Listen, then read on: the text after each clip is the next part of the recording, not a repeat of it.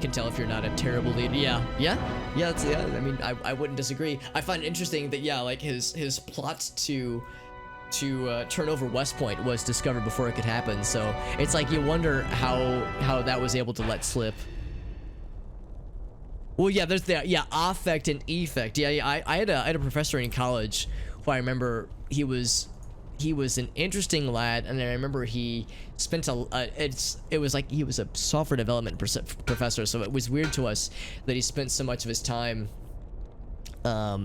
about certain things like this. But I remember, yeah, there was like one point where he went to great lengths to describe to us the difference between affect and effect. Obviously, I'm like exaggerating the pronunciation, but I remember there was like one point in, I think it was it was not operating systems, it was a user experience and like user interface class, and yeah, he like really went to great details, like on kind of like a philosophical level about some UI and like user experience tenets, and yeah, how to affect the user, what effects you can instill upon the user, that kind of thing. So I've got that like drilled into my head now. Sleepy Hollow. Wait, there was like a movie for like The Legend of Sleepy Hollow, right? Is that what you're talking about, Lauren? I know there's also, there's like the short story as well, for that matter. By the way, we're in Act 4, by the way, if you can believe it. We've made it to Act 4 Nightmare difficulty, despite sometimes my own best efforts. Actually, that's not true. I feel like we've done pretty well. Haven't had any like major snafus, at least not in a while. No like major close calls. And yeah, we're starting to get some tier 2 weapons. Nothing that can quite... Oh, wow, I say that. This thing's pretty good. Merciless Ancient Axe. 99 to 195. It's not that expensive. That's really impressive. That actually might be better than what our guy currently has. Wasn't I just saying at one point that that we're never going to find anything in a merchant's inventory that could compete with what we have, and yet here we are finding exactly that. TV show. Okay, yeah, like an alternate history. Yeah, I remember that. Yeah, because that was a while back, wasn't it, Lauren? I think my dad liked that show, because that sounds very familiar. Here we go. 448 to 535 compared to Put that to good use. So less minimum damage. It was about magic and monsters. Yeah, that sounds strangely familiar, Lauren. I'm trying to remember how long ago this would have been. If it's the same show that I'm thinking of, because like I can envision like certain scenes in my head, but I don't know how much of it is like my brain making shit up. But yeah, let's look more at this damage here. It was a fun show, yeah. Yeah, was this like from the like early 2000s, late 90s, or am I thinking of, or is this something newer? Because I'm wondering like what era this came from.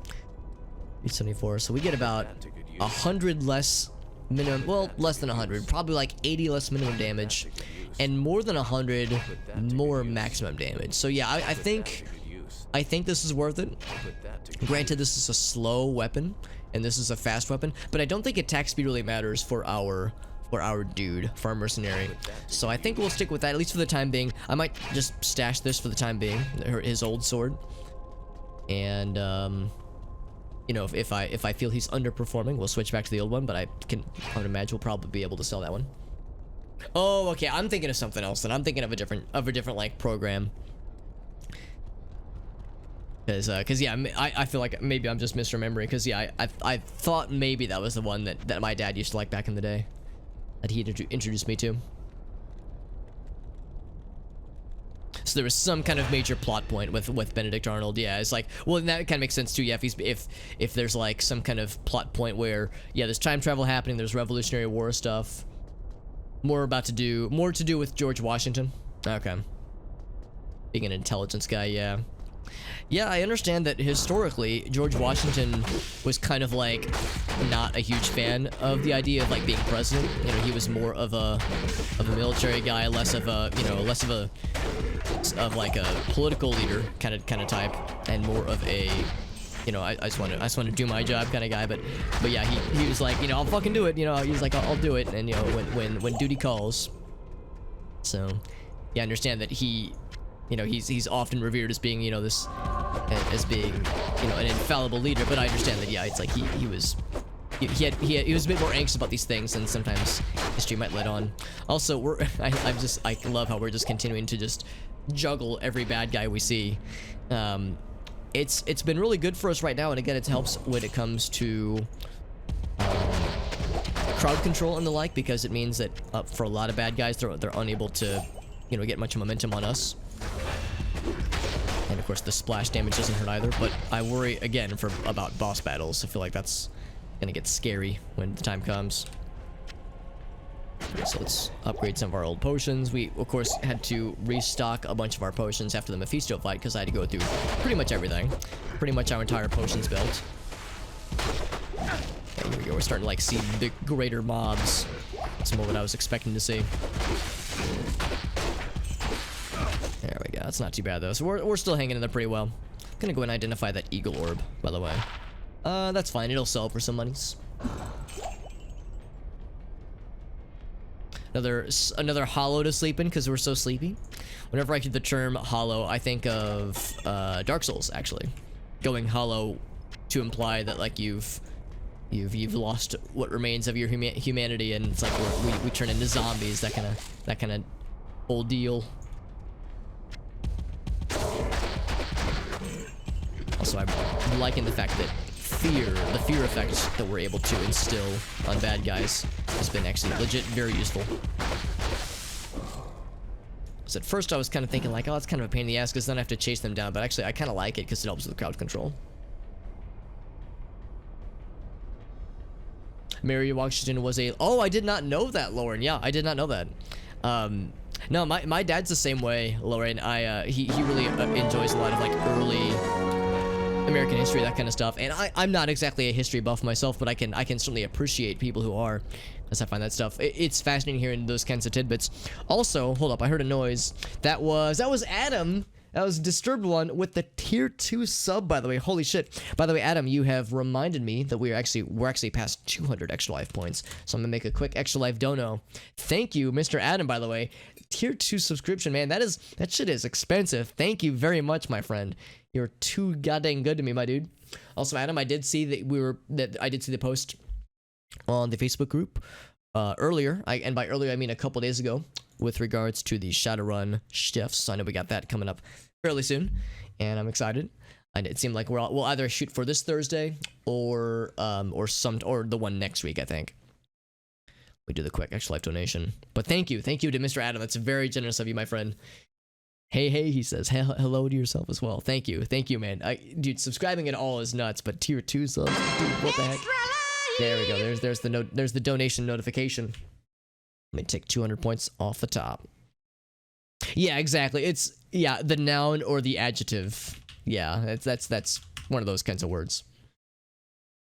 Literal beings of hell. Yeah, dude, we're so badass, right? We're so badass. It's because we're this paladin. We're a shining, lawful, good, like purveyor of justice and heaven's will and all that jazz, and a champion of sanctuary. But more importantly, it's because we have a scary mask that causes a 50% chance to flee.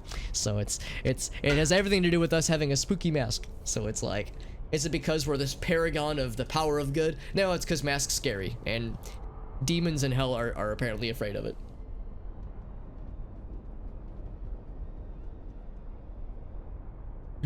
Move to Fredericksburg. Yeah, Fredericksburg, which I know has a lot of historical significance, especially early American Revolutionary War kind of stuff.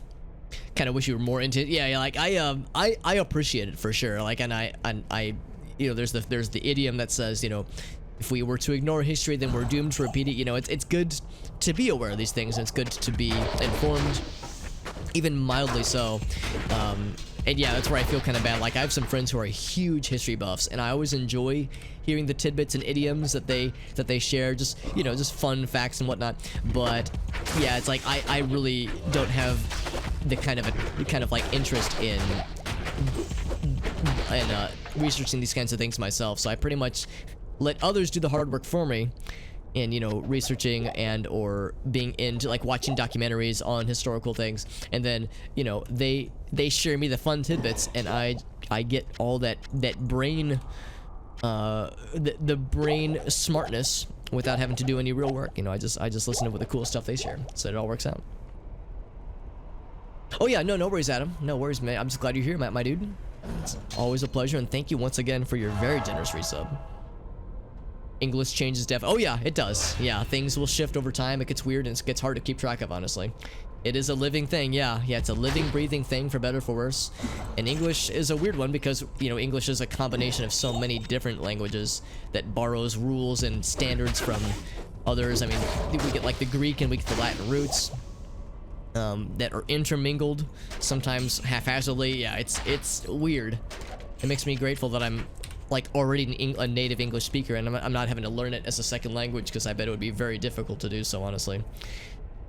Might shoot for towards the end of the month. Okay, that's cool, yeah. If nothing else, it gives us time to kind of figure out what we want to do for a fourth member, because I know at one point, Adam, we were saying that we might want to look into seeing if we could get some like, you know, so like a rotating role of sorts for people who might be inclined to do so. Lexicon Valley, interesting. Yeah, that sounds like a cool podcast, because in a similar sense, I have some friends that are huge into linguistics and that kind of stuff, and in a similar sense, I think it's neat. But yeah, like kind of similar to history, I kind of appreciate it from afar. But yeah, there's a whole lot in there. Also, J-Bob, thank you for joining in, by the way. I appreciate you returning once again. English accosts other language. Yeah, I mean, you're not wrong. Yeah, it's like English is the high school bully shaking down other languages for their lunch money, and then using it to purchase, you know, our languages standards, if you want to call them that. I say standards with a quotation. It's just because it's, you know, English has a lot of rules, but then it breaks its own rules sometimes. So it's like it's kind of like in I remember like when I was in college taking chemistry and biology courses, just general education, you know, gen ed requirement classes. I was a software developer, or am a software developer, but I was a computer science major in college, but still had to take a lot of science gen eds. And I remember it was frustrating because in math classes, you know, a lot of the rules are pretty universal, but then you get to like lab science and it's like, memorize these rules and also these lists of exceptions to these rules. So it was just frustrating for me. So it's just a different kind of study, obviously. Well, that's sweet of you to say, J-Bob. No, I appreciate you, man. Yeah, because J-Bob, I know you came in from was it, I don't know if it was Gorovana's raid or it was someone else's raid, I think. I think it was sometime last week, so I appreciate you returning. Now I'm actually not familiar with that phrase, the lingua franca, in an etymological sense, but how it's just a vector. Oh, I see what you're saying. Yeah, well, I mean, that's the thing too. It's not uncommon to go to a foreign country expecting to have to, you know, be somewhat familiar with their native language, and then people at the airport are speaking English to you, so it's like, oh shit, okay, maybe this isn't too bad.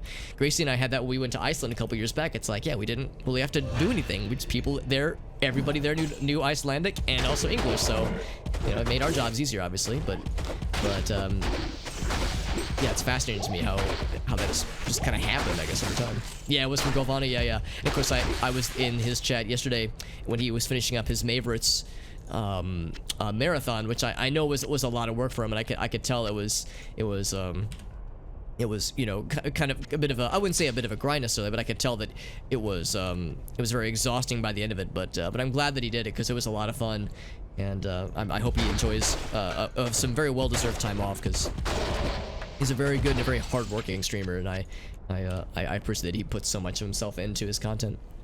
Does it include the expansion? It does. It does include the expansion content. Yeah, so this is Diablo II Lord of Destruction plus whatever mod changes that the mod have added in. So for those who don't know, this is called Project Diablo II. It is a mod for Diablo II plus Lord of Destruction that rebalances the game, adds new weapons, new skills.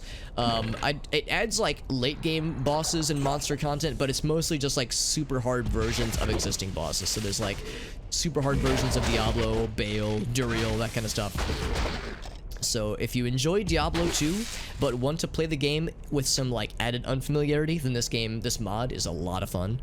Of course, vanilla Diablo 2 is still playable, obviously, still out there. But yeah, this one is a lot of fun, especially with regards to like just the new stuff that it adds in. So I really appreciate it.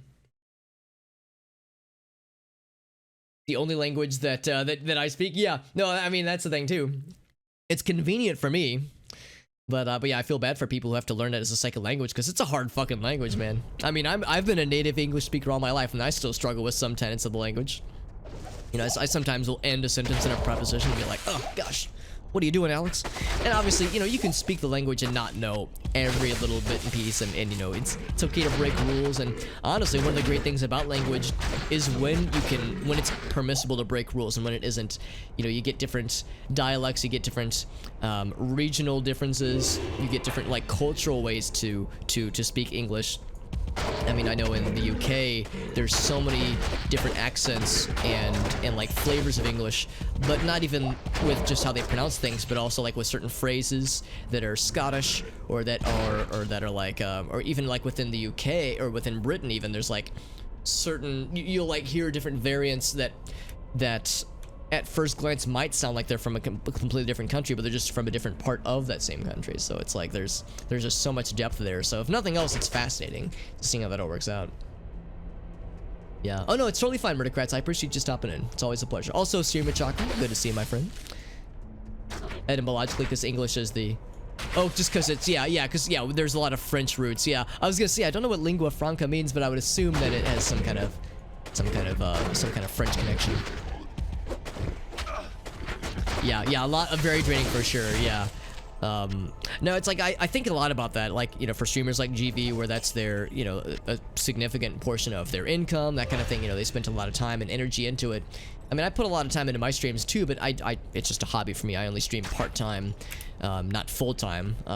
It would be nice to be able to, obviously, but you know, I've got other you know, things demanding my attention with a full-time job and that kind of stuff, so it kind of forces me to limit how much energy I can put into the stream. So no, I think he said it himself that I think some people kind of see streaming as like, or especially for people in his situation, people that are doing it full-time as a significant portion of their income, those from the outside looking in go, oh, like how hard could it be? But yeah, it's like I think I see his stream as a good example of you know, putting in a lot of work and showing that, yeah, it is for people that do it really well. It's you know, the pros make it look easy, as they say. You may get shot for what you call a chip buddy. Now, what is a chip? I probably mispronounce it. Booty, maybe? Butty? Also, Gasso, good to see you, buddy. If in the future Chinese become... Yeah, exactly. People refer to it as the American tongue. Yeah, I mean, that's the thing too. Yeah, I mean, countries like China are definitely growing with their economic influence, and I think economic influence was at least part of why English became such a significant, like such a common language to be spoken worldwide. So yeah, I mean, I wonder how these kinds of things will shift over time, honestly. It's wild to think. I mean, it really... Tongue of the Franks. Oh, okay. Yeah. Comes from when... Okay, so there... Oh, so you're saying there was a point where French was the international language, and I honestly did not know that. I know that French, of course, has a innumerable cultural impact to other countries, but I didn't realize that it was kind of considered like the universal language for a bit there. That's interesting. A running Joe. Oh, here we go. Between North and South Jersey. Taylor ham or a pork roll. Interesting. Yeah, that's a good point too. You can even get like significant differences over relatively small geographic planes. So yeah, that's fucking wild, dude. So English is the one, yeah, or at least for now. Yeah, I see what you're saying. Yeah, interesting. Ooh, lightning friends. Although I think we've got pretty good lightning resists. Yeah, in fact we have only really good lightning resistance. So yeah, we're doing all right. Yeah, language is fucking wild, dude. A buddy is a sandwich with... Oh, okay. With French fries and butter. Yeah, I understand that, yeah, in some places, French fries with... Or, I'm sorry, sandwiches with French fries directly on the sandwich itself are super, super common. I would say it's not... It's, like, not crazy uncommon here in the States. But it's... You would have to, like, go out of your way for it. Like, people wouldn't look at you that weird with it. You know, if you were to ask... Like, yo, can I get the fries on the sandwich? But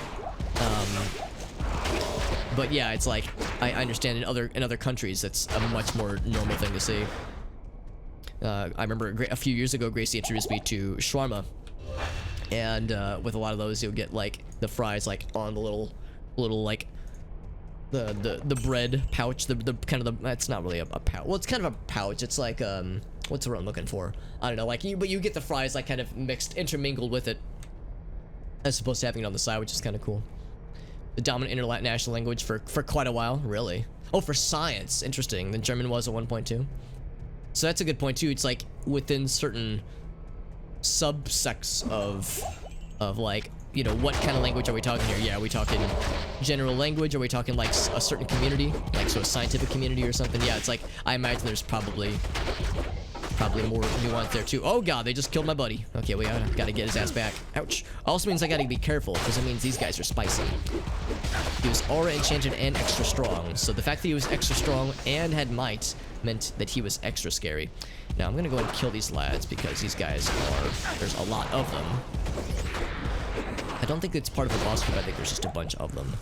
But I want to make sure we get our buddy back because our buddy, our barbarian friend, died horribly. Well, let's do this. There we go. That was a bit spooky. Also, Backanen, good to see you, friend. It's good to see you. Hope you're doing well.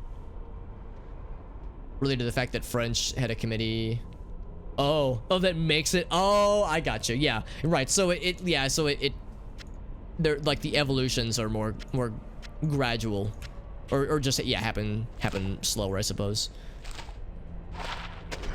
That's the new sword. It's not very good.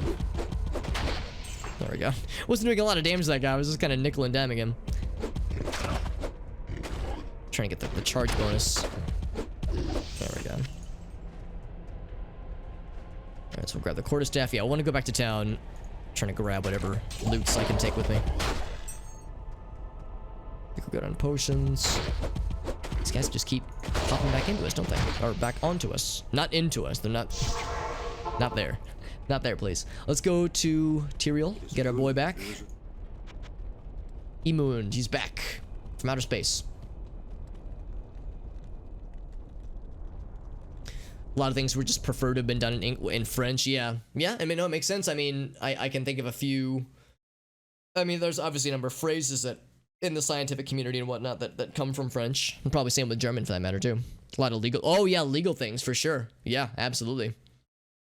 But yeah, it's good to see you back in. Hope you're doing well. Putting fries in the burger. Yeah, it's like, oh right. Yeah, like on top of the burger or on top of the sandwich. Yeah.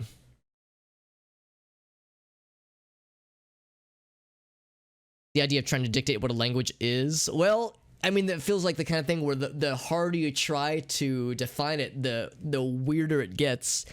And yeah, like, I think part of what make languages fascinating is how they evolve. So if you try to prevent it from evolving, then yeah, it's like you worry about it becoming dead over time or dying over time.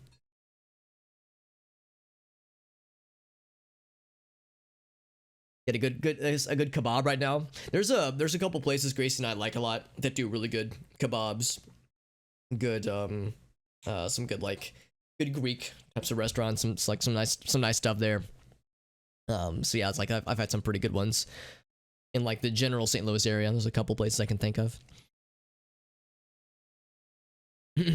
Sandwiches that have like fries. Oh, right. They'll have like a fat name or a drunk name. Yeah, I would say that's probably the case. I like them, but yeah, they are kind of an indulgence, aren't they? Language and food. Yeah. It's a good kind of litmus test, I think, for yeah, like cultural, yeah, spreading, mixing, evolution. Yeah, I like that. Got some sweet chili Doritos. Ooh, interesting. I don't know if I've ever had those. I've had the nacho cheese ones. I've had the Cool Ranch ones. I don't know if I've had the spicy ones. Spicy sweet. I'll have to check those at the grocery store next time I find them. Oh yeah, no worries, Backanen. Of course, I'm happy to have you here.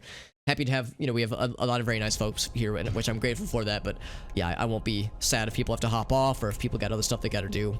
Or of course, for some time zones, it's getting late. Yes. It's 10 p.m. in like Eastern time zone right now. So if people have to hop off, I totally get it. But I appreciate people stopping in and hang out with us. So German has one as well. yeah, we don't have anything like that with English. It's just like, just let it fucking get weird. That way we get wonderful words like yeet and fam and lit. We get these wonderful things added to the Merriam-Webster dictionary and, blowing people's minds, obviously. Not a huge Doritos guy. I haven't had Doritos in a long time, but I had them for the first time in like a decade or two, maybe. Well, probably closer to a decade. A few months back, and I was like, wow, this is a lot better than I remember them being. So I think I had lost my taste for them for a while, but I think trying them after a long hiatus kind of helped reestablish them. So I'd be curious about like a new flavor for sure. They're just very slow. Oh yeah, they are. Yeah, you have to limit your intake just because, yeah, it's a bit much. I think as we get older, our flavor palettes change. The Doritos taco. Oh no, yeah, I wouldn't touch a Doritos taco. That's too much. That's too much. I'm like, I like a handful, then I'm good. Yeah, it's irregular. That's a good point. Yeah, irregular but good. Where am I? So I'm in Missouri. I'm in St. Louis, Missouri. So I am a smack dab in the middle, geographically in the middle of the United States. So I could not be in a more milquetoast region, honestly. The purple ones. Yeah, I think I've seen them. I think I've seen them at the store. I just never tried them. Yeah, very nice. Some Chinese food. Oh yes, yeah, like the Americanized Chinese food. Yeah, I mean, it's great. I love it. Is it authentic? Not at all. Is it unhealthy? Probably yes. But yeah, I love it. Oh, I also had nothing in my cube. No, I love it. There's a couple of like really nice Asian cuisine restaurants around where Gracie and I live that are of like pretty gosh darn good quality. I'm not gonna claim that they're authentic because they probably aren't. But they're very nice, and it's always like a nice dining experience. But yeah, honestly, like the places where you go to like a Chinese restaurant, drop like $7 plus, including a tip, and you got like food for a week. Oh, and it's greasy and it's fucking disgusting and it's amazing. I love it. Oh man, sometimes you just need the cheap hole in the wall shit, man. I love that. Oh, you're in St. Louis as well, J-Bob? Dude, that's dope. Hell yeah, J-Bob, that's cool. Hello. In fact, J-Bob, I'll go ahead and tell you, as well as anybody else who might be streaming enthusiasts in the chat that are from the St. Louis area, there's a Twitch community meetup that before pandemic times would happen twice a year, where we would like rent out a space with like a bunch of us would get together and hang out, play games together. It's like a pretty big twice annual meetup. There would usually be like 100 or 2 people, 100 like 1 to 200 people there. And it's always a nice time. That's where I met Zing. That's where I met a bunch of my St. Louis streamer friends. Some people that are now some of my mods, for instance. So yeah, if you enjoy streaming, either streaming yourself or watching streams, and you want to, and you're in the St. Louis area, yeah, the Twitch St. Louis meetups are always a lot of fun. I'm hoping they'll start up fairly soon, probably in the next few months, because as people get vaccinated, hopefully that'll be able to resume. But yeah, that's something that has been very fun for me. The last meetup was October of 2019, so it's been a minute, but that was really nice, honestly. Midwest, yeah, oh yeah. No, people have told me that I, for better or for worse, am a stereotypical Midwesterner. Fredericksburg and Omaha, yeah, that's awesome. That's awesome, Lauren. Yeah. Taco Bell's a good example. Oh yeah, you mean like a fast foodified Mexican food? Yeah. Well, that's the thing. It's like, can we really call it Mexican food? It's really its own Americanized reimagining, I suppose you would say. It's like, yeah, it's not really, to call it Mexican food is a stretch, obviously. Also, really good damage on that battle hammer. That's pretty tempting. Wonton King. I don't know if I've been to that one. STL soup dumplings. There's a really good place, Adam, that I've been recommended that apparently does amazing, what's it called, where you get the stuff in like, it's like I don't know which country it would hail from. Dim sum, I think is what I'm thinking of. They do a really good dim sum on the weekends as like a brunch kind of thing. Apparently it's incredible. Yeah, Dim, thank you, Adam. Yeah, apparently there's like a place here in St. Louis that does a banger of a dim sum on, I think on like, as like a Sunday brunch, and it's apparently amazing, but I've never been, but I definitely want to though. Yeah, Tex-Mex is a better summary, kind of like Chipotle or Qdoba. Yeah, more Tex-Mex. Because yeah, that's the thing. It's like the word Mexican food is not, it casts such a, well, people use it in a way that casts a wide net when really it should be a bit of a smaller, a more localized definition. Yoshinoya beef bowl. Oh, from the, yeah, it's the Taco Bell of Japanese. Oh, I see. Yeah, I've never heard of Yoshinoya beef bowl, but it sounds incredible. But yeah, absolutely, J-Bob. Yeah, actually what I need to do I have a command for this? Do I have like Twitch STL? I don't think I have a command for it. What I need to do is I need to add a command for the Twitch St. Louis website. If nothing else, I'll go ahead and post in the chat real quick. Because there's a Discord server where we all congregate, that kind of thing. And there's a number of like city-specific communities and whatnot. Like St. Louis isn't the only one, obviously. Here's the one for St. Louis. But there's like Twitch community meetups for a bunch of major cities. There's one for Chicago, Kansas City. There's at least a few for New York. There's a few in Texas. There's a whole bunch scattered around. So there's a good chance where if you're near a somewhat major city, you probably have a Twitch meetup near you. And there's probably like a committee that helps run them. Also, Whale, good to see you, buddy. Hope you're doing well. Found yourself with a soup store. Looking for what does that meme, Elgaso, where it's like, I'm looking for clothes or something. He's like shopping for clothes, but he found himself in the soup store. But that's the one. That's in Wonton King. Nice, nice. So it's a diner chain. Oh, and it's in Japan. Okay. Oh, wait. Oh, you're saying it's a diner chain in Japan, but in Southern California, it's more fast food. I got you. Okay.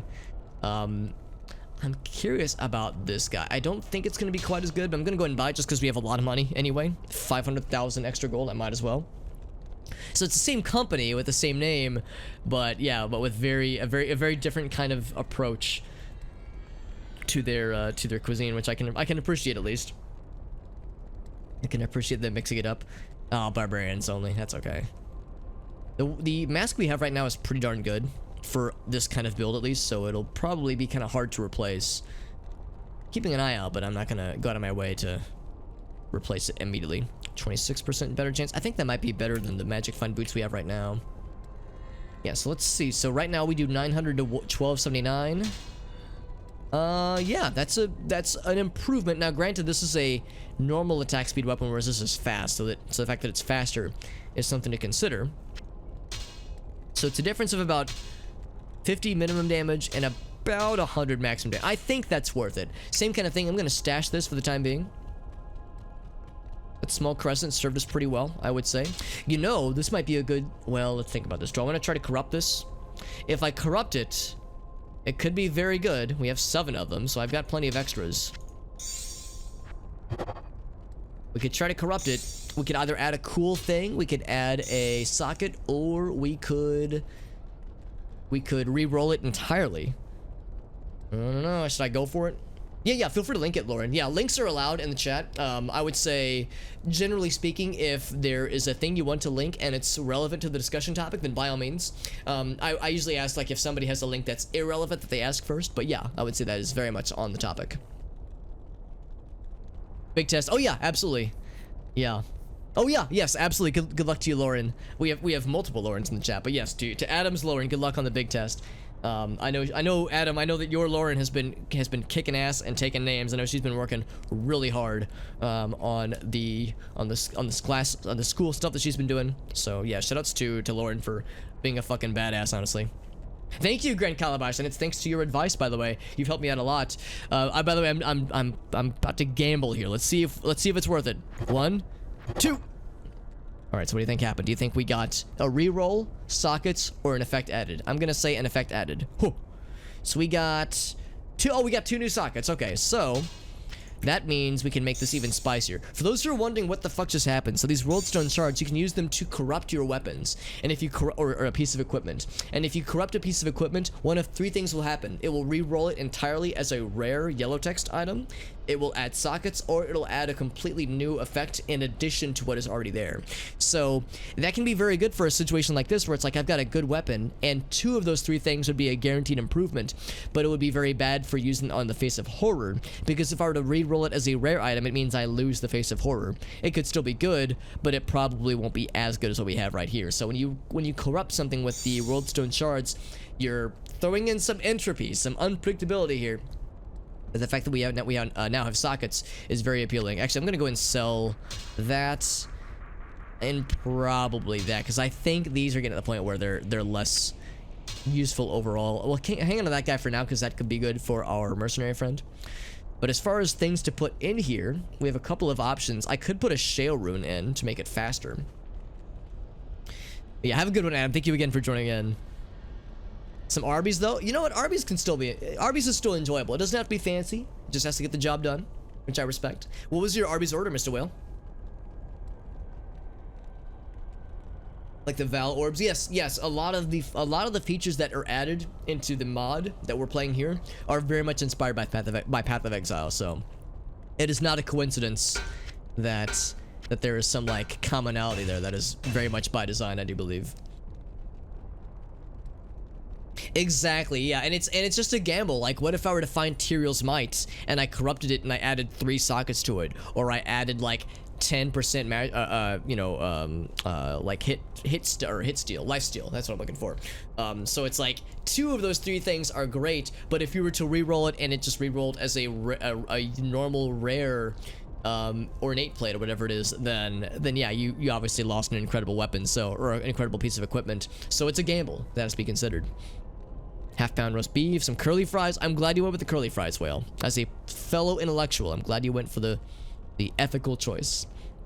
Yeah, Arby's is good. Arby's, it's not like amazing, but it gets the job done. I can't really complain. We could just slap the usual, an emerald and a ruby in there. That's kind of what I've been doing for a while. We could slap in some lifesteal. Let me actually see how much lifesteal we would get. 4% lifesteal per hit. That's pretty good. Yeah, maybe 1 of those. The mana wouldn't really matter as much. We already have quite a bit of lifesteal though. We have 10. Actually, hold up. I can actually see how many we have. How much we have. So right now we have 13% lifesteal per hit. So if we put in a perfect skull, it'd go up to 17. If I put up 2, it'd be 21% lifesteal, which would be pretty cool. I'm wondering if I should go all in on that, or if I should do just more damage, because you know that's a tempting possibility. Yeah, no, shale increases attack speed. Hell, oh, it just removes some requirements. That's not quite as exciting. I think Lum is minimum damage. Is that right? Oh, energy. Okay. So Lum is energy. I'm guessing Io or Foul. Oh, what's Foul? Foul is strength. Yeah. No, we want to hang on to those. Those are too useful. I think Soul and are minimum and maximum, respectively. Oh, that's even more lifesteal per hit. Oh, damn, son. So that's like, yeah, that's damn, that's like the much better option, honestly. So okay, so no skulls. Then what's soul then? I thought one of them was minimum and one was maximum. Okay, there's minimum, yeah. Okay, so yeah, I think what we'll probably do is we'll put a single rune into this guy, and then maybe like, I don't know, maybe a something. I don't know. I'm not sure what else to put in. Or we could just do 2 runes. We got plenty, so I could just do like crazy good. I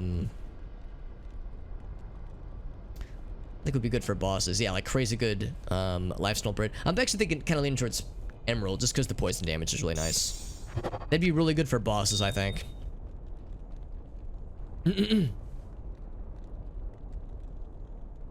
Orange cream shake as well. Well, nice. Very good, yeah. What is it for the stat breakdown? So it's the 8 key, which I stumbled on by complete accident when I was playing this game, because I meant to reach for the I button, but I hit 8 instead. And it's a really nifty breakdown, and as an added bonus, if you bring up your mercenary stats or mercenary screen while this is open, or I mean you can toggle it regardless, it'll then show you the mercenary stats, which is really nifty. So when that window is hidden, it shows it for me. But when I bust that bad boy out, it switches to mercenary mode, which is a really nice breakdown. It doesn't show you literally everything, but it is very, very helpful. It's desirable for its rarity. Yeah, I've heard it's like, it's a rare piece of equipment, and it's quite good, but yeah, it's like, it's not the greatest thing in the game. Yeah, no, I imagine it's probably most the same in this one, just because, yeah, I know it's highly sought after. But yeah, I think you're right, Grand Calabash. I think its rarity is what makes it exciting. Alright, so we'll put fall right there. Yeah, so I think we'll do this. I think we'll do... Whoops. Get those in the right order. There we go. So I think we'll do Omn and poison. Poison damage. 100 damage over 7 seconds. That's pretty good, I think. Of course, that's over 7 seconds. I don't know. I'm thinking that'd be good for bosses. I was wondering, like, yeah, how much damage is a perfect ruby for that matter? Could we do 100 damage? Could we like compensate for this much fire damage being done over the course of 7 seconds? Since this is normal attack speed, I'm actually thinking maybe not. So yeah, I think we'll stick with poison. So, bam, and bam. So now, yeah, some life stolen, some more poison damage, so very good. So we'll sell these other two. I know that was a very long-winded menuing exercise. Some hardcore menuing. But we'll go ahead and sell these guys off. Nothing in our stash.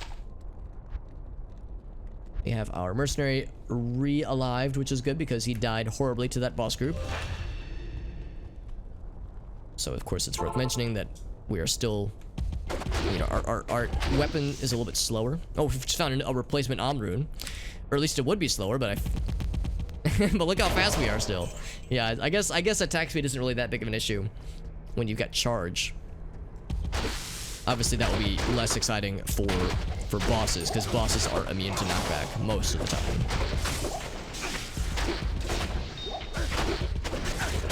Ghostly Doom Knights.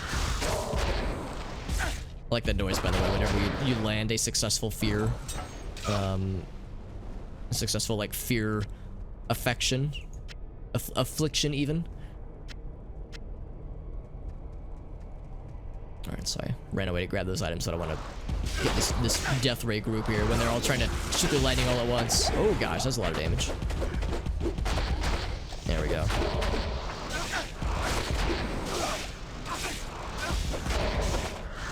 Yeah, like even with... Whoop, I'm stuck. Uh-oh. Am I frozen? Oh, there we go. They knocked me out of it. Yeah, that's something we've seen before. At least it's nice that if you get smacked while you're frozen like that, you can usually get unstuck. Also, this fucking jabroni. Ouch. Yeah, I'm gonna deal with these lads because they're gonna continue to be annoying. Here's Izawal. And yeah, unfortunately, I can't do the knockback thing. All I can do is just smack him with normal damage like a chump. He's not that scary, honestly. And the fact that we can slow him on hit is really helpful.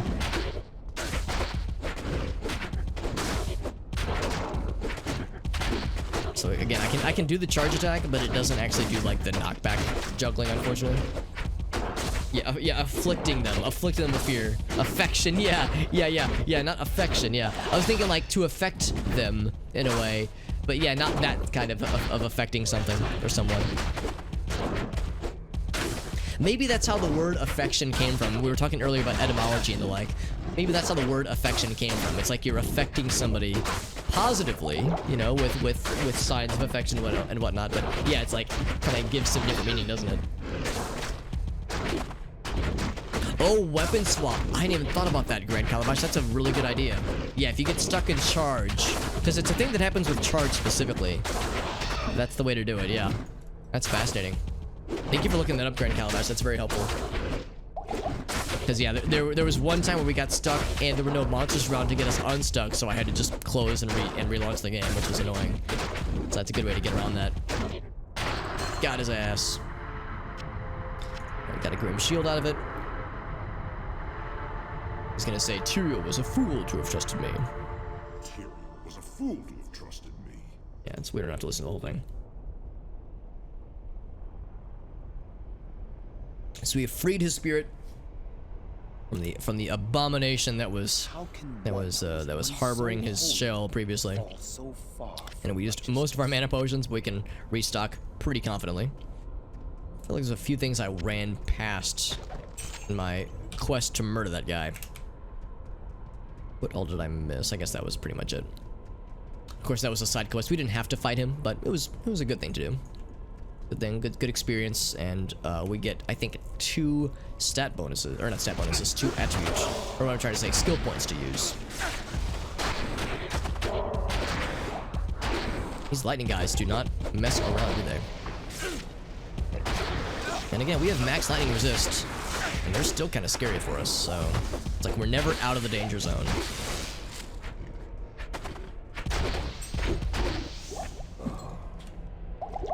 Okay. Yeah, we're all set up on potions, or at least on mana potions. And of course, we always have rejuve potions. It's a good panic button when things get scary. Another shard, by the way. So we've replaced our Om rune, we've replaced our shard. Easy peasy, easy. Poison shrine, sure. Poison him, fuck yeah. Although it's probably minimal poison damage, honestly. Yeah, more mana potions. Just lit that guy in fire by accident. Sorry about that. These Roldstone shards are dropping left and right, like they're going out of style. If anything, I feel like I should be using them more often just because I have so many of them now. It always feels like a risk, but I think I should take that risk more often because if it benefits, like when it's good, it's very helpful. I tend to be a pretty risk-averse individual in a lot of ways, and like in many facets. But sometimes gotta risk it for the biscuit, you know.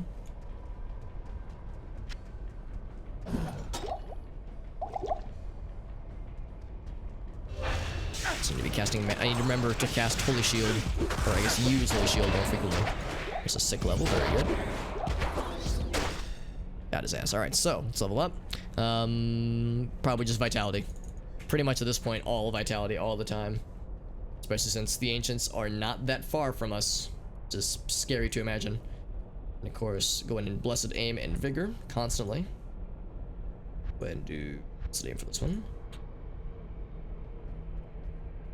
For those who are wondering why I'm putting points into Blessed Aim and Vigor, it's because we're maxed out on Holy Freeze, and we're maxed out on Charge. So I'm going for the synergies. So Charge, you get a 20% bonus for Vigor as well as Might.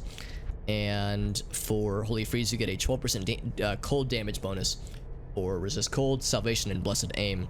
And for the passives that all 5 of those options have, I like the 10% passive attack rating per base level bonus that Blessed Aim has, and of course the movement speed that Vigor gives you, plus a 1% passive upgrade is pretty nifty.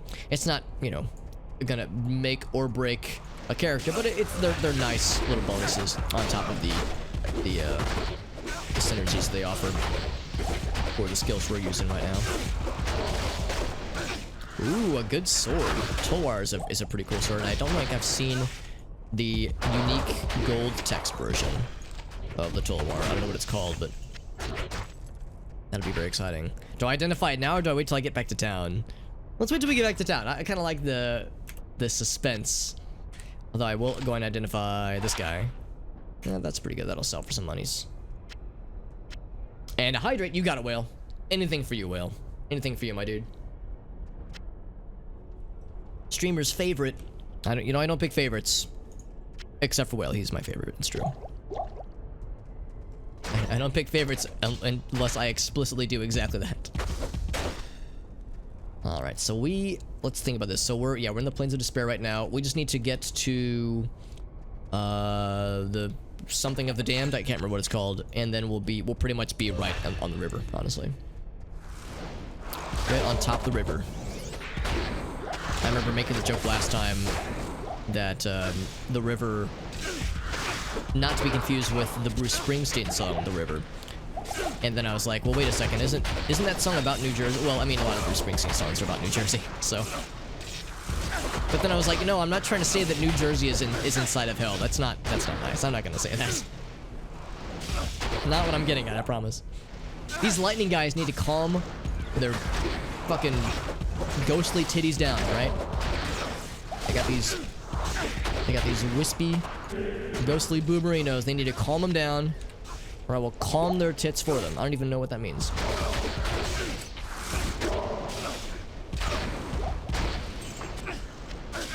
It's amplified damage, which is not great. Alright, well, we got the big guy. Oh, there's a second group. Oh, it's multiple groups. Hazeburn the Axe.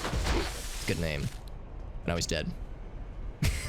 Oh, yeah. No, I mean, yeah, far be it from me to criticize any state or any city in the United States when I live in St. Louis, Missouri, which, you know, has its own host of criticisms and issues.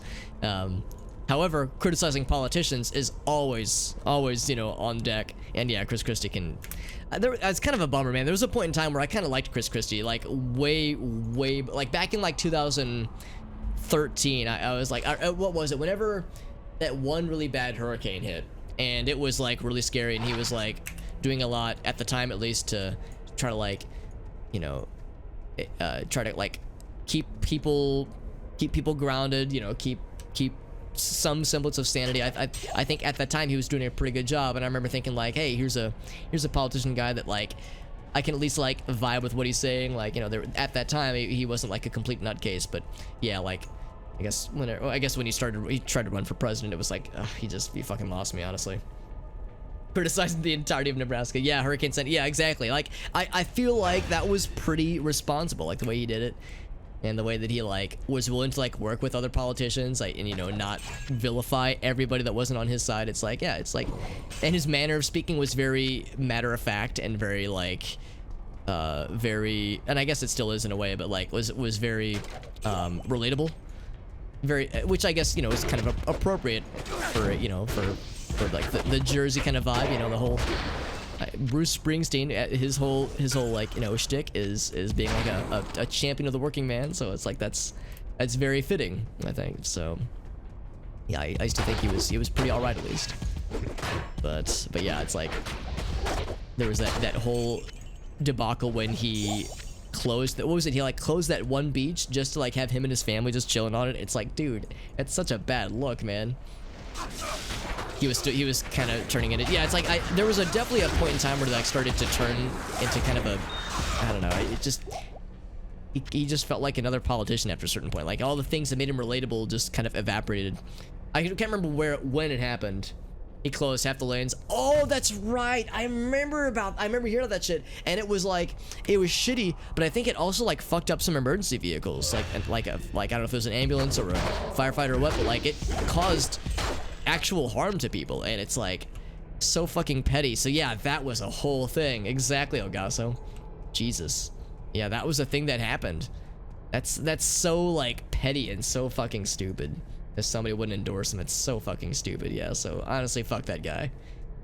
Like all the goodwill that he had just kind of evaporated with that shit. The beach thing, that's correct, yeah. And he took his family to the, yeah, it's like, dude, what did he think would happen? Of course there was like somebody was gonna find him doing this shit, because it was very brazen. Like he just didn't give a shit. So what did he think was gonna happen? Like, was anybody surprised? Yeah, it's really a shame. But it goes to show. It goes to show. It's like, yeah, you don't want to get too hyped up about somebody in that position, because, you know, it doesn't take much to lose the goodwill.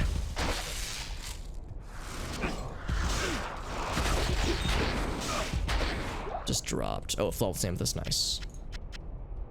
At this point I'm just collecting the amethysts, even though I've never used a single one with this character. I don't know if I ever will.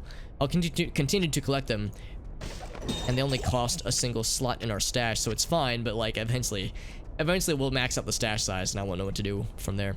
Here is the entrance to the next area, I do believe. Yeah, I think you're right, Elgaso. I think he was past the point of carrying, and as a bonus, nobody cares about him either now, so everybody wins.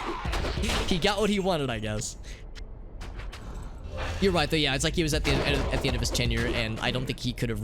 Was it the kind of thing where there's like a limit on how many terms he could run for as governor, or something like that? So it's like, wait, governor? Was he the governor of the state, or just the mayor of the city? I can't remember, but Black Mole, by the way, that's his name.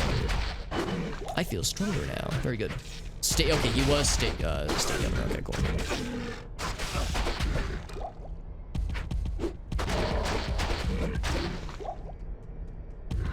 Again, I know I keep paying attention to it, but it's just so fun doing the charge thing. I'm tempted to switch off from charge to like elementalism for boss battles, but for now I'm sticking to it.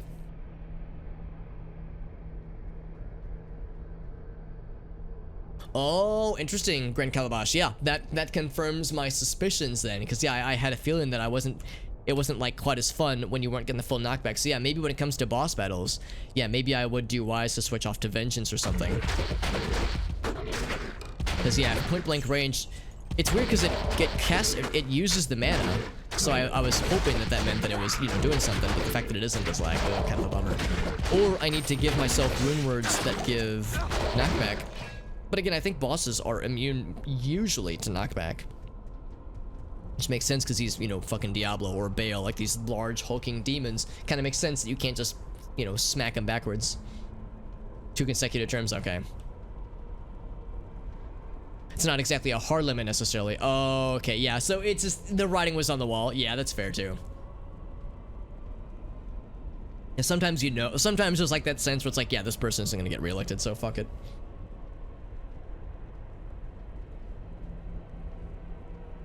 Yeah, right. Yeah, charge is the best one to do it. So if charge can't do it, then knockback with a weapon won't also do it. It's just knockback with a weapon is nice for regular monsters. That way, if I do find myself in point blank range with one of these, you know, standard lads, and that way I don't have to back up and then re-engage. I can just smack him as is. You know, that's convenient. But yeah, it doesn't necessarily solve the issue when it comes to bosses, because bosses are my main concern right now. Bosses are just things that are immune to knockback, which I think the agents are immune to knockback, but I can't remember honestly, so that'll have to be some experimentation. And I only have the 1 point in elementalism, well technically 2 because we get the bonus, but it's not a lot, but I like to think that it's something, so hopefully that'll help. Or, I mean, I could just do, like, the back up and knock, you know, smack him strat. It's just annoying to have to do so. And it's kind of slow, honestly.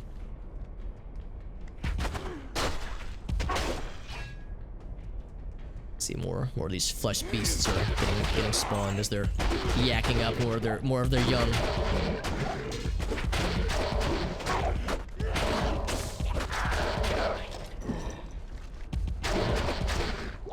Whenever those guys load up their corpse spitter move, those corpse spitters where how they'll devour a dead body and shoot it back at you. I think what they shoot is based on the hit points of the body they've regurgitated, so it's a little bit scary because I think that can do quite a bit of damage based on what they're gobbling up.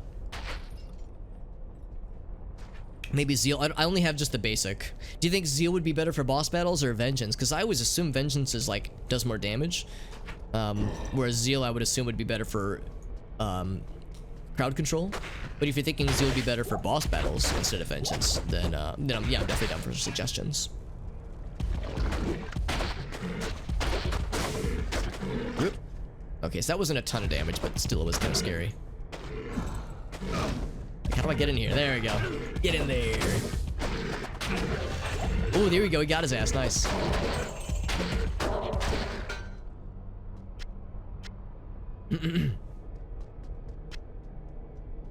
Ohioans are angry. Oh, that's right.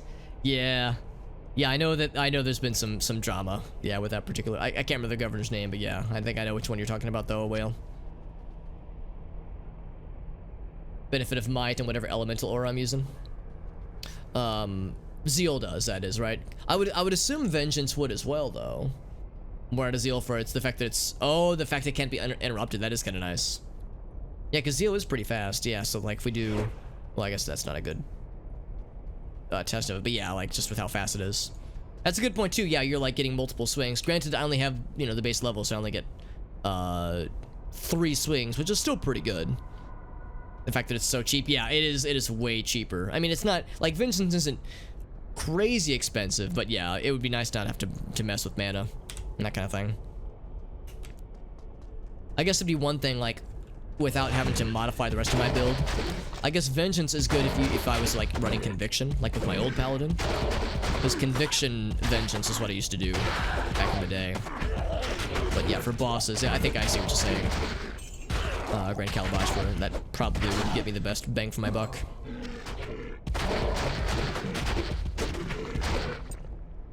DeWine.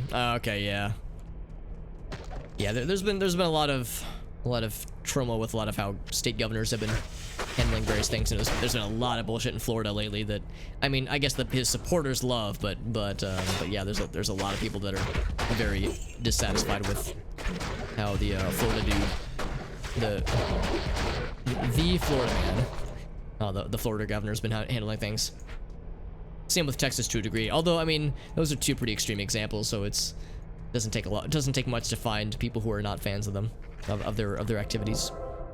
Unraveler head. You have to go all in.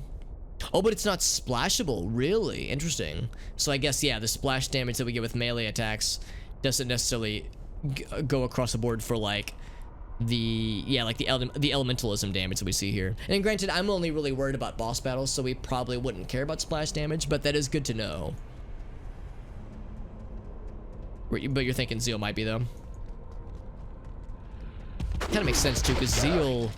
Let's think about this. Zeal adds... Yeah, it has a damage bonus and a attack bonus. So yeah, it's probably pretty localized in that sense. Filling Shrine, that's fine. I still love the idea that scattered throughout hell are just random skull piles where you'll see just bundles of equipment and gold and potions just scattered throughout. It's like I could store my goods in like a little hidden stash somewhere, or I could just stack some skulls together and just do it that way.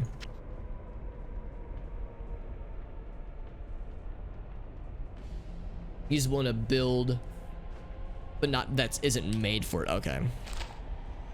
Repify, that one's already, yeah, let's go ahead and identify this guy. Poison resist. That's actually not half bad. We don't need the lightning resist one, but the poison resist charm might be useful.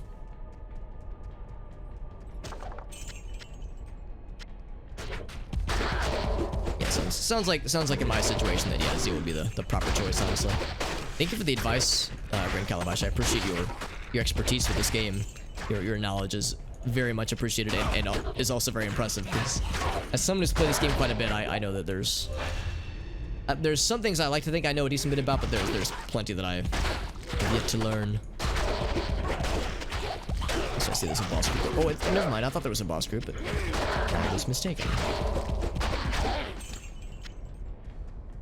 But I saw there was a fancy multicolored friend over here, but I guess there was not.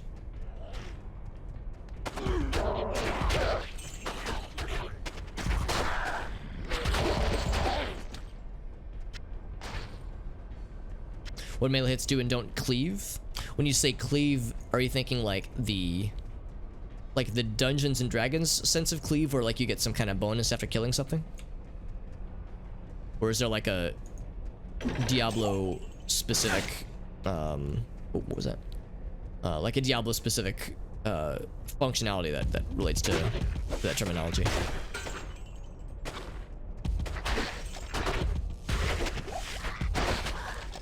Cleave, kind of like with like splash damage. Oh, okay, because yeah, when I say splash damage, I was thinking like how for just about all melee weapons in the game, I guess not those, but all like martial melee weapons, how the first blue line in my list there always says melee attack deal splash damage. That's what I was thinking, like that kind of splash damage.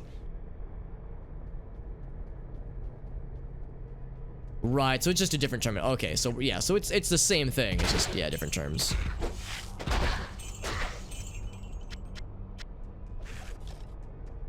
I think the poison got that guy because he just dropped down. He was like, yeah, I'm done.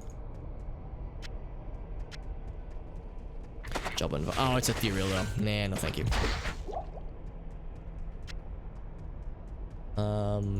Wait, have I already... Let me think about this. Did I just walk by the entrance earlier and not acknowledge it to the River of Flame? So it occurs to me I might be wasting my time. Oh, that's it right there, I think. Yeah, I think I just walked by it earlier. I did not even notice it. Blood Golem. That's not going to sell for much. Let's drop that one. Yeah, let's head up this way. I think I just walked by the entrance earlier and didn't even notice it. We didn't stray very far, though. Here we go. My stash is getting or my inventory is getting a little bit full. Anything around here that we wanted to murder? I do kind of like fucking around in Act 4 on like these service areas. Like you don't get to last very long up here because once you get into the River of Flame, you're just in that environment for the rest of the act. So it is kind of nice getting to breathe in the nice fire and brimstone of the fresh air out here. Oxidizing our blood, turning it into fucking iron or some shit.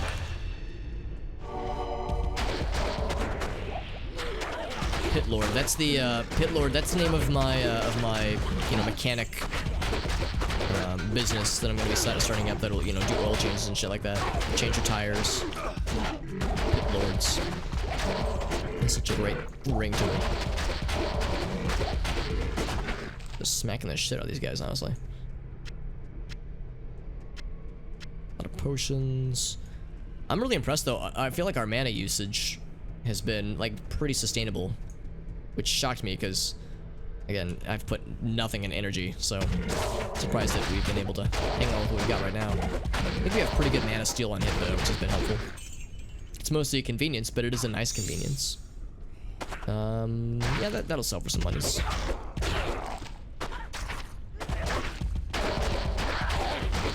Just like how the name for that monster is grotesque. There's a holy freeze, dude. How dare somebody have the same offensive aura that I have? I'm offended by their offensive aura. Dire touch. Ouch. Wasn't too bad.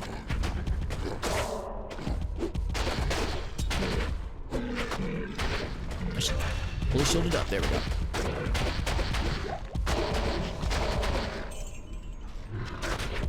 This is a lot of things on screen. Like the grotesques are mostly just cannon fodder, I think, or cannon fodder spawners.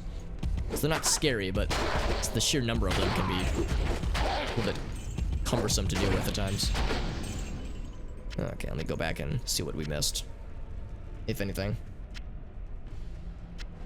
The battle hammer. We could try to get that imbued if we so desired, but I don't know if I'm wanting to go out of my way for that anytime soon necessarily. Yeah, nothing else here that we missed. Swing.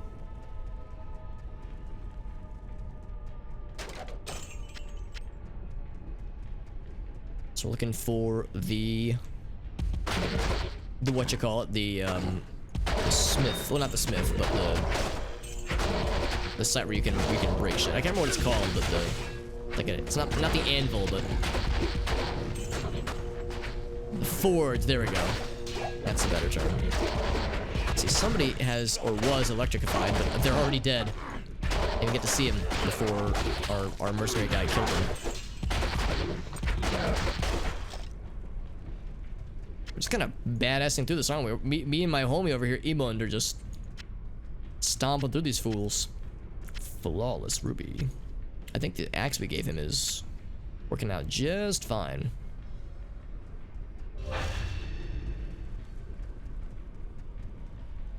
I think... Oh, okay. Here, this is a good situation where you can just kind of lunchline them in versus, you know, going out of my way to put myself in the middle of them. Whoa, our guy just teleported. Maybe, yeah, I don't think he actually teleported, but like, he just kind of launched forward suddenly. Soul Crow. Oh, he teleports though, okay. Ah. Got his ass, nice. Yeah, I got the big guy.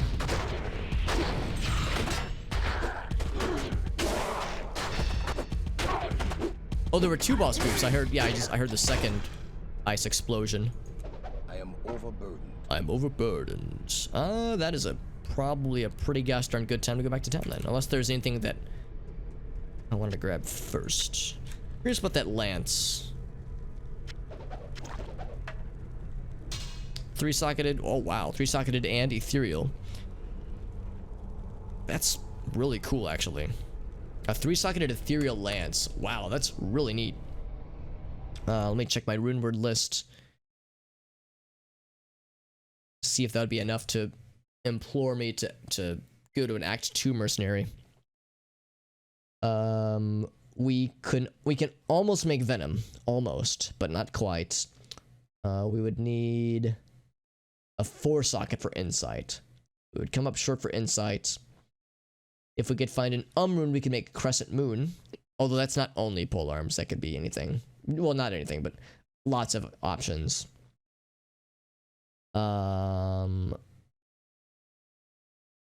Yeah, so it's not quite as amazing as I was thinking it is. I think we'll probably stick with what we have, but that kind of thing is very tempting. It's like, ugh, man, that's like the ideal Act 2 mercenary combination. The reason I'm sticking with Act 5 for now is because his offensive aura is so useful for us for like doing more melee damage. The Act 2 mercenaries have defensive auras, which are more for protection as opposed to doing more damage and such.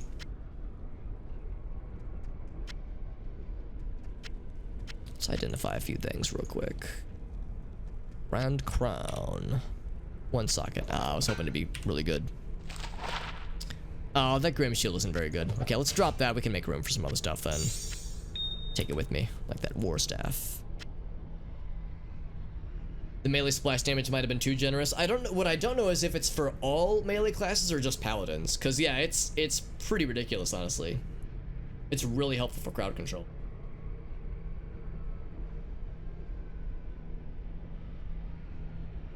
There's more magic inverted weapon. Oh, weapon damage. Yeah, add that to Blessed Hammer. That would be incredible. That would make Blessed Hammer much more viable. Maybe they were worried that would make it too overpowered, but yeah, I mean, I would be super down for that. I really like melee attack deal splash damage for paladins. I'm biased because I really enjoy playing paladins. I enjoy playing paladins more than I enjoy playing barbarians. Stay a while and listen. And of course, barbarians have things like whirlwind. I mean, you know, they have things that do have crowd control to them, but yeah, that's a much higher level skill. Whereas, yeah, having this go on every melee weapon is kind of silly. Like, I love it, but yeah, I will recognize it. It might be a bit much, honestly. Alright, so I think I'll keep these two. I'm gonna look at that Tulwar in a second. I'm saving that for last because I'm the most excited about it. Oh, that noise means, yeah, we're maxed out in gold. God damn it. I need to go gamble some shit then, dude. Well, it doesn't have AoE, no, but it has like, I like to think the whirlwind is like good for crowd control, just because the way you just power through enemy, like you can power through groups of enemies and whatnot. You're right, it's not an AoE and doesn't have like, you know, the classic sense kind of crowd control stuff, but I'm just thinking just in a more generic way. I like what it's good at. Just cleaving through shit like a boss. So much money. What do I do? I guess I'm just gonna gamble a fuck ton of it away. All right, let's look at our this cool new Tulwar. So, Blade of the Alibaba. So, what's it got? You know what? It's actually not amazing. The Magic Find is pretty cool. Magic Find is really neat. It's got 2 sockets. So, normal attack speed. So, it comes up short damage-wise, at least. It's got 2 sockets, which is nice. Man, I was hoping this would be, like, amazing. It's good, and the Magic Find is really cool. So, it's useful. But I don't know if I love it, necessarily. Alright, so before... Yeah, let's like repair stuff. There we go, like that'll get rid of some of the money that I'm hoarding apparently.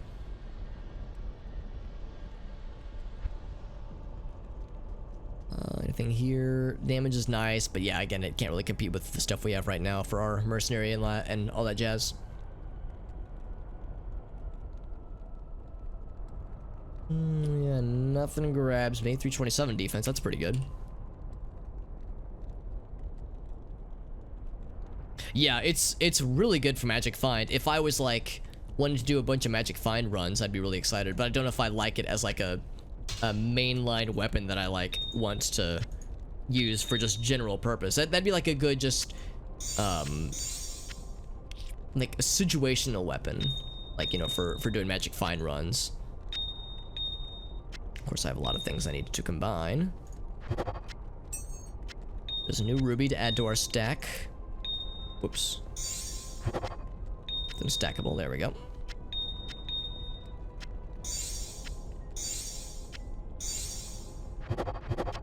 There we go. Just combine, just condense as much as possible. I think there was one other thing. Yes, the diamonds. They are forever. There we go. Another skull to add to the pile. Actually, that's another one of those.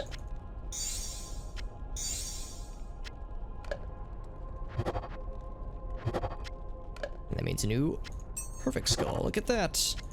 A new perfect skull that I'm honestly unlikely to ever use since we have runes now, but still, that is nifty. Let's slap that sucker in there. That's pretty much it for now. For now. Yeah, exactly. The tricky notion of actually killing something with it is where it gets a little bit tricky.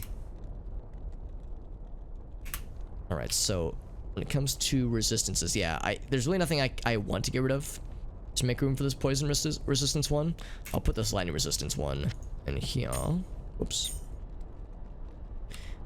Any of these I can just get rid of. I mean, that's nice. That's nice. Yeah, lots of poison resist ones. Yeah, fire resist I really shouldn't get rid of because we're right at the threshold. Switch out the +1 to strength one. Probably can just sell that. Would I trade it personally? I don't dislike hammered in builds, but they're not my favorite. So for me personally, selfishly even, I would not, but I would not disagree with, like, if the season 3 update were to happen and they were to say, yeah, we've switched these out, we converted melee splash damage, or we traded out melee splash damage for blessed hammer weapon damage, I would be like, I wouldn't be mad. I'd be like, okay, yeah, I understand why they went that route, and I totally get it.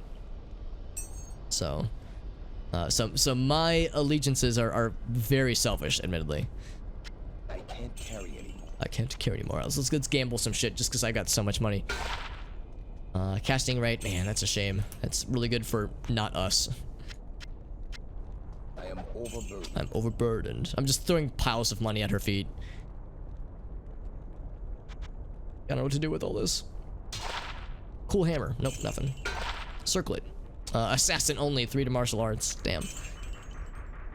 Ancient axe. Nope, just a giant axe. Let's keep gambling just because I still have far too much, honestly. Becoming a problem.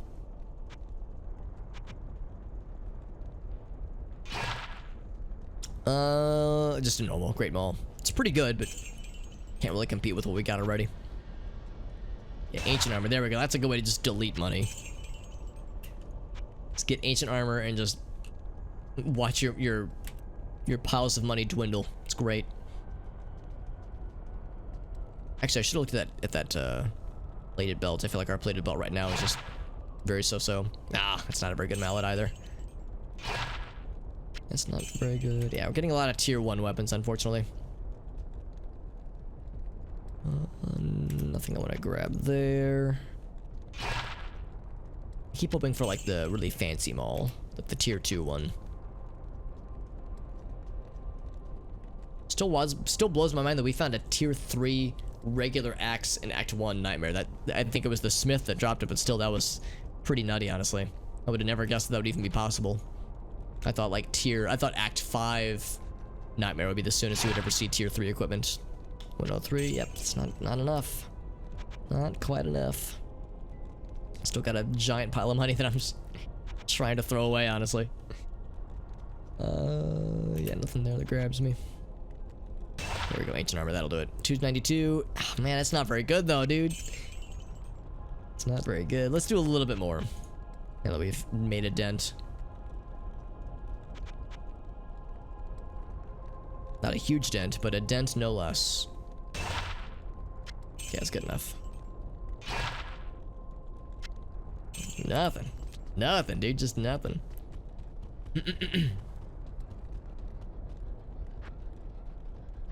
Alright, so yeah, so I'm still looking at these, man. The fact it's the same attack speed. The dexterity is nice, the mana is nice, but it's hard to get excited. All it really has is the magic find and decent damage. Oh, poison stacking. Interesting, Lauren. Did you find anything that was like fascinating or illuminating? Because I really like the idea of like having really good magic find. We could do the same thing we did here. We could slap in some lifesteal and some poison damage. And if we were to do that, I mean, let's see how much our damage goes down right now, at least. So 1048 to 1483. Oh, that is a significant difference. And a lot of that is with the poison, obviously. Just wondering how it worked, yeah. How many runes and poison thingies do I have? Oh, I have no more poison emeralds necessarily, so I wouldn't be able to do that to it. I'm also kind of tempted to just get rid of this just because it's losing more and more of its relevancy, unfortunately. I think I'll also sell this guy because I think that has been usurped. Yeah, I think I'll stash that for now. You can tell I keep going back and forth on it though, just because that magic find is tempting. We could find some like really cool equipment with it, I would say. keeping things from healing, yeah, which is really nice. We don't have to worry about that for bosses, I don't think, but yeah, for just standard enemies, it is very nifty. So yeah, I think we'll get. We'll wait till we get some more emeralds here. I wish we could extract them from our sword and from other equipment easily, but if I recall, I think the only way to extract things from like socketed things is I think it's fairly expensive to do so, so it's probably not worth it necessarily. Looked at everything else. So yeah, so we'll keep them in the stash for now. Then once we get more emeralds, then we might come back. More chaos emeralds. Back in we go.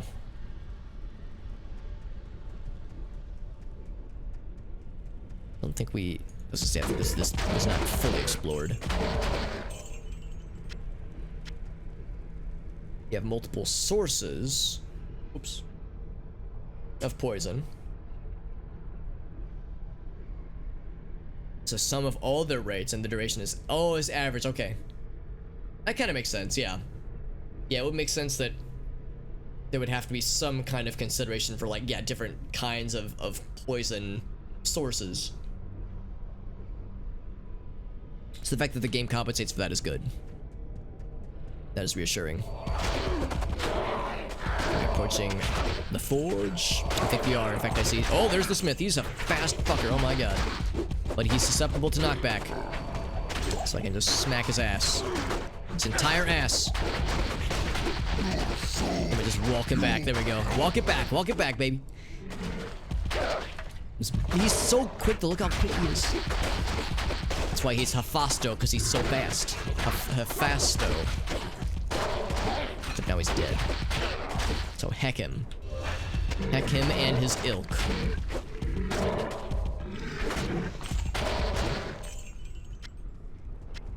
What did he drop, by the way? Hand scythe. Where's the hammer, which we need to use, but nothing else that's that exciting.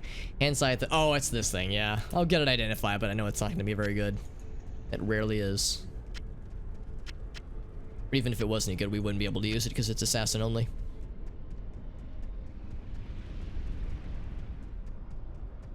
Kill the rest of these guys before we approach the forge. I wonder if we'll get a really cool rune out of it. That'd be kind of nice. Sonic 2 has tails alone. Nice, yeah. He does have a super form. Yeah, he gets the little bird friends that flutter around him, right? It's really good, actually. Like, really good. Because, yeah, I remember seeing that in Sonic 3 and Knuckles when I played that back in the day.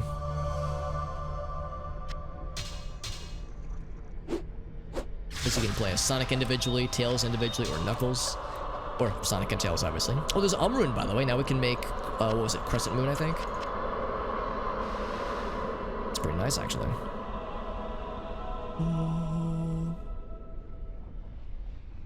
100 over 5 seconds, and then a charm, right? It averages them out, which is really cool.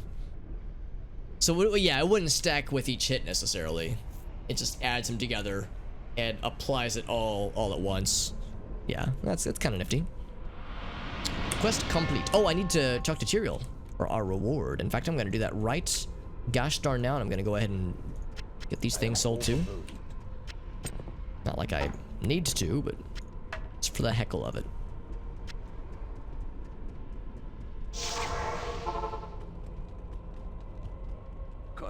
Good evening. Should have done that from the get-go, because now we get 2 more stat point thingies. So we'll do 1 there. Actually tempted to put some points into Zeal, but I think I'll hold off. I think I'll stay the course for now.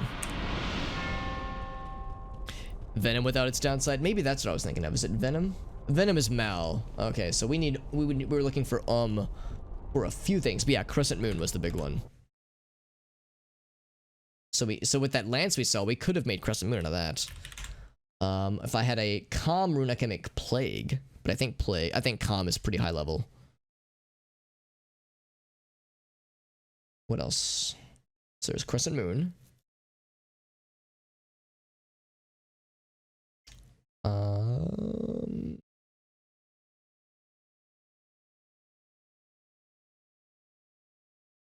Oh, we can make Duress or Durus as well. Shale, and Thul. And if we could get a pull rune, we can make Gloom. If we could find a pull room, we can make stone. So it's a question of either a 3-socket weapon or a 3-socket armor, because I think Duress is a pretty gosh darn good armor, and I think Crescent Moon's a pretty gosh darn good rune word for that matter too. Sell a bunch of these guys. Make up all that money I sold earlier, or I lost earlier with the gamblings we were doing.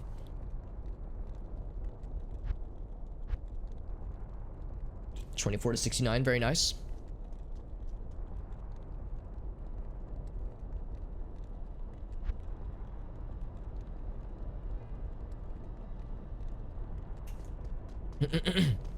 What do you need? Oh, the assassin skill. Oh, okay. No, I thought you meant Venom, the rune word Venom.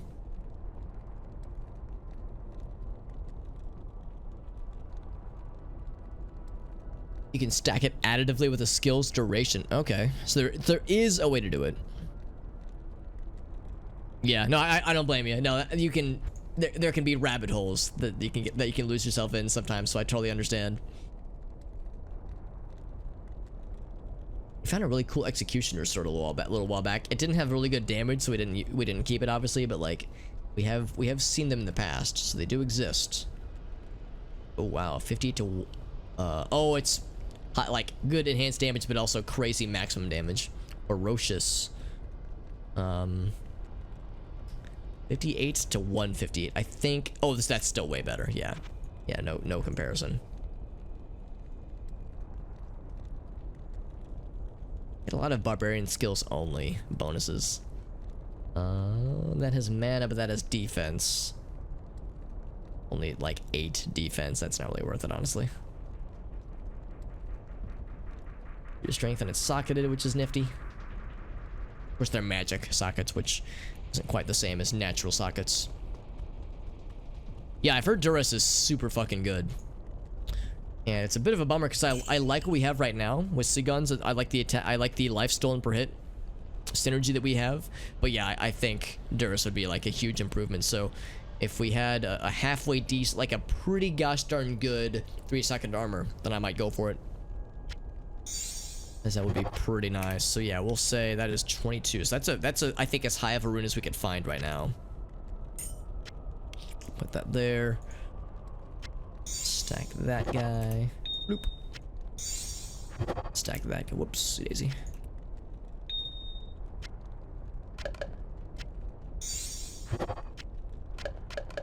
There we go. So of course we do have a emerald. I would say we're 1 flawless emerald away from having 2 of them. Yeah, we could just stack that stuff that full of just poison damage, honestly. Cause yeah, the magic find would be pretty nifty, honestly. Or we could do the thing, because again, the lifesteal is nice.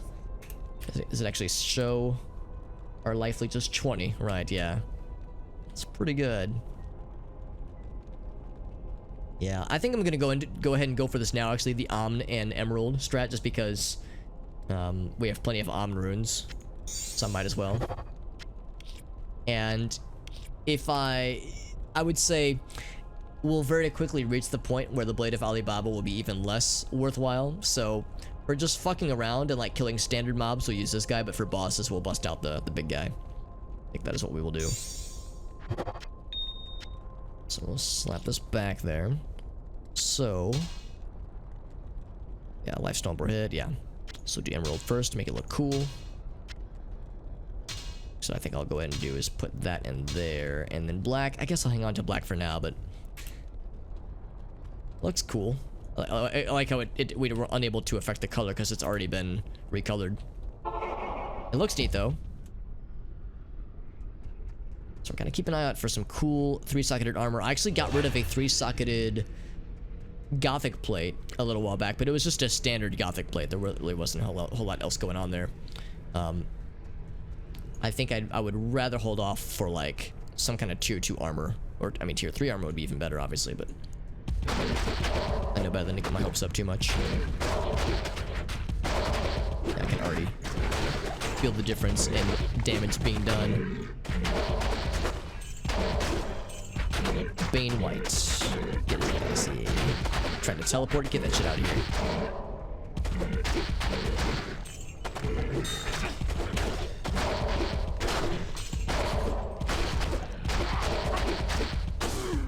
There we go. Rune Scepter, Flawless Topaz. Yeah, what is our damage right now? Yeah, it's like, it's still pretty good, but not as joyous as it once was. Rune Scepter's pretty good. Well, that'll sell for some dollars.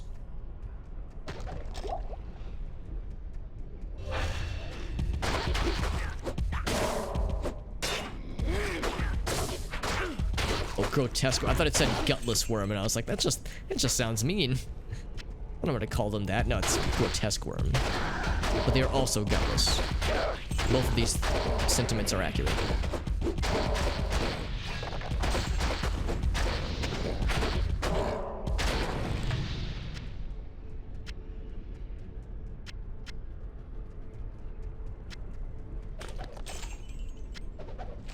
The wand's pretty good. That'll sell for some dollars. Very good. I think the direction up there leads to the proper destination that we're looking for.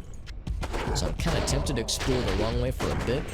Although I don't think this will actually lead to anything. It'll just give more monsters to fight, obviously.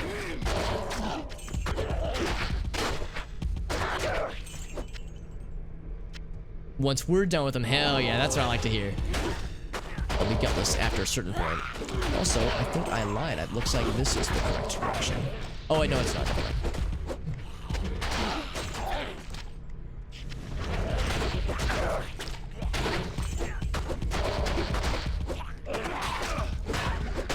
So I was gonna say, for a second I kind of cornered myself, which is a little bit worrisome, but not too bad. I like that I got this lightning shrine, or resist element, or resist electricity shrine, despite that we already have maxed out lightning resistance.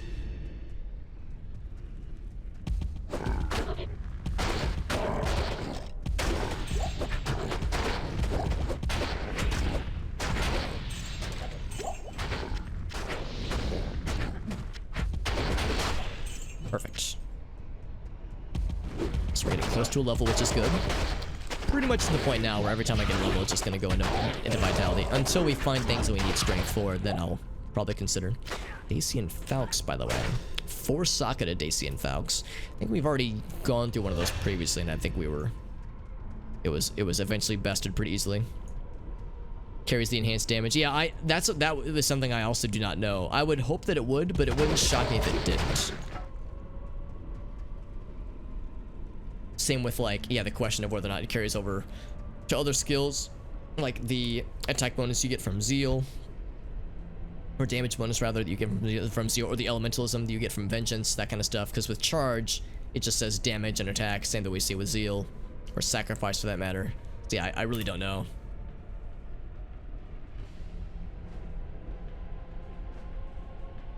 But I bet there's... I would hope that there's something out there that would give an answer, but yeah, it's kind of similar to what Lauren was saying. It's like it would probably take some rabbit hole digging. Also, I like how our mercenary is kind of off to the side there, just kind of hopping around, as his AI pathfinding sometimes, as I'm doing.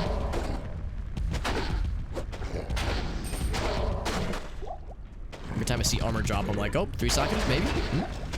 There's our level, by the way.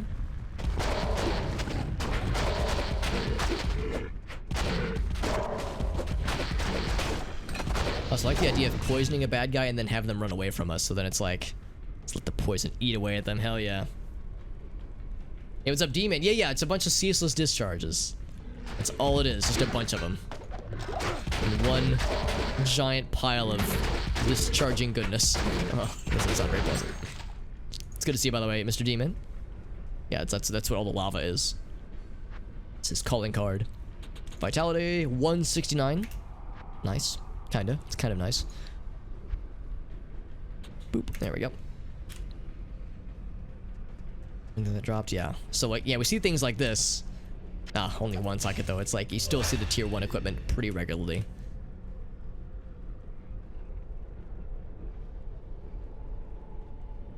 How you would do splash damage as a weapon. Yeah. To include what you want included. Yeah, maybe it really is just like base weapon damage. That would probably... It wouldn't shock me if that's what it was limited to. like including all the bonuses would be really nice. But yeah, I don't know how complicated that would be. If that would require, you know, a greater level of modding detail, it wouldn't shock me. It's gotta go. So yeah, it has to end up somewhere. It's ceaseless and it's discharging, so yeah, it stands to reason. Doesn't sound pleasant is all. And this is hell after all that we're in right now, so it kinda is fitting. It has to go anywhere. This is a pretty appropriate place for it, I would say.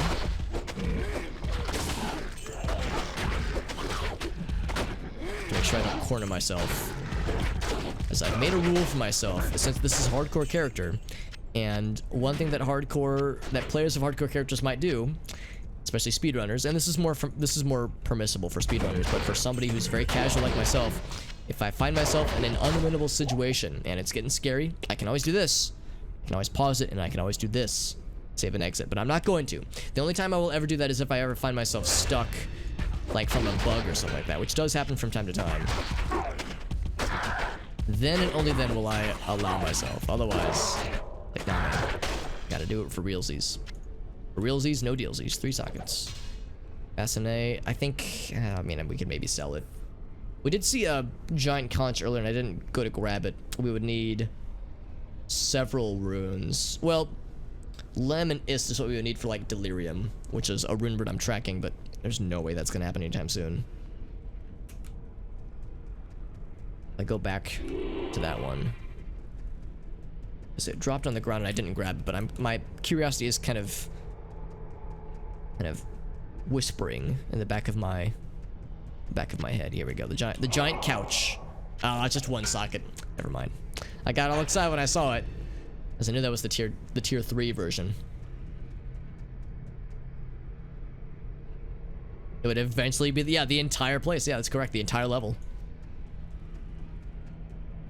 Yeah, I think in like Diablo lore, the, you know, hell versus sanctuary, that kind of thing. Yeah, it's like I don't know if there's really levels per se. Well, maybe there is. I mean, maybe that kind of thing would be explored more in like in the books or that kind of thing. But in the games, it's kind of a catch-all, more or less. But you're right, D&D, yeah, it's a little bit more fleshed out, or a little bit more categorized, I would say. Yeah, because there's like Diablo books, there's I think there maybe have been like some comic series as well. Like there are things that have fleshed out some of the additional lore things that the games don't quite get into. But yeah, I will confess I've yet to delve into them. I have some friends that read the World of Warcraft books, or I would just say Warcraft lore books. The frustrating thing about the Warcraft books is that you would read the books and you'd be like, whoa, here's some cool lore things, and then an expansion would come up that would just completely like relegate that into non-canon stuff. So, like, you know, it would just retcon stuff from the books that people really liked, and I know that was frustrating for some folks who were really into the lore.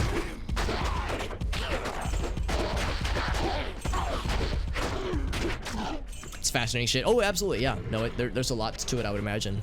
Probably a lot more than I'm aware, honestly. Especially, like, for somebody like yourself who is experienced with DMing and, like, you know, writing a story, or, like, providing, like, a story for the players. But there's a lot of possibilities. Spirit Mask. Go and look at it. Let me pick up this low-quality mold that I don't want. It's not very good.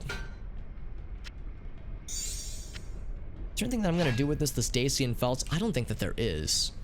I would need... I mean, I guess we could look at rune words and whatnot, but I have a feeling that there's probably nothing we can do with that, so... keep it for now, but yeah, I'll probably end up just getting rid of it, if I had to guess.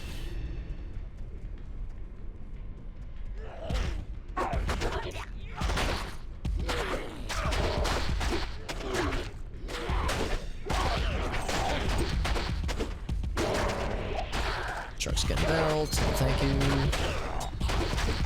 We're slowly chipping away towards the Chaos Sanctuary. Go and grab that ring. It's a little bit slower now because, yeah, we're not like one-shotting stuff like we were at this point in normal difficulty, so we have to work a little bit harder for this shit. Well, maybe not yet, but I would imagine that there's a lot of potential there for sure. If that was something you ever wanted to take a crack at. Yeah, we got the Doom Knights. Yeah, this is where you get the freaking curses that they're gonna hit us with. You have to watch for Iron Maiden, because Iron Maiden is awful for a melee person such as myself. Unless they don't use Iron Maiden here, but I thought they did in the higher difficulties. So I'll have to be very astute. Especially since you can't get rid of curses by finding a shrine like this, so just gotta wait it out. It's also nice though because you can't lose a shrine effect by getting cursed. Because in vanilla Diablo 2, if you get cursed when you have a shrine effect, you just lose the shrine effect instantly. It is a bummer.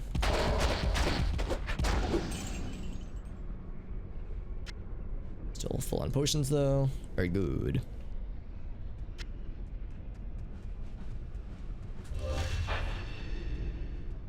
Oh, really? So my enemies don't get any more? Because that was always scary. It was a really good way to lose to have a character death, or in this case, of a hardcore character, just straight up losing a character. So that was frustrating. Also, he is not get to this guy, so that is annoying. Here, let's just go back and grab one of these mana potions, and then see if that draws this guy out. Yeah, okay, yeah, so I'll continue to keep an eye out, but that is good to know, Grand Calabash. It's probably fine. Probably. But I should still be afraid. Casually. Be afraid casually. There we go. He escaped. Let's get these Oblivion Knights out of here. These spellcasting lads. Being a thorn in all of our sides, honestly. A great helm. It's great. It's probably not that great, but I'll check it out though.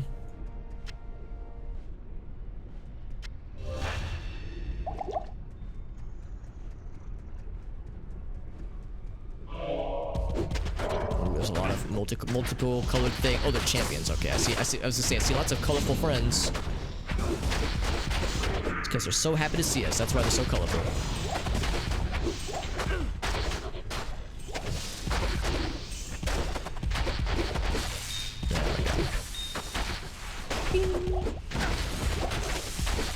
There we go.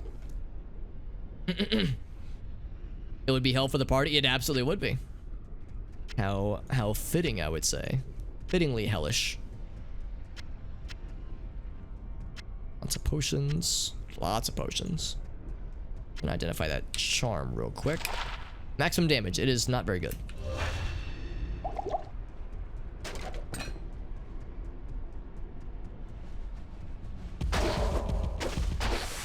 Whenever I go through the Chaos Sanctuary in Diablo 2, I always start from the left and go clockwise. And I would imagine that's probably what a lot of people do as well. Whenever I stray from that order, it always feels weird, but I don't know, I'm set in my ways. Old Faithful. So that poison should drop in. There we go. Yeah, I saw him fall eventually. It'd be cool if bosses could be feared, would be susceptible to fear, but it kind of makes sense that they wouldn't be. I can't carry anymore. I can't carry anymore. Sounds like talk of a quitter. Okay, that's not very good though. Our stash is very full, honestly. Any sort of shared stash? That's a good question. I think you might have to use Pluggy for that. I don't think there's a shared stash. Certainly not for single player characters. But I don't know about multiplayer. Multiplayer might have other functionality that I've yet to see. I know Pluggy does, though. Or, yeah, that's a good point. This is already a third-party tool, but yeah. A third party. A ninth party. Or something. I don't know.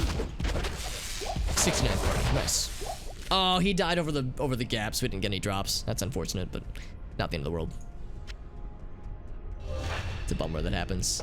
One of the downsides to fighting these flying lads is that shit like that can happen.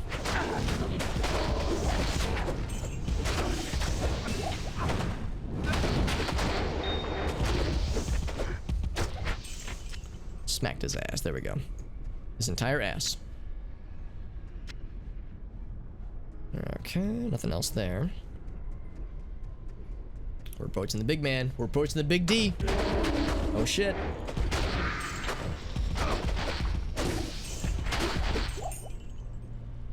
A large charm to add to our collection. Yeah, we're 2/5 to spawn the big boy. Big man on campus. Big D on campus.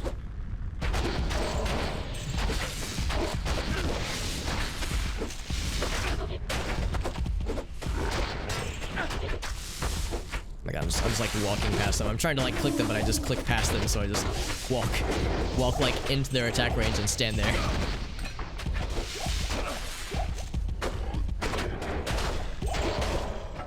Okay, so see if there's anything fancy that dropped while we were just murdering. Maybe I should be like tapping the alt key while I'm killing things. But there's just so much to look at. Many things competing for our attention. Including an inventory that is rapidly filling up. So over here is where Lord Decease will spawn, or Decay. Maybe that's how you pronounce it. Fancy spellcaster man. Fanaticism, which is a scary prospect, honestly. In fact, I'm gonna just smack him first. Yeah, so that way they don't get the fanaticism anymore.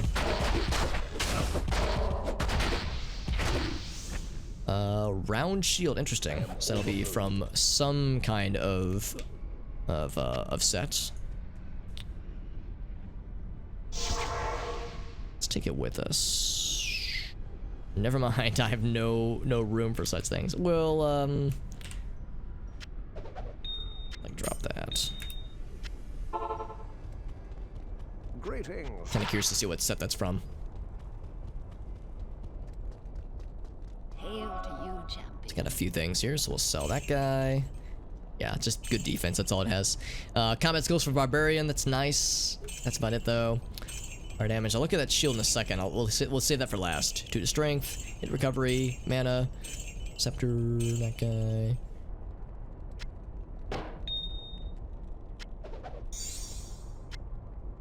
And for this stuff, a spear that is, it's just okay. It looks impressive, but yeah, the damage isn't very exciting. Then for this guy, really good, like really good block rate. My god, that's really good. Half freeze duration, holy shit. Orphan's Call is the name of this set. I'm not familiar with Orphan's Call, but I'm really impressed by what I'm seeing. Now granted, we would lose a lot of resistances, so that makes me a little bit sad. Of course, if we wanted, we could always apply sockets to with which we could put in like diamonds. Cause yeah, that defense and that block rate, like holy shit, with Holy Shield, it turns in. Oh, it maxes out at 75. Okay, so it doesn't get higher than that. Still, that's pretty impressive. Granted, it's only like always good, whereas this one is like blocking chance is equally good so long as we keep Holy Freeze up.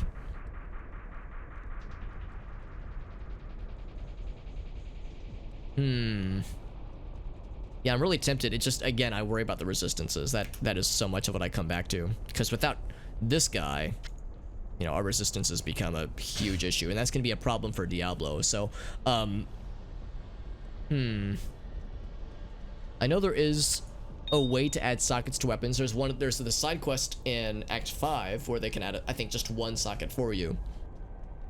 So that would be like all resistances plus 20, I think, for just one socket there. I could try to gamble it, but if we were to gamble it, we could lose it, obviously. So that is an issue. Yeah, what do we do with that? That's a tricky conundrum. In the meme time, let's see what else we got. Anything else cool they want to take a look at? Take a gander at? I'm seeing not a ton of gander-worthy things. Still looking for our 3-socketed armor as well for us to make good duress with.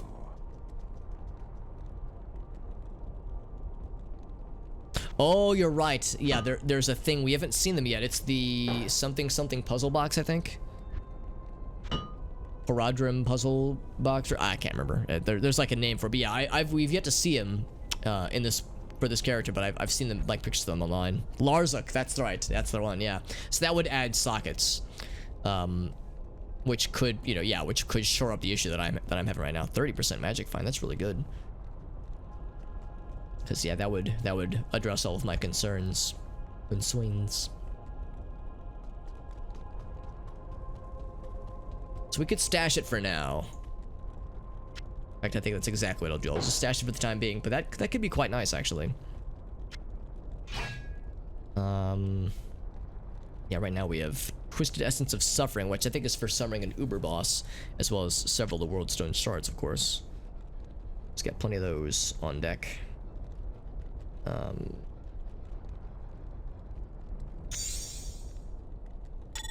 we go. And then yeah, 24. So I'm gonna go ahead and buy those boots we just saw for sale and replace them with or replace these with those, the new ones. Got 3 flawless sapphires. Bloop. There we go.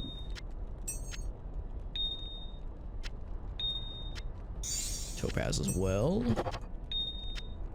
I have a lot of perfect gems that I am just hoarding. 11 perfect topaz, 11 sapphire as well. Completely silly. Oops.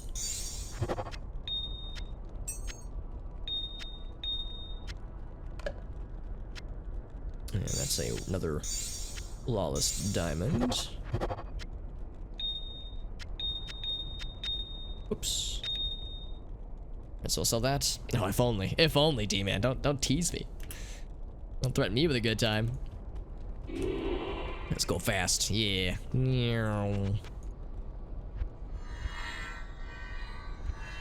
It was. Oh, it was over here.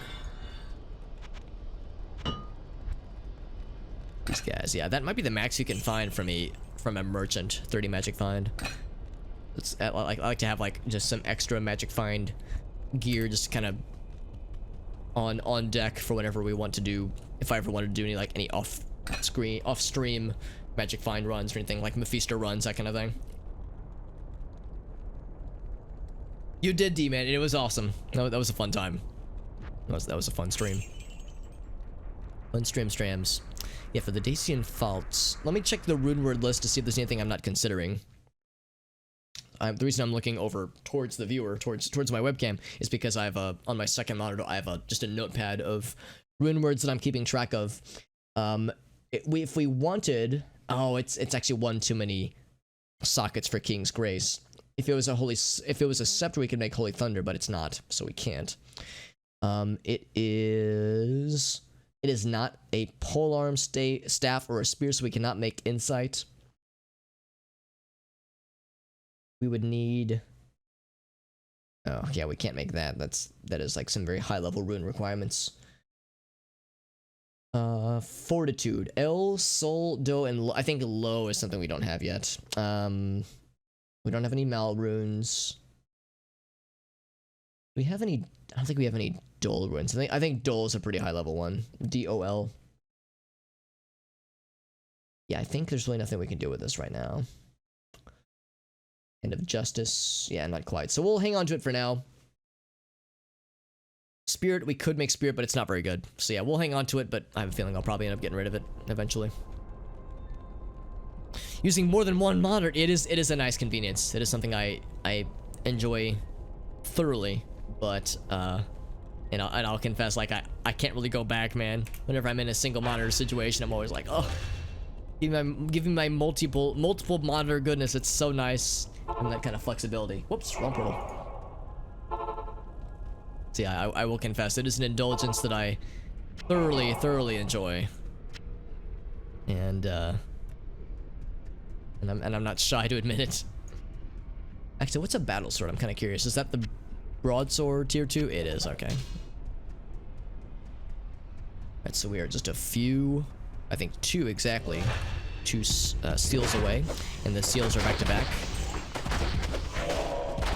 Like arcane seals, not baby seals, not those.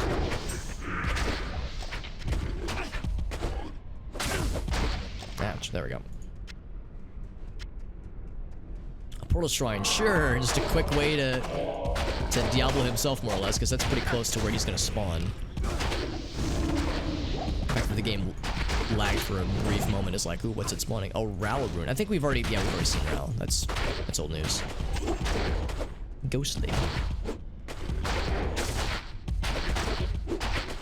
And we got him cornered too, which is actually not great. It's preferred to like get them out in the open. That way we can do the cool juggle maneuver with knockback charges.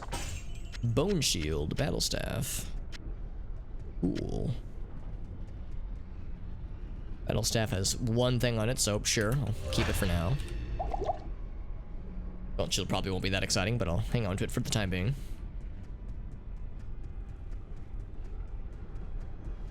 So one of these will spawn a giant pile of Venom Lords. It's always a scary looking boss group, the Venom Lord boss group. I can't remember what the dude is called, but they always look scary. Also, that feral axe, though. My goodness. Here they come. Yeah, they're fast. They're fast boys. Ooh, and I don't want to get stuck. Uh-oh. Uh-oh. Uh-oh. That's not good. This is the opposite of good. See the situation I've made for myself where I'm stuck like this? So I said I'm not going to save and exit. I've made a situation for myself, though. So I have to be very careful about this. I got potions, I've got rejuves. So I'm not, you know, screwed and dead forever. But this is not good. So if I had Joust, I could teleport out, but I don't have Joust. I think my best bet is to rejuve and heal and just try to power my way through this. And hope that between myself and my barbarian friend we can kind of like squeeze ourselves out of this, because this is scary. Here we go. Oh shit! Oh no, I just clicked! Oh fuck. Oh, that's embarrassing. After I said I wasn't gonna do that, that is exactly what I did. Shit. Oh man. I bring dishonor upon my family. After I said I wouldn't do that, I tried to hit escape and then click quickly to start to use a potion. But I just completely goofed the input. Shit. That's embarrassing. Oh man, I know. I need to have the Diablo 2 hardcore hardcore gameplay integrity police arrest my ass. Shit. Well, if there was ever a case to say like, oh, okay, you know, you get one mulligan and that's it. So, how's about this? Now, I'll have to take it a step further now. So now, if we find ourselves in a situation where we're stuck, and we, like, if we get, like, the charge bug or something like that, we're stuck, and there's enemies around, and for some reason I'm not getting unstuck, then that's it. So I can't even use it to get unstuck anymore if there's, like, a glitch. Because now I'm kind of living on borrowed time now. It's like, or we're playing on borrowed time, rather. It's also kind of a bummer, because now we have to go through that whole sequence all over again. Having to unlocking the seals and all that jazz. And getting to the Chaos Sanctuary. Ah, fuck. Yeah, so I just made things more complicated for myself than they needed to be. Yeah, it's like we're starting to see more of these. Chaturga from Eternal Darkness. I'm grateful that, well, I'm grateful and also sad that Eternal Darkness and Diablo don't take place in the same universe. Because Diablo, the idea of Diablo plus, like, sanity effects sounds awesome, but also terrifying. It's a lot of defense. Wow. What do we currently have on this guy? Oh, yeah, we have life and resistances. Yeah, that's better. That's better overall. This axe caught my eye. So I think we'll see what we can do with this. Are there any 3-socketed rune words with axes that we can make with this? Again, where there's a few that we're short on. Oh, we could make... I was talking earlier about Crescent Moon. We could make Crescent Rune, or Moon, rather, because it works for axes. The tricky thing, of course, is that we would use our one rune. Transcending universes, hell yeah. Or for all kinds of untold and illegal terrors. I'll go and sell that one, because this is just... Oh, it's only 2-socketed, though. Ah, never mind. I got excited, thinking it was 3-socketed. We could still do something like... Strength... Or, actually, I guess Strength is the better choice. Omnin Tier. I think it would come up short, though, wouldn't it? Because this damage is crazy good. So, yeah, the more I look at this, actually, yeah, so we'll... Actually, I'll probably just go ahead and sell this anyway. Yeah, also, our guy can't use this, not for several more levels. Required Strength 196, he has 155. Shit, dog, it's almost not worth it. Yeah, so I think we'll probably just sell both of these, honestly. Man, still kicking myself, dude. I can't believe I just completely bugged the input. I wish there was like a "Are you sure?" prompt. That way I could have rescued the situation, because I really was curious about how I was gonna get out of that spot, because that was rather perilous. I like the idea of trying to weasel my way out of it from within the game and not outside of it, like a cheater pumpkin eater. Because there's only going to be more instances like that. I have to... The thing about that spot where you know, things are looking dire, there are only going to be more instances like that. It's not like oh, that's, you know, that was just one misclick and I put myself in a corner and now I'm, you know, and now things are scary. It's like, no, there's going to be more cases like that. There's going to be cases where something hits me and I drop to like 10% of my health and I just, you know, I will have to deal with that, so... There are only going to be more instances of near losses, if not straight up, you know, death. I mean, the Ancients is something that I'm still very much worried about. For a number of reasons. Two sockets on that guy. Yeah, I'm not gonna keep it.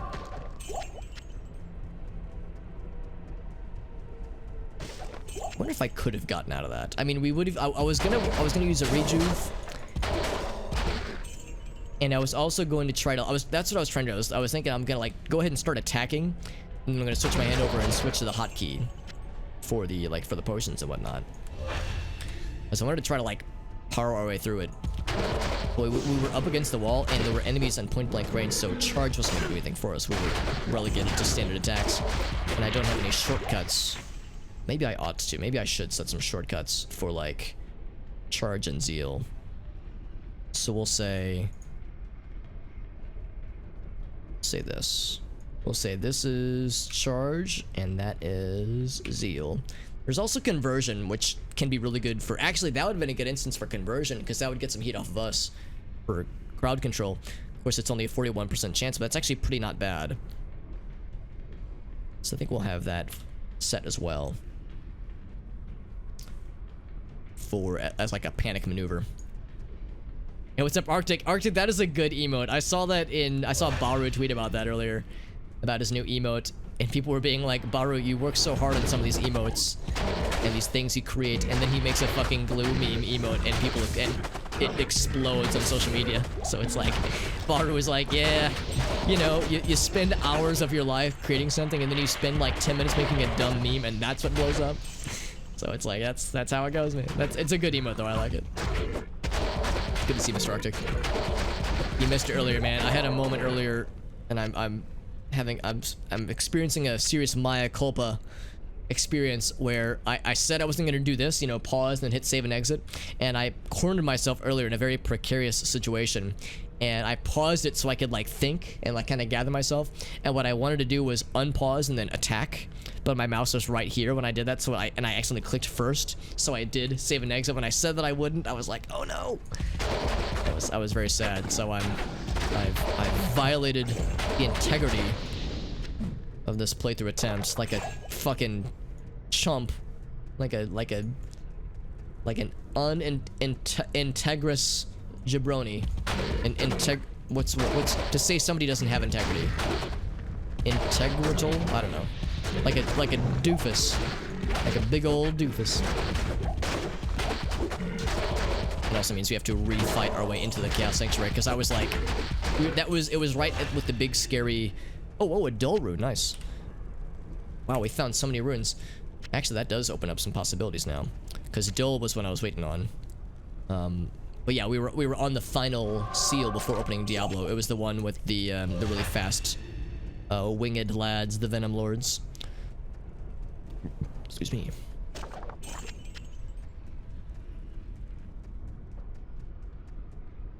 Arctic, I'm a little bit biased, but I think my favorite emote that I've seen you use from Baru is the one where it's like He's got like the sullen eyes, like he's been staying up too late.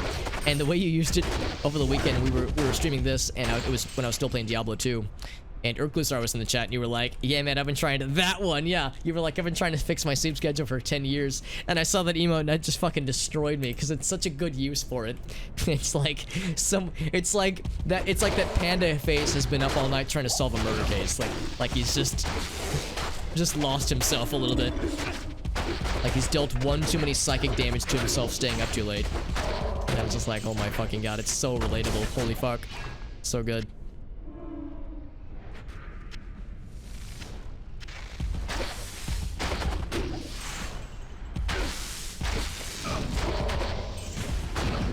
Once again, into the fucking behemoth, the belly of the beast. The Chaos Sanctuary, and what I might have to do...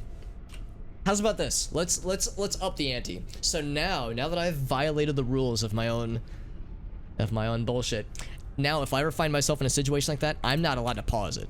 I just gotta power through it. I can't pause it and like collect myself. We just gotta fucking go. Because right now I may or may not be playing on borrowed time. So I have to like up the ante in some way. So for the rest of the Chaos Sanctuary, the only time I can pause it if I'm like, you know, alt-tabbing, if I'm, you know, getting caught up on chat, that kind of thing. Closer, yeah, a closely related cousin, we'll say. Just for the modes, it's a good Discord server. I mean, his emotes are truly next level. I like his streams too. He seems like a nice guy. Grace and I watched him when he was doing RimWorld as well as some Isaac. RimWorld was a few months ago, but Isaac was like a month ago, and that was kind of cool. His game choices are kind of hit or miss for me personally, but he's a nice enough guy. So if he's playing a thing I enjoy, I'll pop in for a bit. I tend to not really like to watch really popular streamers. I tend to like... the most popular I like to watch are a few hundred. And a few hundred is pretty up there. I mean, that's top, you know, 0.005% of you know, the streamer base, I would say. But like the people who have like multiple thousand on the regular, like that's usually a bit of a stretch for me.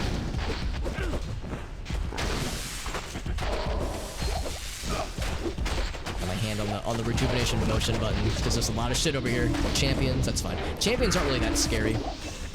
Champions plus other things can be scary, but champions on their own aren't too scary. Ooh boy. Ooh boy.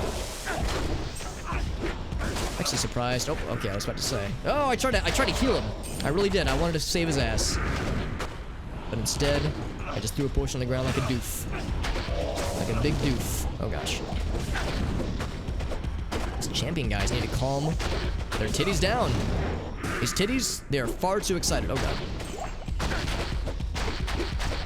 There we go. Thump, thump, thump, thump, thump. There we go.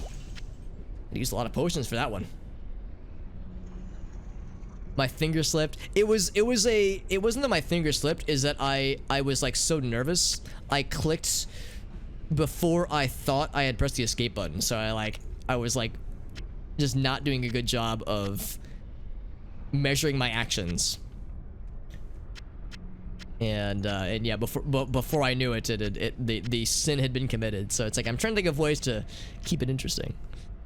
Yeah. Oh no, and I don't think people are that bothered. It's more for myself. It's more like, you know, I've made rules for myself to keep this interesting. So now I'm like, I would like to see this character make it all the way to hell difficulty, but if I don't know. I kind of like the idea of having something to keep it exciting, especially for viewers where they want to see like, oh, how's he gonna get out of this one, you know? Like if I can always just do this and then get the fuck out of Dodge, I don't think it makes it boring, but it makes it less intense, like less scary, like there's less tension, less risk. So I don't know. I mean, I guess hardcore players or characters are by their definition risky.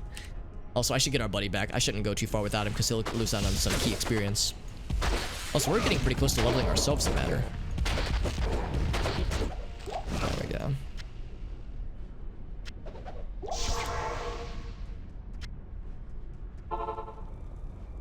Charge is one of the... Oh, that's a good point too. Yeah, I can always just do this. Just... yeah, I can always do that. So maybe... Yeah, that would actually be a good thing to consider if I find myself stuck like that. I don't know if it would be enough if I got my back against the wall like that, but that might still help for getting out of other situations. So let's get our buddy back real quick. There we go. The redneck hot sauce? Yeah, exactly. Yeah, that'd be very nice, especially like, I don't know, just the idea of being like, yo honey, could you grab me some butthole prolapser while you're at the hardware store? Yeah, I got you, homie. Like, yeah, let me just pick up some casual butthole prelapse or prelapse. Sorry, I'm lapsing back into buttholes. No, prolapse butthole hot sauce or something. Berserker's hatchet. It's not bad. I mean, Berserker's is really good for, I think, early level fighters or characters rather, but not so much for nightmare difficulty, I don't think. Do I have anything in my cube? Nothing in the cube. I'm gonna double check to see if we have a better magic find ring. I think we might have both higher than 19 already.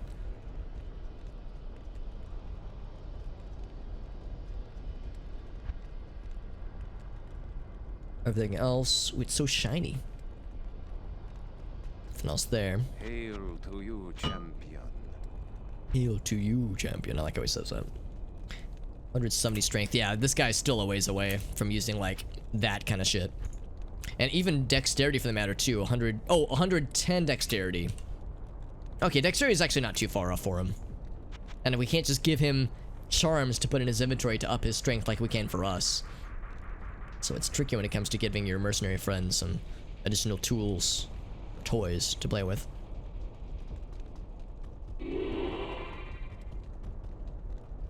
Alright, so... oh, we got plenty of those. So many rubies.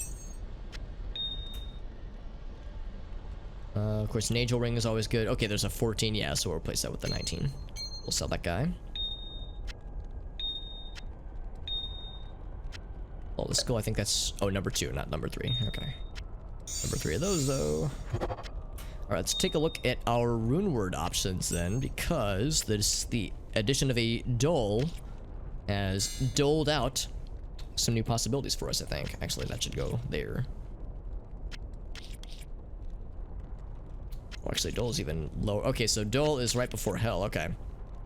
I thought dole was higher than that. Shift and put, thank you. Yeah, shift and the number. That's good to know, because yeah, I in the heat of the moment we'll forget what the button is. So shift. Thanks. There we go. Shift and 1. Thank you. Thank you, Grand Calabash. Also, Five Finger. Good to see you, buddy. We just found some new runes. So I'm looking at our rune word list. We found Dole now. So let's look to see what we can do with Dole. Give me 1 second. Tab over to this guy. So there's a... well, there's silence, but you need a Vex rune for that one. Good luck for that. So we could make... oh, wait, no. We can't make Venom. We need Mal. We could make... could we make Fortitude? I think we need a... I don't think we have a low rune. We do not, so we can't make Fortitude. A multiplayer patch for American Truck Simulator. Oh, cool. It's really cool. Nice. I saw you launch it on Steam earlier, Arctic, and I was curious if you were streaming. Do you think you might stream multiplayer American Truck Simulator if that does become more widespread? Because that sounds pretty neat.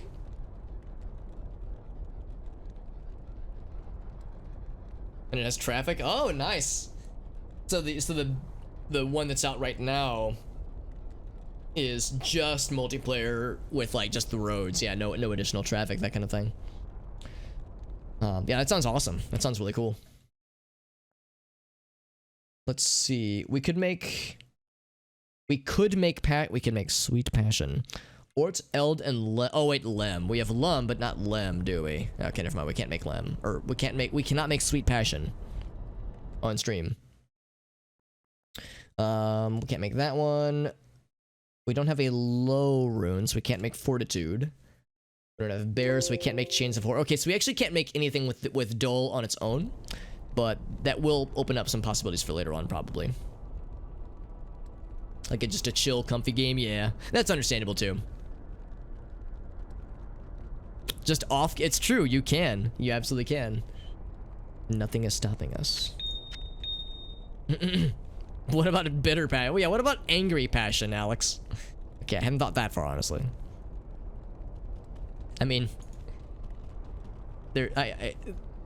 what do I say? There's a lot of things I could say right now, and many of them are probably not stream appropriate, so maybe I'll just shut my mouth. It's like marry, fuck, kill. Like, it's one of those kinds of situations. depending on the roster of choices.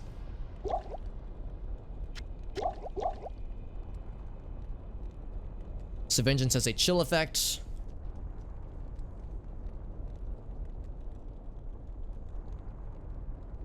Right, that's a good point. Yeah, so if I had no other cold damage gear, that's a really good point. So yeah, maybe that would be a good way to like find out for sure.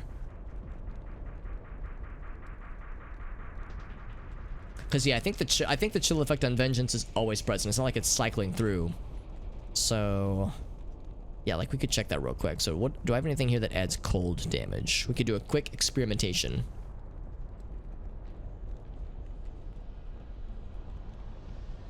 So I think, yeah, so there's one there, so we'll move that. So we get, it's like we're labbing. It's like we're labbing stuff. Find out more about the intricacies of this game's shenanigans. Poison damage there, it's fine. So that's fine. No cold damage there, cold damage there. Of course, we'll have to remove Holy Freeze, obviously, temporarily, but that's fine too. I think that's just poison. Oh, that's poison damage from the stuff there. That's fine. Okay, so I think we're good otherwise. So I think if we just go Vengeance, whoops, Vengeance, and I guess like, I don't know, Defiance or something just to keep us from, you know, getting killed. Or I could just do like Might, so we have some. Well, actually, we already have Might from our mercenary friend. We'll go Defiance. In fact, yeah, we'll do a quick labbing test over here.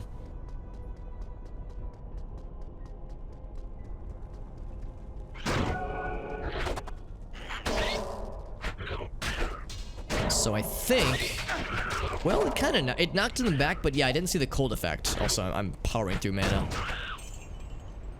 I think we weren't seeing the cold effect applied to multiple things. So I think that pretty much was the definitive evidence to suggest that, yeah, the cold damage is not, oh, experience shrine, nice, is not like getting splashed.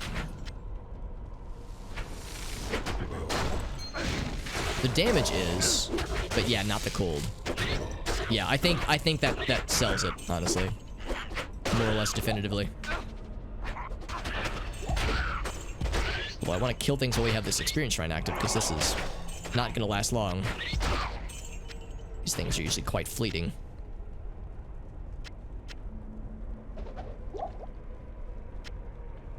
Put that back there. There we go. Yeah, good call. Great Calabash on like a good like test for this kind of thing. So yeah, now we definitively know that, yeah, the basic attack stuff does get splashed, but not the elemental stuffs. What's the level, by the way?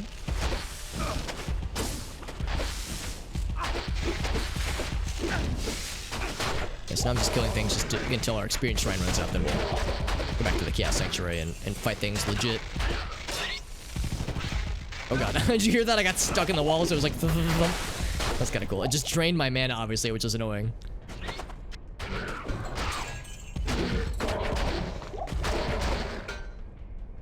Great Helm, nothing there. Anything I missed back here? Just some monies.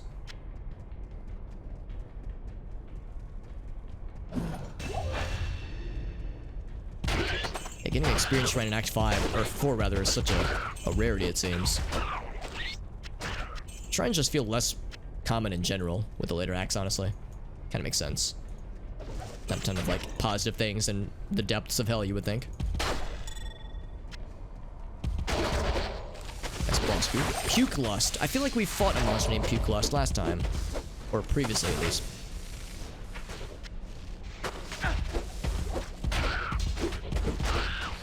Oh, we've actually seen this falchion before. Interesting, we found Alibaba's blade last time, or earlier.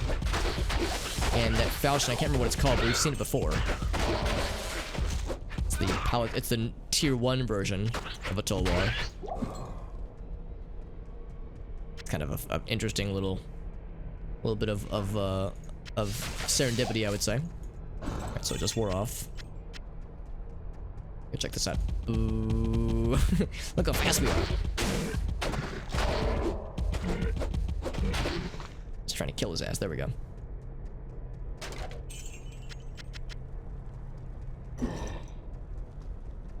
Holy Freeze. Well, so that's correct. Yeah, that's something I did not know, honestly. But the fact that it slows even when someone is immune to cold makes Holy Freeze much more nice, or much nicer rather. Because yeah, for the longest time I thought immune to cold meant all cold effects. But yeah, Holy Freeze is special, which is nice.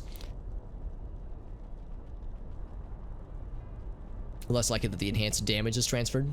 Oh yeah, yeah, also agreed.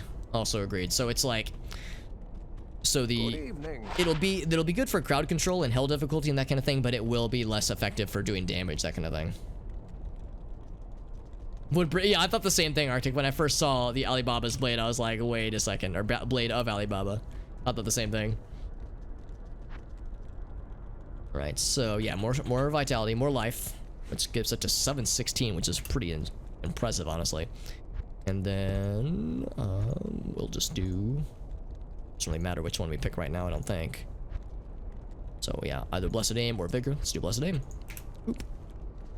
What do you need? Right, so it is Gleam Scythe. It's ethereal, which is not so great. It's fast.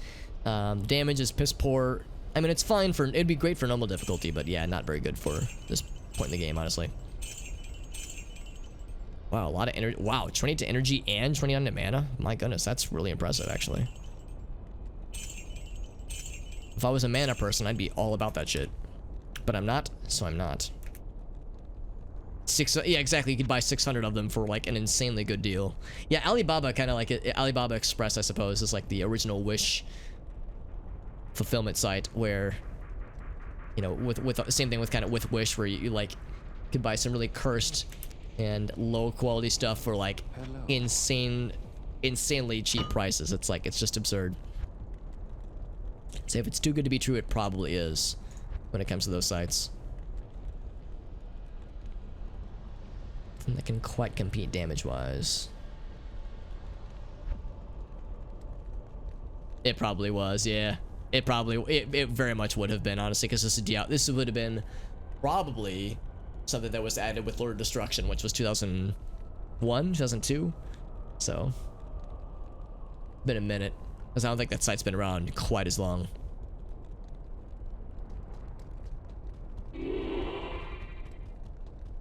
Wish is just straight up scam. I've actually never, well, this won't shock you, I've never ordered anything from Wish, but it wouldn't shock me to know that, yeah, a lot of it's just straight bullshit, honestly. It existed at the same time as the Ottoman Empire. I read that yeah, it's actually, the company as a whole, technically, is older than a lot of people might think. Like, I don't know what the, like, true original founding year was, but yeah, it's, I mean, obviously it was well before video games were a thing. I guess like trading cards and like toys were their origin.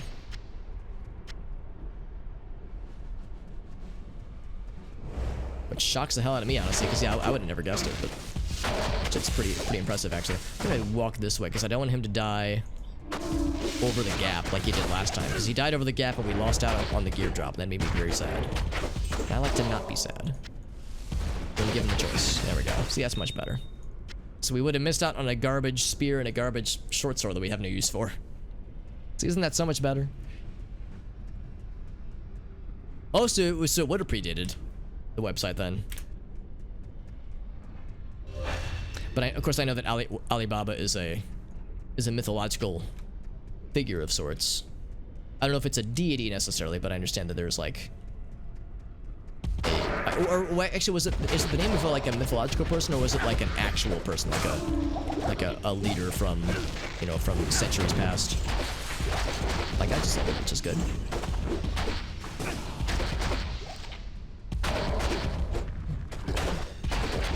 I feel like the name, it's a name that of course I've heard many times before, not with regards to the website necessarily, or not limited to the website. The stuff that I can't use, yeah. Well, so it's not so much stuff that we couldn't use, it was just stuff that we had no business using, just because it wouldn't have been very good. It's more of a, you know, the possibilities. It's like, oh, what could it have been though? Like the first time we came, what if that would have been when 17 Stones of Jordan would have dropped? Now, I know it's literally impossible, but yeah, but what if? What if it would have dropped 14 Tyrio's Mites? That one drop somehow.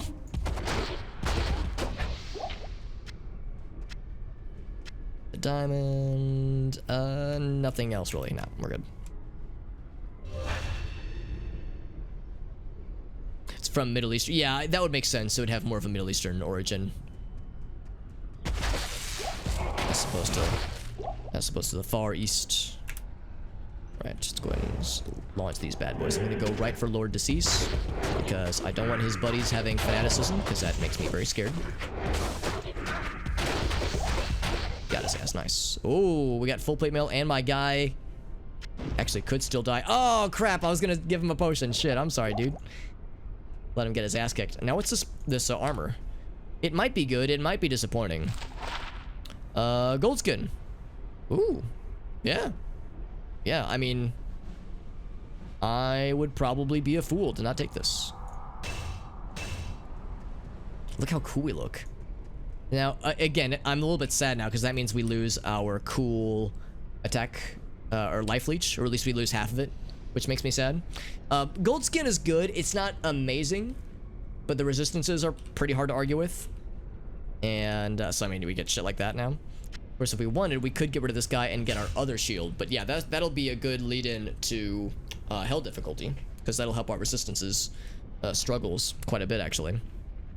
So, yeah, so I could get rid of these boots and get the other ones instead. Also, Corey, good to see you, buddy. 1001. Oh, I think that would actually make sense. 5-finger, yeah.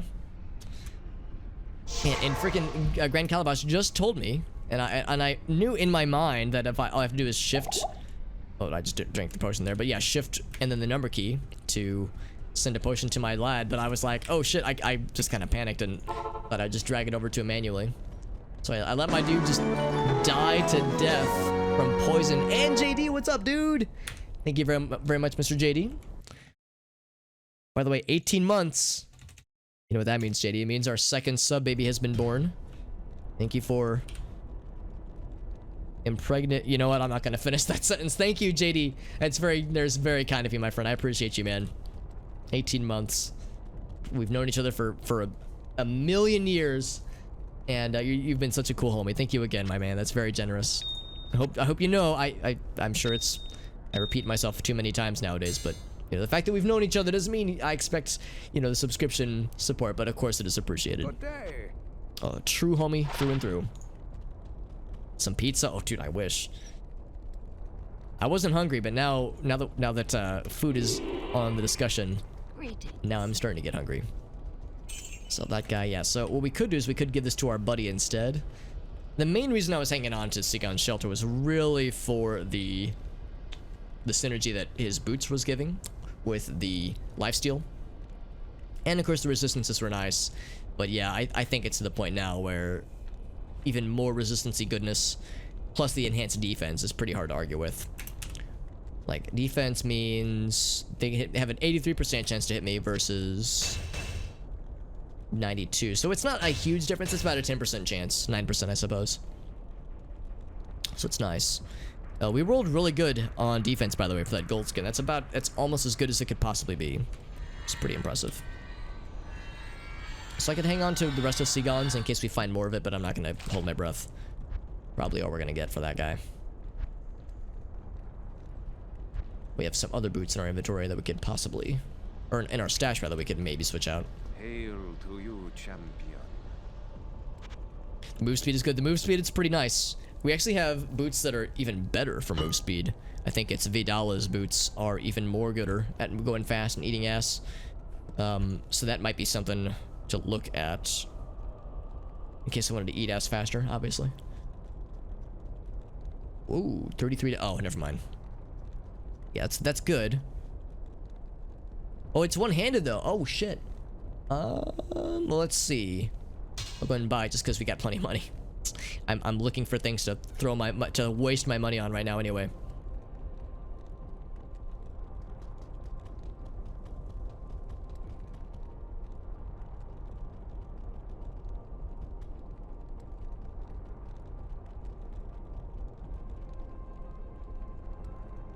Auradin does it better? What is Auradin necessarily? Because I would assume Vengeance is really good for like conviction, like a Vengeance conviction build, but that's like pretty much the only time where it's really that good. Oh, it's over here, right? Okay, so maybe it's not that good actually, because yeah, the minimum damage is rough. It's fast, which is good, but no poison damage. We could try to re-roll it, obviously. But if we re-rolled it, it would probably be much worse. Yeah, so if we were to just look at this with just raw damage, we get... So 714 to 1146. The maximum damage is great, but the minimum damage is absolutely atrocious. So we would have to try to re-roll it. You know, we've got plenty of these. Let's go ahead and try to re-roll it. We've got plenty of World Stone shards. I might as well use these more often. I might be surprised. I'm not going to get my hopes up, but I might literally be... I very well maybe could be surprised. Life after each kill. That's not enough. Yeah, so we'll sell it. That's fine. I got plenty of the shards, so might as well use them. Use them or lose them. Put that back as our bonus little lad.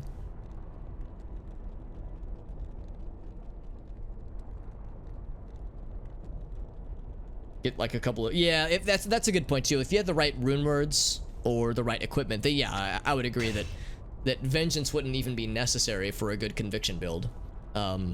I really like Vengeance because again, just the fact that it is mostly agnostic for equipment. But you're right, like there are ways to undermine it for sure. It's good, but it's hard to like excuse the damage, the lack of damage we'd be doing.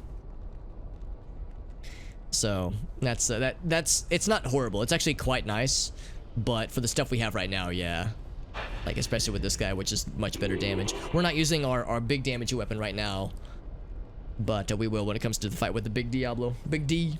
Getting 2 dream rune words. It's not impossible, but it would be hard to do, obviously. So here are the other boots we were looking at. It's Vidala's, so it's even more fast. We of course lose some cold resist, 10% of cold resist approximately, which we could maybe shore up with some of these puppets. Oh, I guess I don't actually have any of these, do I? Okay, so never mind. So I would lose some cold resist then. So what's better, going fast or more cold resist? I'm actually gonna say cold resist is actually better. So yeah, we'll just stash both of these for now. I'm actually tempted to get rid of Vidala's, but I don't know if Vidala's is good for anything else. So I'm looking to see if we could find any more of that set. So we'll keep Sigons as well. I could give it to our mercenary, but I feel like he would die quicker than he already does, honestly. So I'd probably do better not to. Does it sell for more if it's corrupted? Yeah, it sells for quite a bit. It'd gamble. It's because we have a grotesque amount of monies anyway. Truly grotesque. I always want to try to for those executioner swords, but our mercenary guy couldn't equip them even if he wanted to, if we wanted him to. Battle hammer, which is nice. 52 to 85, but yeah, it's not quite as good. I'd be tempted to corrupt it, but I think it's not quite worth it. It's not very good. We keep getting like 20% either faster attack rate, or not attack rate, faster casting rate, or run speed, it seems, with those circlets. Life per kill gets, yeah, it's like 6 life per kill is gross. If it was 6%, then we'd be talking. Because right now we have things that add, like this guy has 7% life stolen per hit, as opposed to like a flat 6 HP. So yeah, you're right. It's not great. That kind of thing gets a lot better in normal difficulty for sure. But yeah, by this point, it's, I wouldn't say it's laughable, but it's a harder. Oh wow, 74 to life. That's pretty good. That's pretty good. How about this guy? Not quite. Yeah. So what's better, enhanced hit recovery or hit points? I'm gonna say hit recovery, but that is tempting. Also, we successfully burned through a bunch of mana, or not mana, money. So mission accomplished. Yeah, hit recovery. I agree, especially for a paladin like that, such as ours, which is very much jumping into the fray. All right, so yeah, again, I'm tempted to switch off to this much higher defense and also have freeze duration shield, which is awesome. But Ancient's Pledge, though, man, Ancient's Pledge is so nice, and without it, we don't have horrible resistances, but dude, max resistances are pretty hard to argue with. So I think we'll stick with what we got right now. Yeah, eventually we'll switch back to this guy when it comes to the big fight. What I might do is switch to this weapon for the big fight, and then on the final kill, switch back to this guy so we get that magic find. But, that is the plan. Anything else here? Nope. Alright, so off to the final seal. Rematch with the... I can't remember that particular boss's name, but that one really fast Venom Lord group that almost... that could have caused some badness to happen earlier, but I mistakenly save and exited out when I didn't mean to, so we didn't get to see exactly how dire it was of the situation.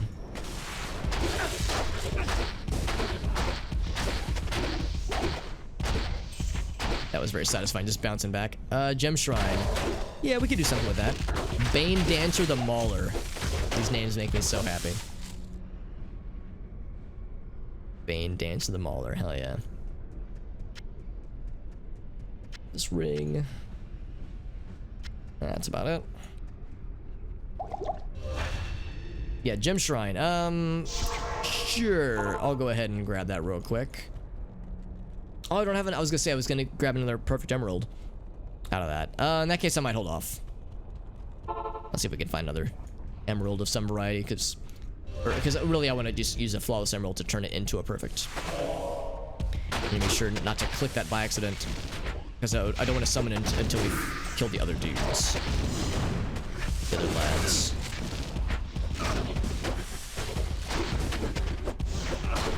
Look at that guy running away like a chump.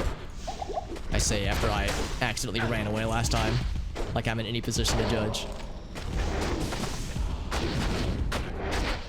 There we go. Arts Charm. Actually, what I should have done is I should have maybe culled through my charm list to see if there's any we could get rid of, because we probably don't need a bunch of them now. Now we've got maxed out resistances from other things. Okay, put there. Yeah, that's the thing too. Yeah, you have to take my word for it that it was really an honest misclick and not me like being like, "Who I'm gonna pretend to screw up." So yeah, it's like I have no way to prove to you, dear viewer, that it was an honest mistake. Here it is though, and I'm not gonna get myself stuck in the corner last time. Infector, that's right, the Infector of Souls. I think if we kill him, his buddies will die. Oh, maybe not, because I killed him and his buddies didn't die. Oh, it's because there's another seal. Gotta click this one first. There we go. Here comes the big shake. Shake, shake. More like the faller. Got him, Corey. Hell yeah. Death can save you from me. Only 3 drops? Yeah, because we were talking the other day, JD. You found one of the things you needed, and it was a most jubilous moment. A little bit easier to grind now. Yeah, so now it's not quite as much of a fucking slog. Because I know you said it was rough for a bit there, man. I can only imagine. 3-socket Heraldic Shield. We could make, you know, again, we can make like a nicer Ancient's Pledge if we wanted to. Although we would lose some of the chance to block. So probably not. In fact, yeah, I'm just gonna... Well, it already has plus 17, which is pretty impressive. But the chance to block is kind of a deal breaker, honestly. Favorite ice cream has lemon bar flavor. Oh man, well that sounds incredible. Dang, dude. Could you email some of that to me so I can taste it? Just put some of that ice cream in a fax machine and fax it to me. Could you do that for me real quick, homie? That's not an unreasonable request, right? All right, so. There we go. So let's look at the damage breakdown to see how this compares. So, 1212 to 1730 versus... Oh, yeah. No comparison. Of course, it's equal attack speed, actually. No, that's why I'm saying faxing it to me, because shipping things is expensive, but faxing things is easy peasy. Or it's cheap, at least. Or email. Just attach it as an attachment. Yeah. How hard could it be, right? All right, friends. Diablo is about to get his butthole deleted. I will be the deleter. Yeah, let's get him good. Ouch. Whoa, shit. Don't like that. Don't like... And do you see how quickly he killed my buddy, by the way? That lightning maneuver, that lightning move sucks every butt that has existed. That's an awful move. Don't you do that? Whoa, hey, hey. Of course, it's half lightning and half physical, I think. So even if you got really good physical resistance, or I'm sorry, lightning resistance, you can only do so much to avoid that move. Also, he loves that move, so expect lots of spams. There we go. I'm trying to break that for him. I want to get the fuck out of dodge. And he just did it again. I guess I could always just spawn a new one. Yeah, expect him to like spam it like a fuck ton. Oh right, I was gonna do this too. That one. There we go. Ah crap, I'm pressing all the wrong buttons. There we go. Oh wow, that hurt, damn. Ouch.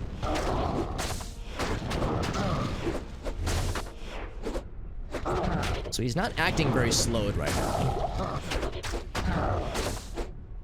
Holy Freeze is supposed to like slow his attack movements, but he doesn't seem like he's really that bothered. Maybe I'm too far away. Let's like snuggle up real close to him. Whoa, not like that. I don't want to snuggle that close.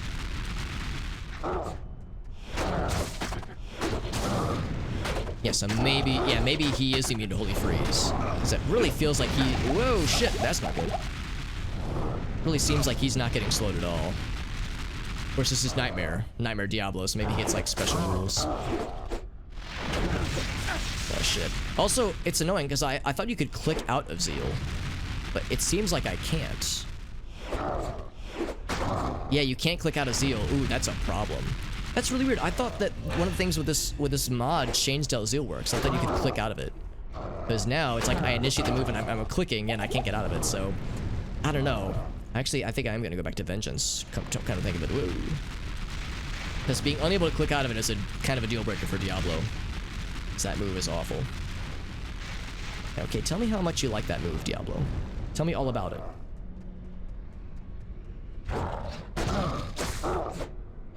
Also, maybe I should use a different aura for that matter. What other auras do I have? I don't have a ton. I've kind of gone all in on Holy Freeze. I guess it's my best damage dealer, but still. Ouch. Ouch. It's gonna be a long fight, honestly. Oop. Also, I have no more healing. I need healing. And a new buddy. A new buddy that's not dead, ideally. Good to see you. Could you please undead my buddy? Thank you. They closed from the pandemic. Yeah. Oh, they did previously offer shipping though, which is fascinating to me. That's nuts. Yeah, I would never expect something like that for a ice cream to be shipped. I'm sure there's a way to do it. I'm sure there's like if you pack enough cooling apparatuses that anything is possible, but still. I'm sure it's a tricky logistic thing for them to figure out. Alright, so I'm gonna buy just a fuck ton of healing potions. And just see if that's enough. So Tom Cruise would have it shipped? Well, because it's Tom Cruise, I mean. Tom Cruise has that kind of power to wield, and I respect it. Yeah, exactly. Yeah, some dry ice would probably make the most sense, honestly. I don't think dry ice is terribly expensive, so I imagine that's probably a pretty consistent way to do it. What do you need? Yeah, this is gonna be it's just gonna be a long fight with this particular boss fight for Diablo. I'm not too concerned about if we can make it. It's more just a matter of it being oh wow, 3 sockets. More of a war of attrition. Oh, 35%. Wow, I was saying 30% was the best, and I've been proven wrong. 35% is pretty good. Wow, 431 defense. That's better than what we got right now. The Templar coat.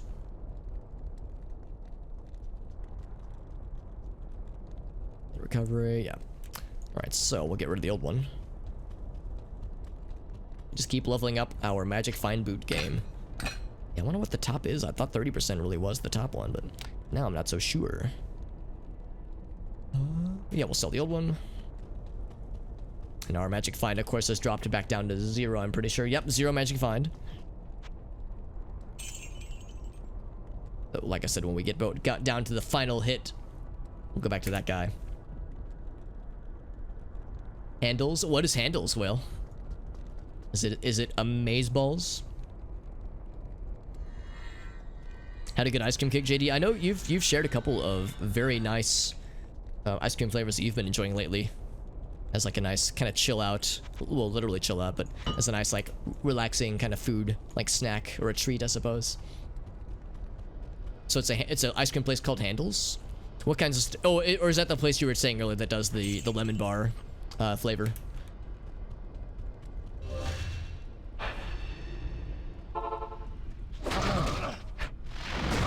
Oh man. Oh yeah, keep looking at me. Don't look at the dude. I want him to pay attention to me. Just soak up the aggro. I want my buddy to just have unfettered access to just damaging the shit out of him.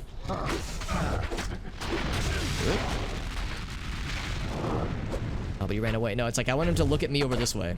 I don't want my buddy to get hit in the crossfire when he does that. Tell me about how much you like that move, Diablo. How much you like spamming that move over and over again. I've seen him literally spam it like 7 times in a row, and it's so fucking annoying.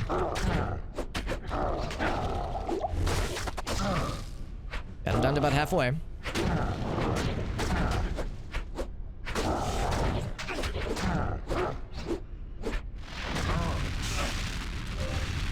we go.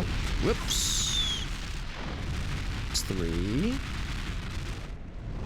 There's the ring of fire. Okay, that wasn't in a row, so that doesn't quite count. Oh, he's trapped me though. That's not good. An evil force. Forgot that he can do that on people, not just on portals.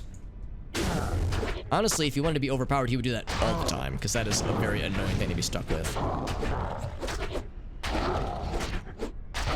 That's the one that, yeah, I got you. Yeah, the really cool place. Ouch. That move is so annoying because it doesn't do much damage, but it just makes you cold. Whoa, speak of the devil.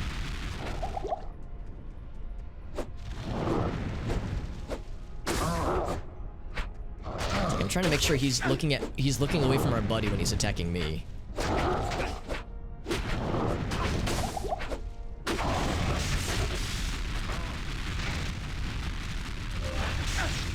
Ouch. Nope, there's number 3. Oh crap, don't stand in the fire. Okay, good. He moved. Oof. That cold hand move is much more destructive than I want to admit. Whoa.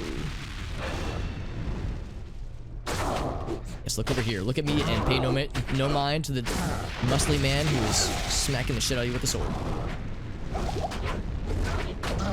And now I'm cold. That's fine though. I can handle it. Ouch. Try and keep an eye on his health and my health for that matter too. Ooh.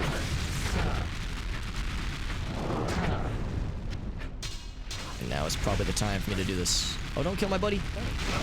Thanks, he says. Thanks. Oh my god. I think he does that when he's like, yeah, he's more likely to spam when he gets low on health. He knows the situation is dire. There we go, we got his ass. Oh, chainmail is awful. Yeah, we've had that chainmail drop twice, I think, already.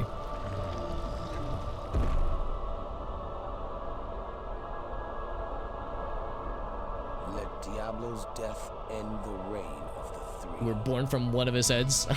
What's that from, Five Finger? Yeah, exactly. Like, I can tell that Vengeance it definitely has some weaknesses, and I appreciate you pointed them out, Calabash rather. But yeah, it's like based on the moves I have at my disposal, it would either be Vengeance or Zeal. And yeah, it's like being able to jump out of a move makes Vengeance certainly a lot more appealing. Like as a single strike attack. Because yeah, the commitment rather when it comes to Zeal makes it kind of scary in that particular sense. Oops. Yeah, so we'll continue using this weapon for a bit, but yeah, we'll probably just go back to that battle hammer eventually.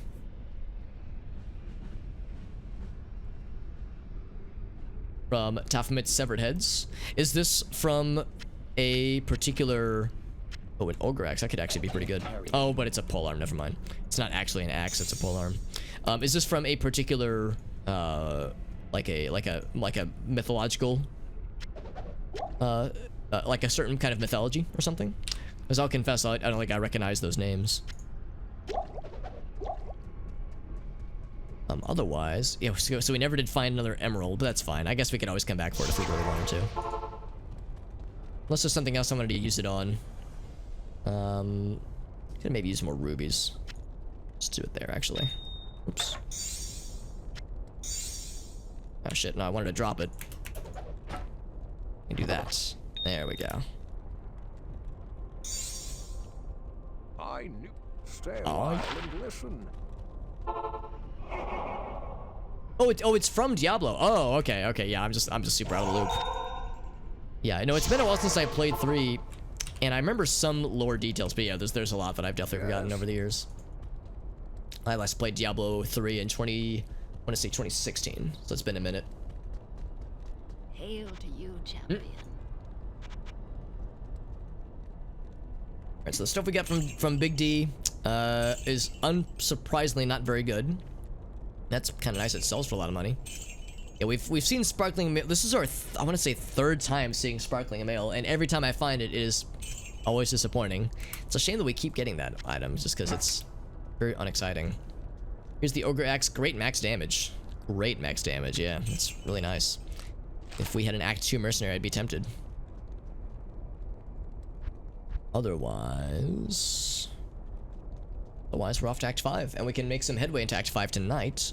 We're not going to be getting to the Ancients tonight, obviously, but we can get pretty, well, a little far. Hail to you, champion. Good location is like pretty close to your parents' place, yeah. So it's a nice way to stop in, visit, and then get some ice cream on the way back. That sounds kind of nice. 73 to 110. I think his axe is better right now. That is pretty cool, though.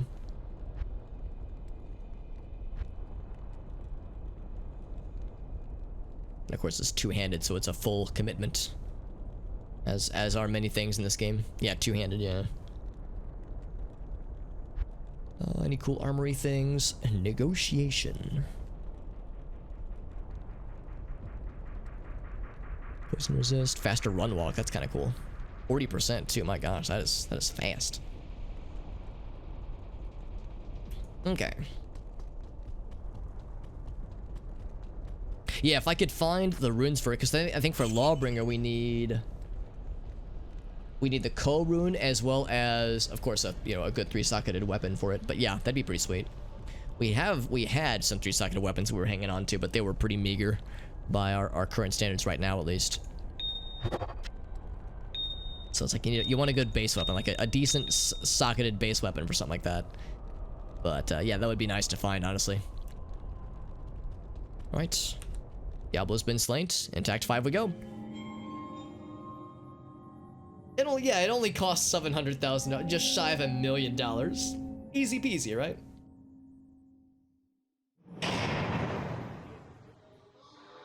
Here's our reward for our struggles with Diablo. He was an annoying fight. He wasn't horrible, but he was very annoying. And that the soul stones were destroyed in Hellforge. Hellforge. All except one. Get it for the Merc? Yeah, I probably would. If we could get a really good 3-socketed, like, ancient armor, or ancient axe, rather, that'd be incredible. Like a 3-socketed ancient axe. Or even a 3-socketed, like, Daisy and Fox. We keep finding 4-socketed ones. It's just annoying. It's like, no, man. One too many sockets. That's like the fucking first world dilemma. Forgive me. Yeah, I haven't actually looked at the stats for Lawbringer. I have it tracked as a rune word that I want to keep an eye out for. But I actually don't know what the stats are, so I don't know if it would be not good for us and only good for Mercenary. Give me the But I would be curious to see what kind of numbers it can do. Yeah, it's tricky. He was the main boss in the base game, but then the expansion added the 5th act and added this new friend. Give it to me, Marius. Take it. Take it, take it. I'm glad this is finally over to me. Animation's pretty good. I would say, yeah. Look what the stone has done to me. Like, I think the facial animations are pretty good. But yeah, you're right. It's like, the models are limited. 20 plus years ago, though, so I can't really fault them. You haven't failed, old man. You've done exactly as you were meant Diablo to feels do. that, yeah, he is. He does feel However, upstaged. Diablo is a tough fight, but he's am not nothing compared to the Archangel Ancients. I would say the Tyrael. Ancients actually upstaged Baal, personally. Baal. Baal's not that hard of a fight, really. It's not easy, but he's not hard. But the Ancients are incredibly scary.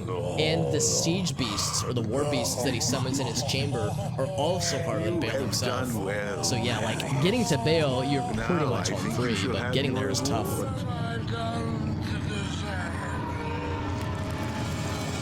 Yeah, agreed, JD. That's a very good observation.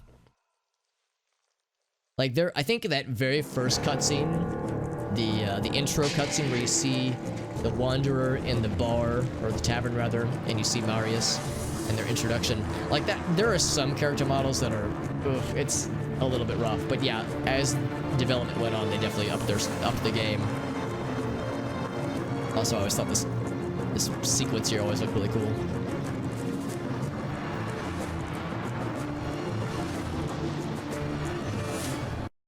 Alright, so that's the introduction to Heragoth.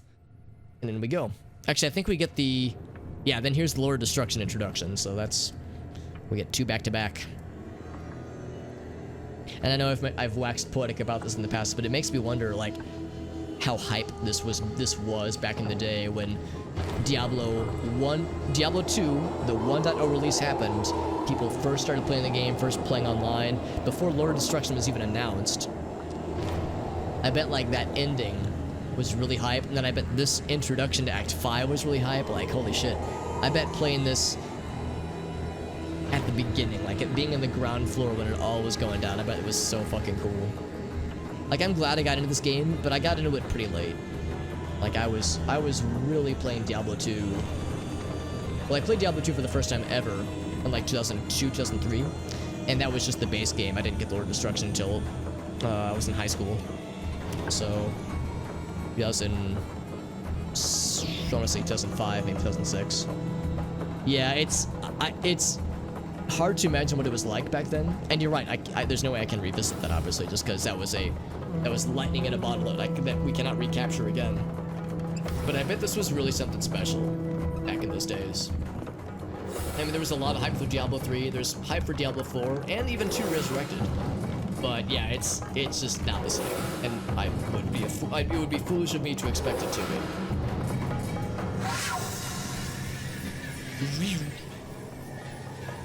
Or just fingers his stone casually. You ever just finger your own soul stone sometimes? You know, it happens. Nothing to be ashamed of. I guess it's like his Horcrux, right? The Horcrux from Harry Potter, or the phylactery from, like, Diablo, like a lich's phylactery. Hail! The gates of Sescheron have stood for eons beyond remembrance, and you shall not breach them now. It's very dedicated, yeah. Agreed, JD. And of course, it's nice that the games are still playable online. We stand on the side of light. So yeah, it never really died down in that sense. But of course, the modding community breathes additional life into it as well. You seek will not be yours. But even just the lore, yeah. All the little lore bits and pieces. There's quite a lot. And again, you get stuff like the books, which delves further. And of course, there was a long time where Lord of Destruction was it.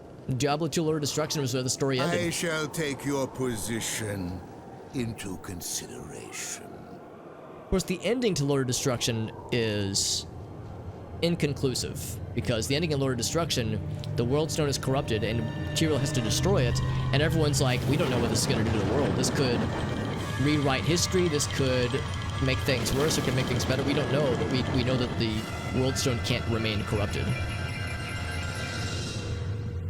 So, I guess in a way it is... it was an unsatisfying conclusion to the story. But yeah, for a long time, this was it. Splort. Well, It is a cool setting. it Agreed, Five Finger, seems yeah. your turn. Back to work tomorrow, Whale. I'm sorry, man. Yeah, it's a bummer. Unacceptable. It's a bummer, but I know that feel.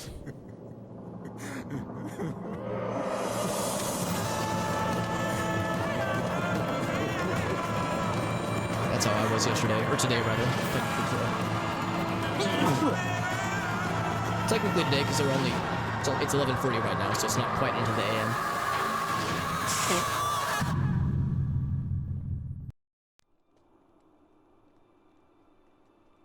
Yeah, that cutscene, I think they really upped the ante with like the production value. You compare that cutscene with the intro cutscene for the base game, and I mean, yeah, it is like they just can't hold a candle to the quality of the Lord of Destruction intro one. The ending cutscene for me is just kind of so-so. It's like it's very it gets the job done. It's very clinical in that sense. It just, you know, does its job and that's it. But the intro, they had a little bit more fun with it, I think. All right, so one thing I wanted to look at was to see which charms we can maybe get rid of, temporarily at least, just store them in our stash. So these, poison, fire, although that guy's, well, yeah, that's fine, we don't really care about extra gold from monsters. So this frees up quite a few, actually. Okay, so there's a poison resist one. So do we want poison damage, or would we rather... Oh wait, poison resist, yeah. So do we want poison damage, or do we want dexterity? I'm gonna say dexterity, actually.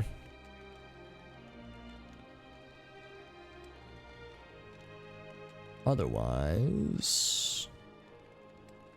that frees up quite a few. Quite a few of these puppies.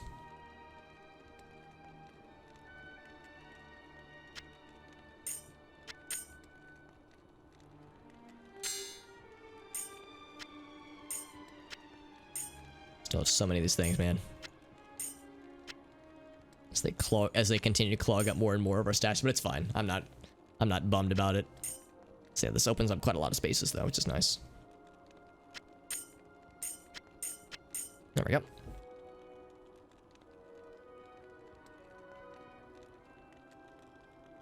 For the ending, is it a cut? Yeah, the ending of the game where Tyrael destroys the World Stone. That's just like an ending cutscene. Afternoon.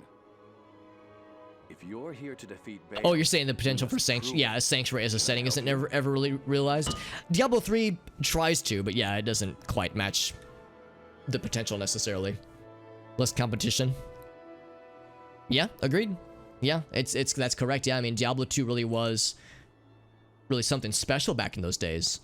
And the only thing you could really compare it to was Diablo 1. So yeah, you're right. It's like there was just less things to compare it to. Sorry, that caught my eye. Knight's great sword of Anthrax as a poison damage weapon, but just the Anthrax thing just caught my eye. And also, yeah, this was the point where this was Blizzard North making games. So Blizzard North as a studio still existed, but it yeah, I don't know when Blizzard North got shuttered or got closed, but yeah, this was before a lot of unsavory things happened. This is certainly before Blizzard Activision happened.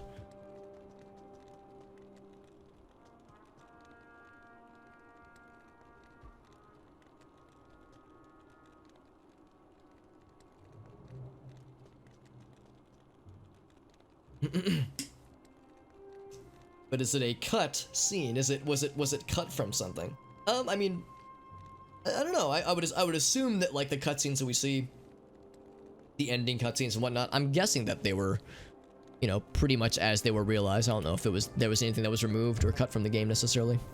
Some subplots, yeah. The main plot, yeah, I agree. That I think I almost like to focus more on the side stories and like the little side lore things as opposed to the main story. The main story is okay, it's just very predictable, and it's hard to get excited about it, really. I think the expansion in Diablo 3 does some pretty cool stuff. So I like the, oh, whoops, I need to get out of this guy. There we go. So I like what they did with that, but that's just, you know, one expansion, which just adds, I think, one more act into the game. Kind of like, you know, how this game's expansion added an act into the game as well. So, doesn't quite make up for it necessarily. The old spirit, yeah, exactly.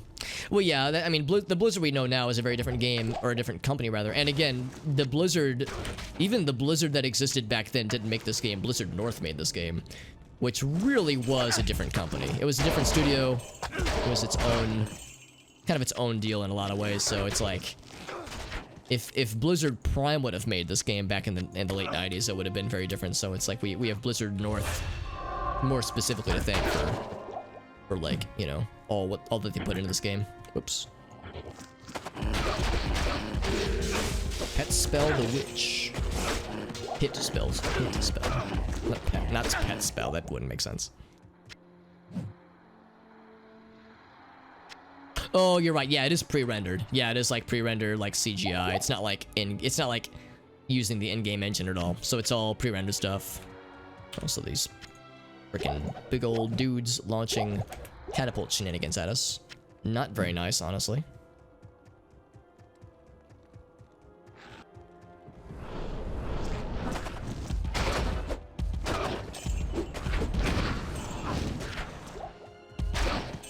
There we go. Actually, I don't want those arrows, though. I don't even know if I want this wand, because it's probably not going to sell for much, honestly. Resurrected. Yeah, I'm cautiously optimistic about it. I really hope it's good. I'll be keeping an eye on it. I won't buy it at launch. I'll definitely, you know, wait for the reviews to pour in. And, like, reactions from people who are pretty ingrained in the Diablo 2 stuffs. Like, I'll be curious to see how, like, some streamers that I follow, like I mentioned that I follow Mr. Llama, who is a Diablo 2 speedrunner. I'll be curious to hear his thoughts, because he's pretty well versed with this game, I would say. I'd say more so than anybody. Really, speedrunners are the ones that know it more than anybody, probably. I'll be curious to hear what David Brevik thinks. David Brevik was one of the development leads for Diablo 1 and 2, and he has his own studio, and I follow him on Twitch and a few other places, so I'd be curious if he's ever able to weigh in as well. Hear his thoughts. Get this catapult out of here.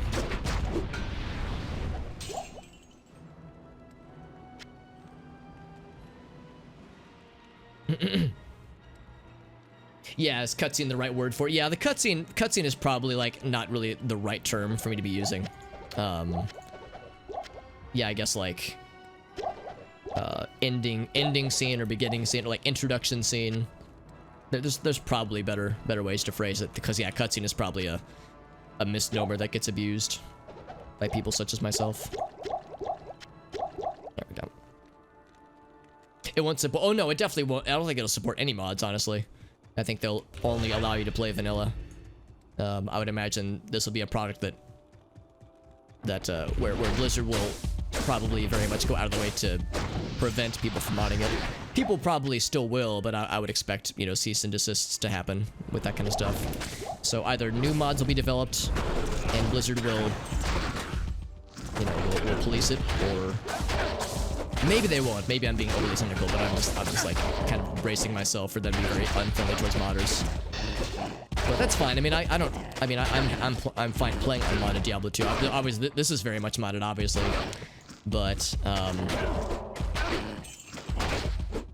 there we go. Morning Star. I'll go ahead and check that out.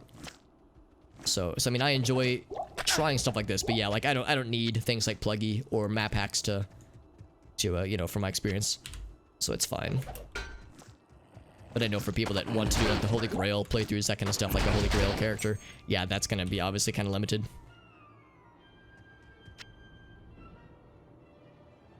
Yep.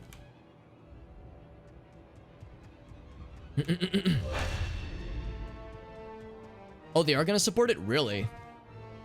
They would have to be, yeah, they have to be remade from the ground up. No, I'm really surprised. I was fully expecting them to be like, yeah, no mods ever. So the fact that they're willing to support that is, or at least willing to not go against it is, you know, a pleasant surprise. I guess that's a good example of kind of what I was saying, where it's like, you know, very much some cautious optimism, but I'm still kind of cynical in some ways. So yeah, I'll take it. I'll take any kind of any bit of good news we can expect, honestly. Also, we're starting to see some level 1, really level 1, Act 1 through Act 4 enemies, in place of all Act 5 enemies, because now we're seeing the quill rats.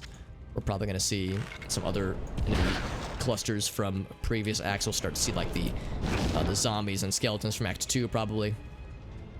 That's one thing I kind of like about Nightmare Act 5 is that they splice in some stuff from other sources in the game, which is kind of neat. Granted, the Act 5 enemies were, I think, interesting enough on their own, but I like the variety. It's nice.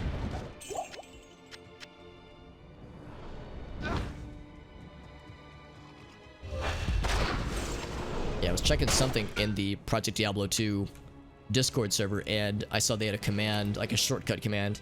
Anytime anybody asked, which is frequently, anytime anybody asks whether or not Project Diablo 2 will work in Resurrected, they have like a shorthand thing that basically says like, yeah, we're taking this one step at a time. Obviously, we're still working on a lot of stuff for the original version of Diablo 2. So if there ever is support to be added, it would have to be something that we would have to, for Resurrected, we would have to announce that separately, and that would be probably far in the future.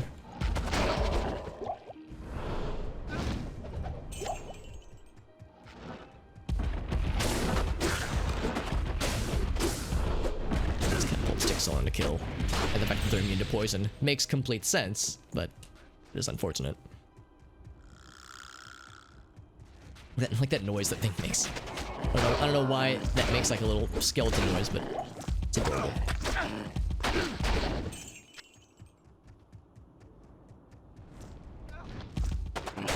There we go.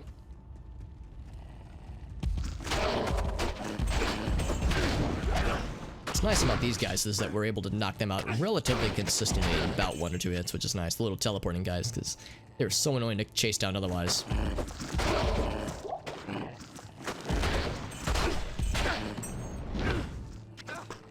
So many of them, too. I need holy shielding. Always holy shield.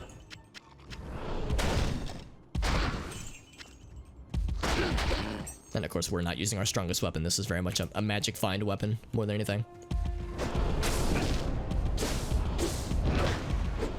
And also, yeah, I don't do a ton of poison damage anyway with this, with what we have right now. Because I have pretty much 1 emerald and that's it. 1 perfect emerald, rather. Yeah, it's more for anti-regen, which is nice. Yeah, it's not like a huge thing, but yeah, it's not much, honestly. And it's more of a damage over time thing anyway. I mean, it looks impressive, you know, 100... What is it? 100 poison damage over 7 seconds sounds really good, but 7 seconds, that's a long time.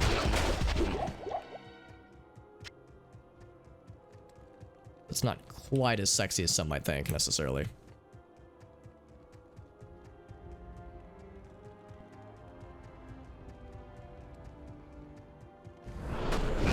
I know we're getting close to this next area where we're gonna see Eldritch, I think. Oh wait, no, not Eldritch. That's not until a little bit later. There's another always here boss group that we'll see though. I think it's the little teleporting lads.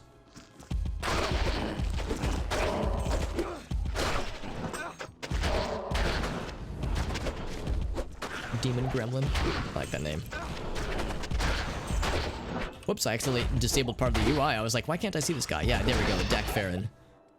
Lamberg. That's probably not going to be very good, but I'll get it identified. I don't remember what it is, but I think it's probably not great for Nightmare difficulty.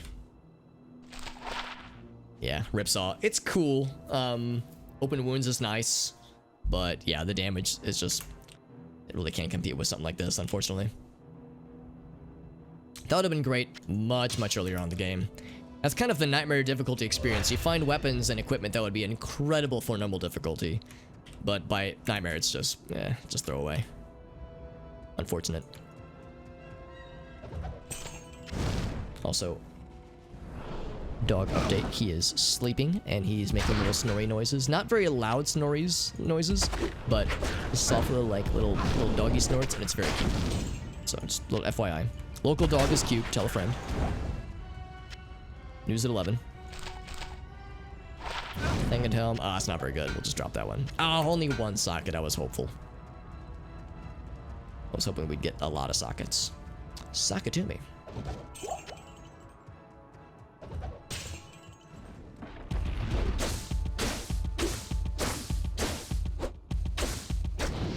He's out of there. Now, we don't have to kill the catapults. It's just a nice thing to not have to deal with by murdering them.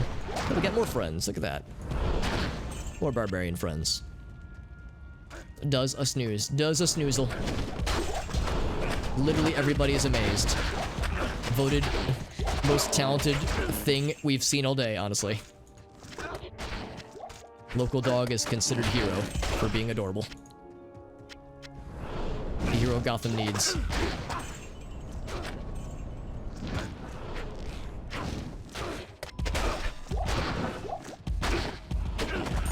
Also, I think he heard me talking about him because I can hear I can hear him like making noises like he's awake now. So if I say his name too many times and he's like, oh, he's talking about me, time to be hyper aware. It's like, oh, just let me talk about you in peace.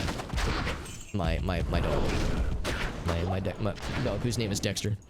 I'm trying to say his name too many times since I don't want him to like get all excited. Film at 11, correct. 15 out of 10, agreed. Highly agreed.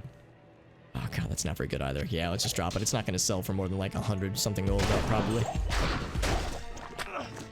And assassin weapons rarely sell for much money. This is a bummer.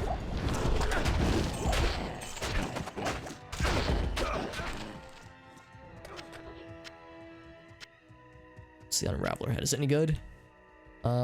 Poison Nova, it's okay. I guess it could sell for some.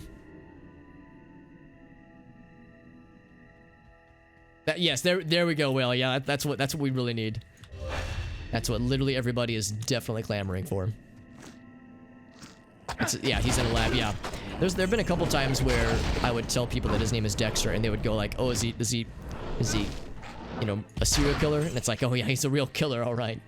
He's a Maltese, and he is like 6 pounds when sopping wet, so he's a teensy tiny little doggy. He's a good boy, but he's super small, and he's also pretty old. He's 12 years old. He's turning 13 in November of this year, so 12 and a half technically. But every once in a while, somebody be like, "Yeah, does he have a secret laboratory?" It's like, oh, okay, now you're talking about language. Because I've never seen the TV show Dexter, but Dexter's Lab, oh yeah, love that shit. 90s kids, where you at?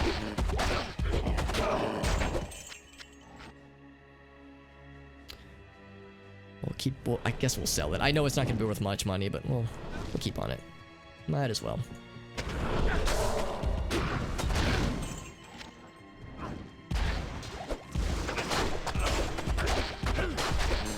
Look at that. Hurl bat. Is it because you hurl it? Is that why it's called a hurl bat? What is this? Yeah, it's a throwing axe. Hurl bat. What an odd name. Oh, that is exciting, JD. Yeah, absolutely. Have you started looking around, or do you have like a, or do you think there might already be an arrangement that you might be able to score somewhere? Like if you have like a family friend or something that's looking for a new owner or something.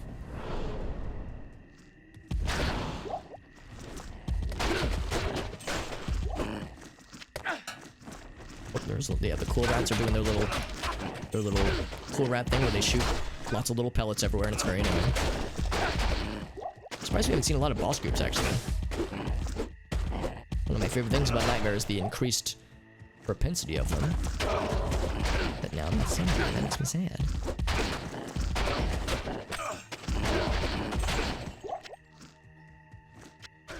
And you hurl it. Yeah, it's just as one would expect. Truth in advertising. Celio Kilwo. Yeah. So threatening, right? Hey, what's up, Mr. Goblin? Yeah, if it's a real secret, yeah, I'd have to keep that on the down low. But if it was a real secret lab, I wouldn't even know about it. It'd be a secret to me as well as the rest of the world. They got rid of one of the original writers for it, that is. Because I watched it quite a bit back in the day, but I don't know if there were like, I'm sure there were seasons, but I probably wouldn't be able to tell the difference between them, honestly.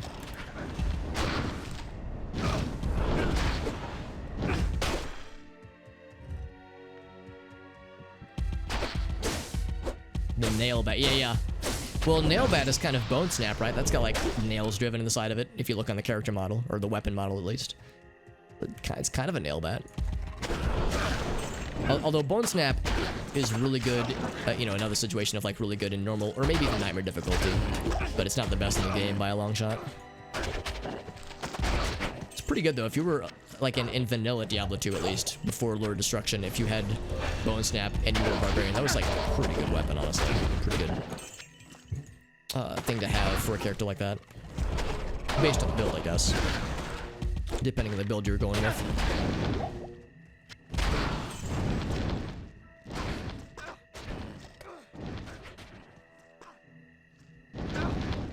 Have an idea for some breeds. Okay, yeah, so still kind of looking. Yeah, that's a joy of the dog hunt is looking to see if you want to check.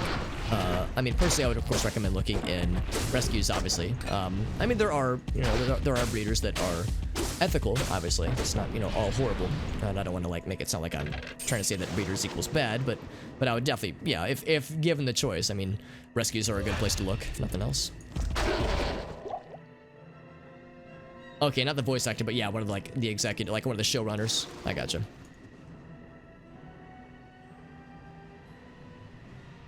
Yeah, I think you're right. I think you're right, Grand Calabash. I think there was some significant rework with Whirlwind in original versus expansion. I don't know what the rework was, but I get the impression that there was a point where Whirlwind was the Diablo 2 barbarian move to use.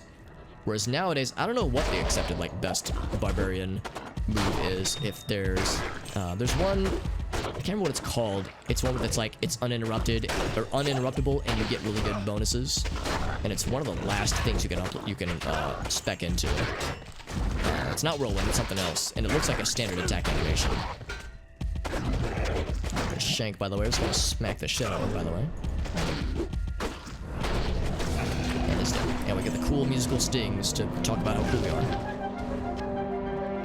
Although that was not a very hard battle, so it sounds much more dramatic than it is.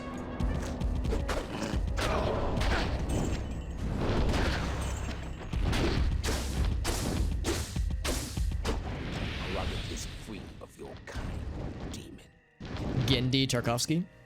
Is that one of the...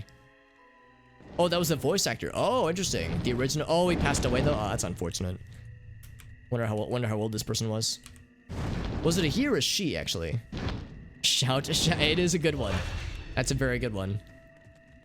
Isn't Shout just the one that, like, increases your, like... Your attacks... Your like, attack... not damage, but... Also, I think that's Death's Sword. We've seen this one before, too. Like, increases, like, attack rating or something. Is it Frenzy? I don't think it's Frenzy. Frenzy is the two-armed one, or the two-handed one, right? Or what am I trying to say? Not two-handed, but dual-wielding. I think the dual-wielding, like, I guess you would need a dual-wielding build. I understand the dual-wielding builds aren't... Well, again, my information is super, super old. I thought it was accepted that dual-wielding builds for barbarians weren't, like, the best. I guess it depends on the equipment, but I thought for a lot of barbarian builds, they would prefer something that was big and two-handed and scary. But again, I'm going off of probably outdated information, so I really don't know what the meta is nowadays. My information's 10 plus years old.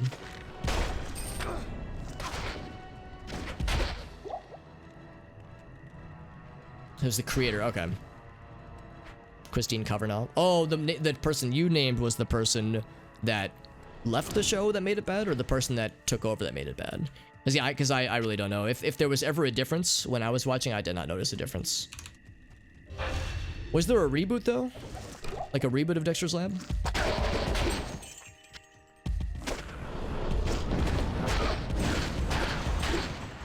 I am overburdened. Overburdened. We have plenty of stash space. I should be utilizing this. So I will. Whoops, whoops, whoops.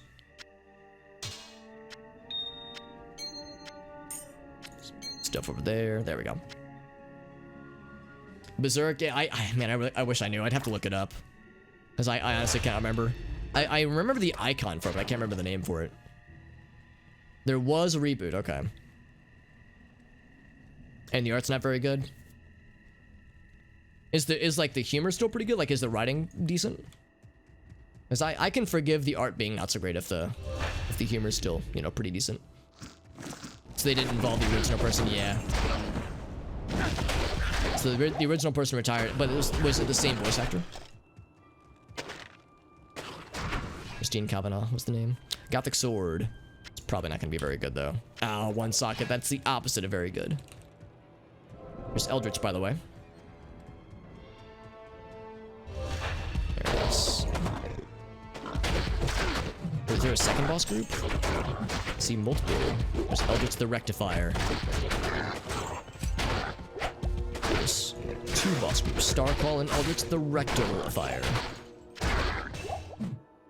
Split Mail. That I can't remember what the Split Mail is. Yeah, the voice actor retired. Yeah, they just didn't bring the original creator back. That's unfortunate. The original art style was good. Yeah, I mean, I like the original art style. It's what I grew up with. It's a very 90s art style, so you know, so I like it, but I don't know if I can say it's like definitively better or worse. But it's, you know, it's what I like. And that's all that matters, right? Let's move this over here. I want to see if we can... There we go. We got more stiff. Full plate mail. There we go. I think what we have right now is probably better than whatever split mail is, but we'll give it a look-see. Burning Dead. How weird that they're immune to poison. Oh. But not fire, what you expect. Bone Bro. Not Bone... Oh, Bone Brow, not Bro. Bone Bro. Bone Bros for life. If they were really fearless, they would have called him Boner Bro, but that's not me. It was just so-so. Yeah.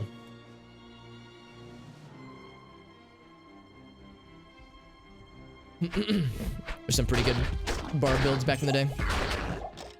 Was Warcry actually a good build though? I mean, I know it's a meme, but I never actually saw anybody ever use Warcry in a way that like could kill things other than like, I guess if you were spamming the shit out of or something like that. Like I never saw Warcry do much damage. I always saw it being like good for like normal difficulty, but after that it kind of dropped off. Teleports around. Was there a barbarian skill that used teleport, or do you mean like if you had whatever rune word allows you to use teleport regardless of your class? Because I know there's a rune word, or maybe it's a set, I can't remember, but there's some super crazy high level Diablo 2 thing that lets you teleport around regardless of your class, your chosen class. Let's just go ahead and teleport, or not teleport, go back to town. Sorry, we have a very full inventory. No, Warcry is hilarious. I'm not convinced that it's like viable for like hell difficulty. It is funny though. It is like a good thing to just walk up and just yell at somebody to death. The singing barb, as we call it.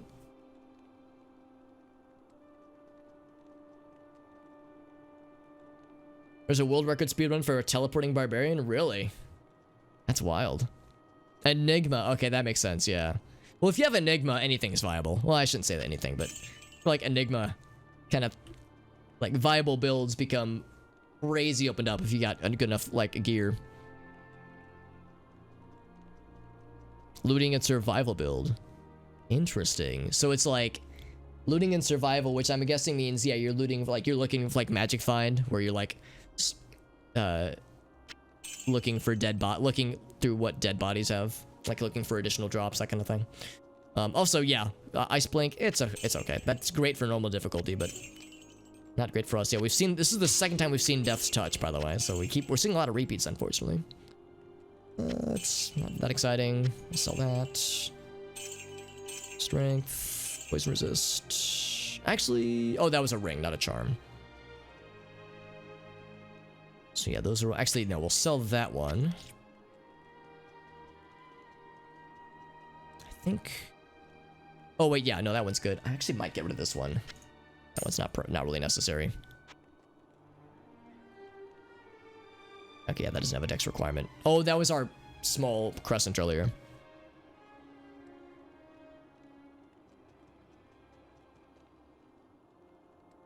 So yeah, so it would be like a dedicated looting and survival build, and then you're waiting on the mercenary to do. Oh, interesting. So you're like buffing up your mercenary versus having like a lot of gear on yourself. That actually makes more sense. Yeah, more like indirect damage, or not indirect damage, but indirect attacks, I guess. Yeah, I would have never guessed that, but that's interesting.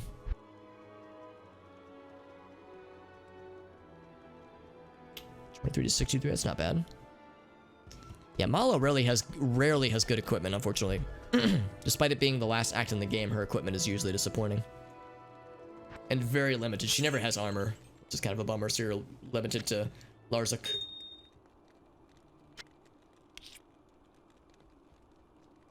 We'll sell those two.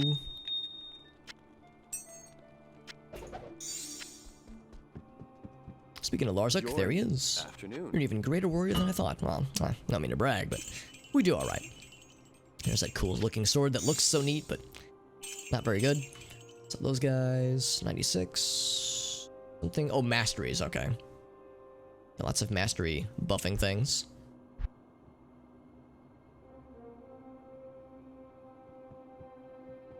Recovery, more life. Yeah, nothing really grabbing me. Did we sell? Yeah, we sold the stuff in the cube. Thank you for joining, by the way, Dolph Crimps. Good to see you. Yeah, we had a couple things in there. We got that taken care of. So we got a lot of open slots here for things we can add in.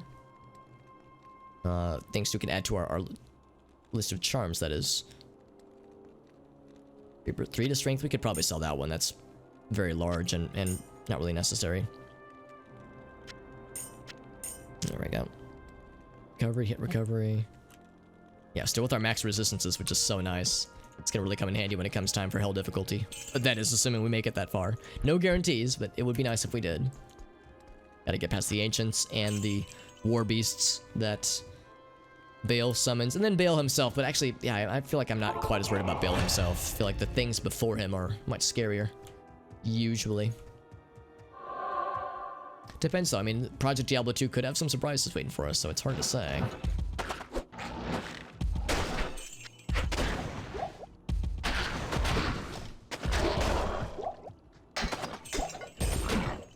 Whenever I see those enemies that are just called Slayers, I'm imagining the Halo voice, what am I, like the announcer guy saying like, Slayer.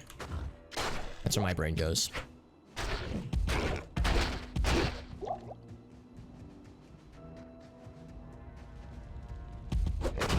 There's another Fancy Schmancy, yeah, Sharptooth. Sharptooth Slayer, another guy that's whipping his buddies up into a frenzy.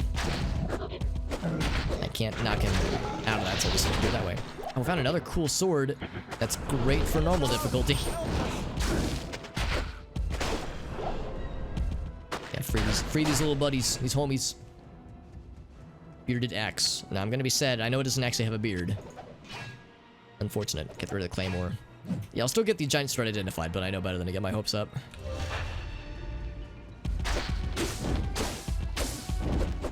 If it's fire enchanted, just walk away.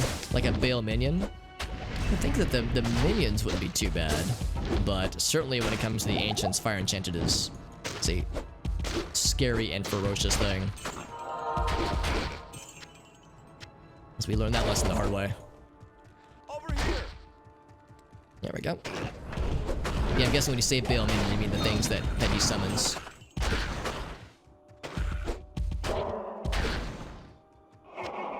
Of course, it's tricky. You have to deal with those guys in some way when it comes to the throne room, because I know you have to deal with the enemies in the throne room before he, like, goes to the next phase.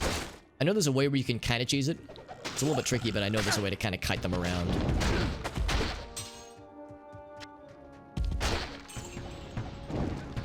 Oops, I'm trying to click the golden. Just clicking all around it.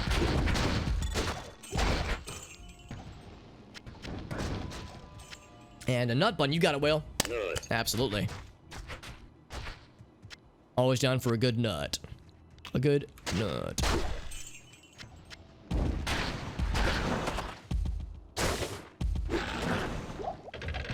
I missed with my attacks with the poison got him, so that'll do it.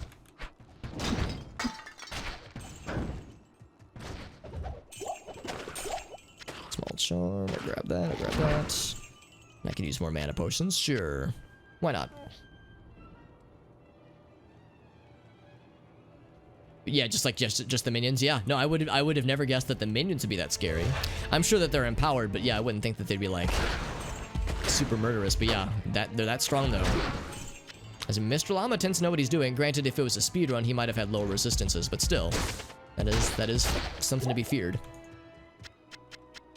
He's usually pretty knowledgeable about not making a character that's too vulnerable. Because yeah, low resistances means you're...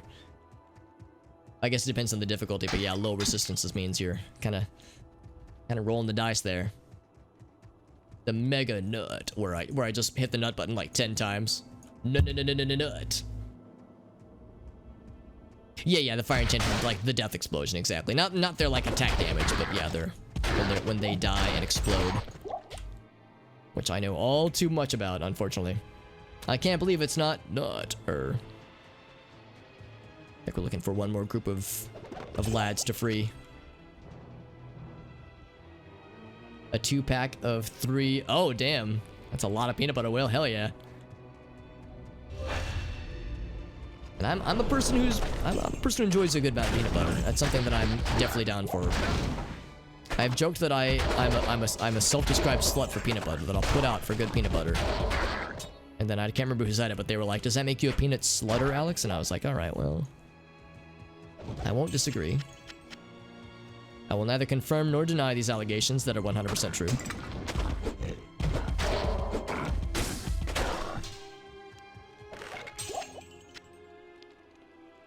Alright, cool. We got our keys replenished. Got our keys key-plenished? Not really. That's a bit of a stretch. Tempted though, yeah. Multi-nut. Yeah, it's like in Unreal Tournament when you get like the weird like audio effects. Like how I went around just to break this door for no reason. If only breaking doors and like walls got you experience. Like, I know it doesn't, but I want to believe.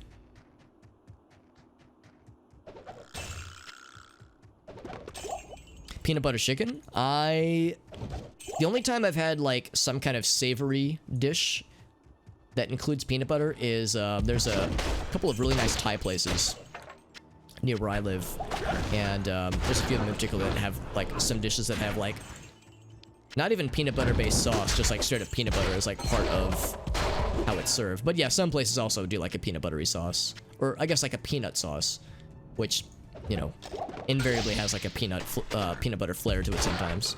Not always though. But I don't know if I've had exactly what you're describing, Grand Calabash, but I'm curious. Also, I remember somebody was telling me that somebody in our chat, it might have been back in it might have been somebody else, was saying that they were surprised that peanut butter and tater tots were an incredible combination. And I was telling Gracie about that just last night actually, and she was like, "Ooh, I don't know, man." She wasn't convinced, but I was like, he said he described it as life-changing. So apparently it's thebomb.com. Next, and I don't get tater tots all that often. In fact, I rarely do. But in the rare occasion when I do, I'll look to see if I have some peanut butter nearby so I can try it out myself. Just breaking shit for no reason, you're goddamn right. Absolutely. Okay, sounds good, Lauren. Thanks for hanging out, my friend. It's always a pleasure. I appreciate kind of the stuff we were sharing earlier about different language, fun facts, and all that kind of jazz. It's interesting stuff, and I enjoy these kinds of conversations. And have a good night, my friend. I appreciate you. Thank you. Good luck and have fun as well with getting to bed. I don't know why luck would be involved. Hope you get good loot when you go to sleep. In your dreams, rather. Hope you get good loot and I hope you get good RNG in your dreams. How's that? Or just I don't know. Stop paying attention to me. I'm a fucking weirdo. Always have been, always will be. Peanut butter is like, yeah, like the peanut base, yeah. So I've had things that are kind of similar, I think. At least kind of similar. Peanut butter on a burger? Yeah, that sounds... I would be down for that. It would be a little weird, but I'd be down to try it. Because I think that's how the peanut butter hash brown thing happened, is because the person that was describing it to me said that they had a burger that had peanut butter on it, and some of it got off, and like he had hash browns as a side, and it just kind of, you know, organically happened that way. Peanut butter on a burger, yeah, I would be down to try it. It sounds a little odd, but I have a feeling I would like it more than I would expect to. It's not too hard to... it's pretty easy to get right. I would say I'm not terribly surprised. I guess it depends on the peanut butter too, because some peanut butter has like a bunch of sugar added. I imagine if you're using like the good stuff, I could see that being very nice. Also, this conversation is predictably making me hungry. Shockingly, talking about food makes me hungry.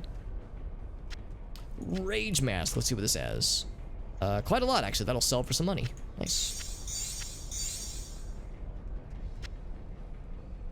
Actually, I'm kind of curious about this guy. Oh, it's awful. Never mind. Get it out of here. Thought I identified that because that's not worth the inventory space it was taking up. This guy's gonna try to shoot arrows at us. Whoop. Stuck in place for a second there. Gonna keep an eye on my buddy's health bar, as well as my own health bar, but also my buddy's. But I don't get so I don't get alivened.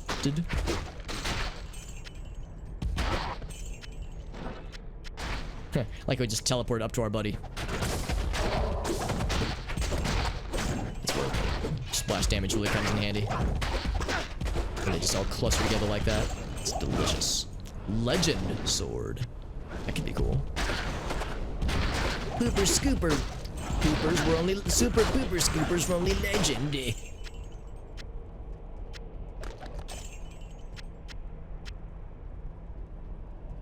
Our guy lost quite a lot of health there, but he's a homie, so he pulled through.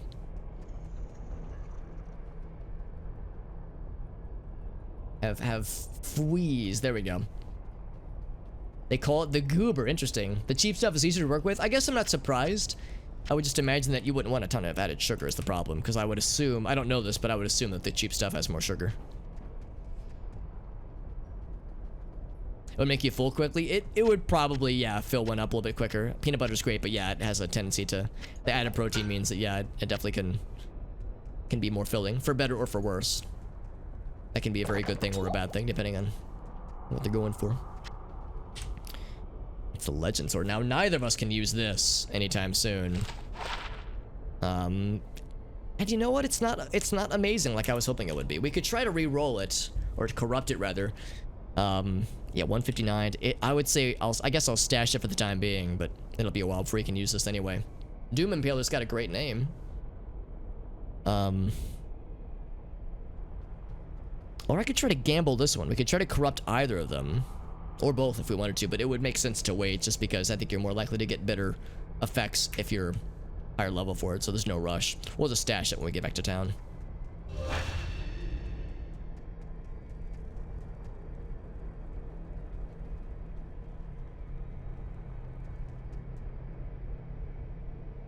Helps to keep the consistency, like the thickness. That sounds kind of nice. Yeah, I would definitely be down to try it. Or maybe, or unless I already have tried it, unless what I'm thinking is like the peanut-based sauce, unless I've already had this myself. Although I've never made it myself. Only had it at restaurants and that kind of thing. Like Thai restaurants, that kind of stuff.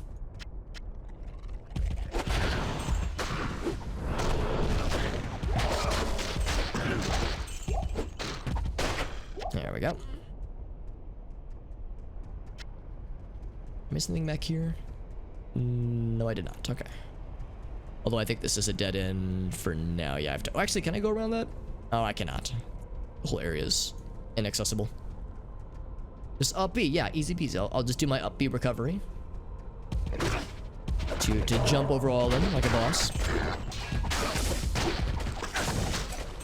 Hopefully they won't ledge guard me. Gauntlets. I think that's Sigons, actually. Or Saigons. I'm not exactly sure. Barrel axe, like we've seen one of these already. It's a 3-socketed one, though. So we could Crescent Moonify that one. God, that strength requirement, the 196, good fucking lord. That is spicy.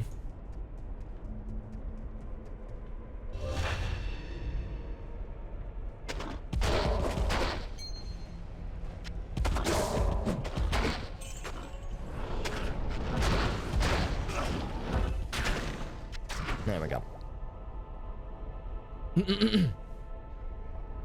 Being filling versus being high in calories are not quite as related. Oh yeah, agreed. There are definitely some snack foods. Oh wow, Ghost Armor, wow. Some snack food things that I've seen that have like surprisingly high calorie counts and are not filling in the slightest. So yeah, kind of a bummer that that's how it is. But yeah, that is very true that it would be nice if those two things were more tightly related, closely related rather, but yeah, it's sadly not the case. A lot of stuff here which I'm kind of curious about, so, or of course our inventory is very full. I will take, I'll take that topaz with me. Oh, that last slot.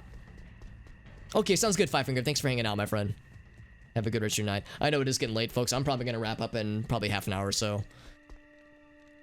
Or if there's like a convenient milestone we can reach, we'll probably wrap that up. Where's Kane? Oh, he's up this top of the stairs. That's right.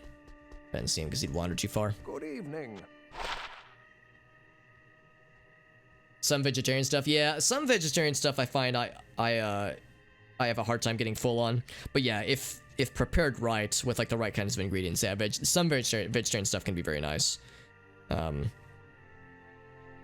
yeah, some people, I wouldn't say they're inaccurate in thinking this, but yeah, some people are just sometimes dismiss some vegetarian meals as being like, yeah, just it won't fill you up as much, versus, you know, the more meaty options. But yeah, there are some that do a pretty good job, I would say, at least in my limited experience. And yes, there's the weapon that was the giant sword. Again, this is another great example. This is incredible for normal difficulty, but it's awful by the stage in the game, so we'll sell it. Clasped orb. Oh, this has nothing on it. That's not so good. So there's guns. So I'm curious to see what benefits we get from this. We'll stash that. That's not very good. Ghost armor, +1 to all skills. Wow, that's really good. Casting rates. This is a casting armor. It's pretty neat. Impossible. Oops. Where's resist? Obviously, I'm not gonna wear it just because this really wouldn't do much for us. It might do something for our mercenary. It would make his might aura stronger, which would make our stuff better. We would lose a lot of resistances. Not a ton though, just a little bit. We lose a lot of defense, about 100 defense. And some life, although he already has a lot of hit points anyway, right? Yeah, he already has a lot, so that's not a huge issue. Yeah, I don't know. I might have him stick with that for a bit. Just because the +1 to all skills is really nice. The casting rate obviously doesn't matter. Yeah, there is a lot of science behind it, JD, you're right. Yeah, it's pretty impressive. Complete proteins versus incomplete protein. Yeah, that's a really good point too. Yeah, there's probably a lot more to it than I would ever imagine, honestly. I mean, there are people that go to college and get full degrees about that kind of stuff.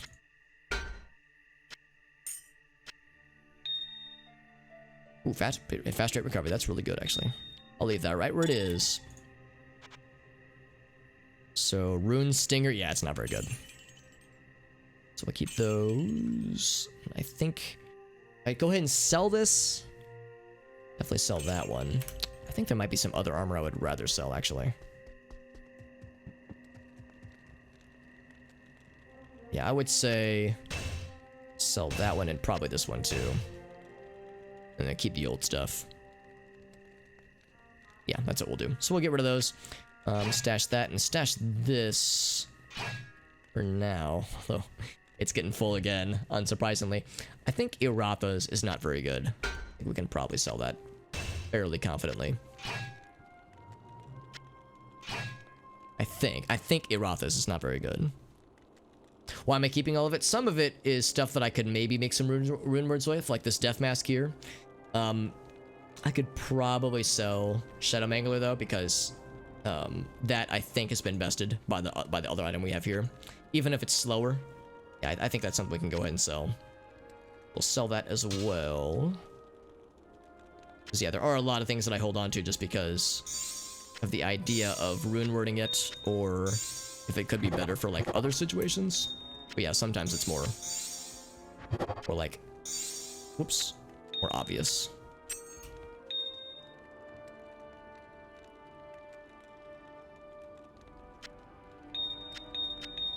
There we go. Those guys.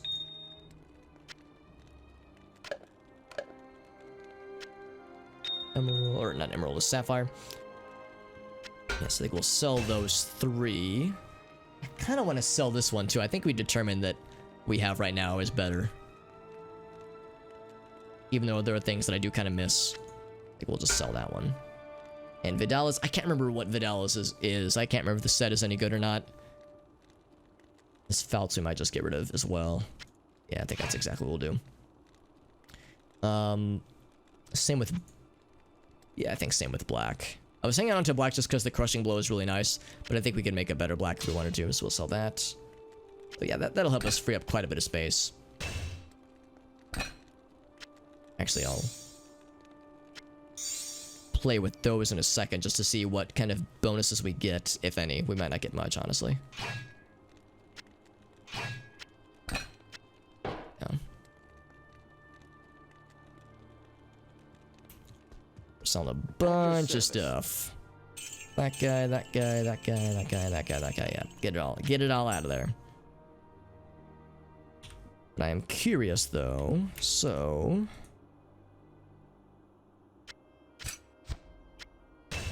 with all that together, we get, wow, really good attack speed, more defense,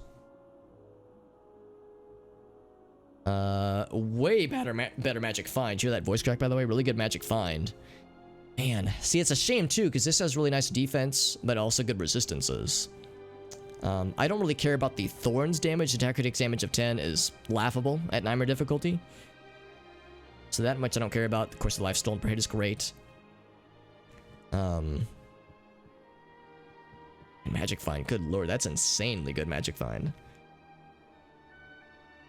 But of course, the defense, 437 versus 570 is not insignificant. And also, again, the resistances, you know, the resistances definitely take a significant downturn.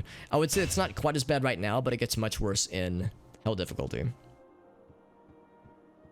I don't know, I wonder if I'm doing myself a disservice by considering to hold out for Sigons if it's just not going to be viable for hell difficulty. Man, that attack speed is really impressive. Attack speed doesn't matter as much to us with this build, but it is really nice. Very nice, and that life stolen per hit makes me weak. That's so good. The attack rating I don't really care about as much. Complete steal. Yeah, I've never actually made a full Sigons build before. I think we'll keep both of these for now. Also, Sanders is well, the entire set is not very good, but the boots or the gloves are pretty good though. Again, attack speed and whatnot, that's pretty nice.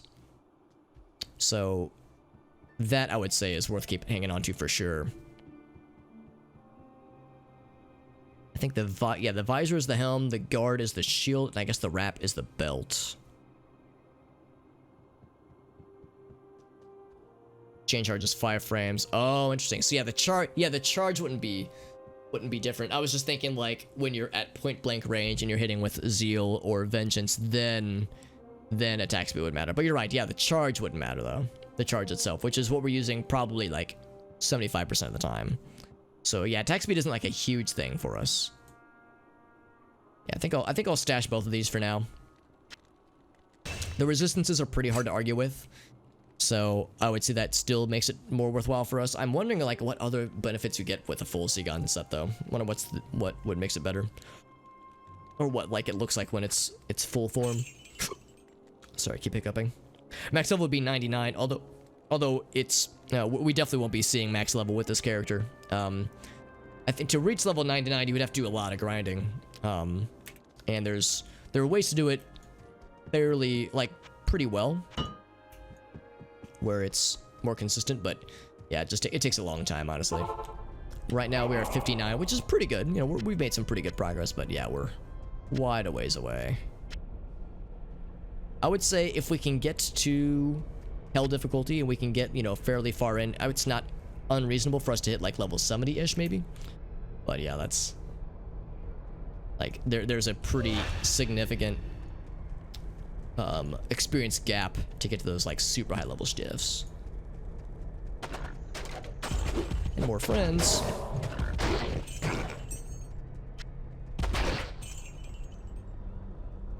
Yeah, certainly not with this character. I mean, some people do though. Some people, I guess that's what the ladder is all about, is trying to get to level 99 as fast as possible. And some people love that stuff. I mean, bail runs and whatnot is a great way to do that. Certainly for getting experience and also for getting, you know, item drops and whatnot. Equipment drops. Because I think Bale has the best expectations for things that he can drop as well as just good experience. I think the Bale fight itself doesn't have great experience, but like the throne room, it's like as a whole has a lot. So yeah, for people that are trying to like shotgun to level 99, that's like I would say if you can find an experience shrine in like Act 1 and then hop over to Act 5 and get to Bale quickly, then that's a pretty sweet way to do it.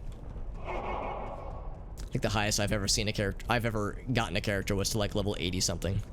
And that was with some grinding, but not a ton. A lot of cow levels, a lot of that kind of stuff. Oh, I never actually did, I never did normal difficulty cow level, did I?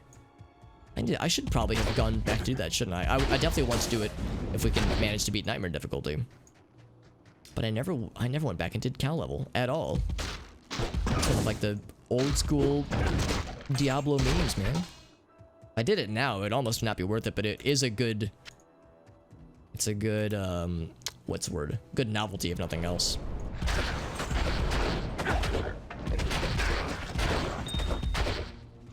Well, let's do this.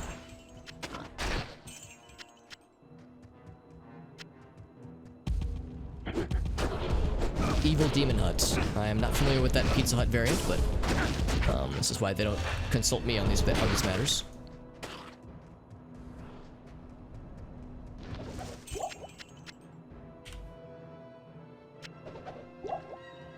I'm holding on to this guy. I don't think it's going to be very good, but there's a chance that it could be that, and that's enough for me to give me hope. Not a lot of hope, but some amount of hope. Some amount of pope. A lot of skeleton friends. Good thing we got max fire resist.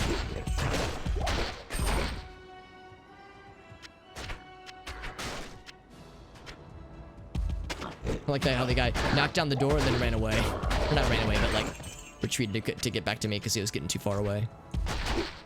My barbarian has separation anxiety.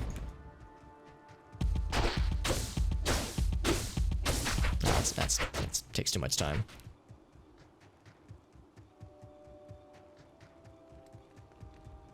Or like find it. There we go. We're trying to wait to break in.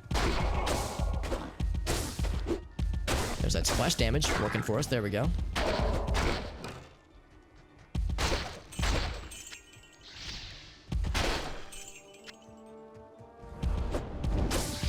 Break down their door.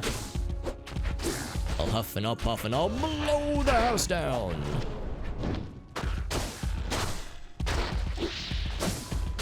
I'm just killing things on the other side of this wall without even having seen them.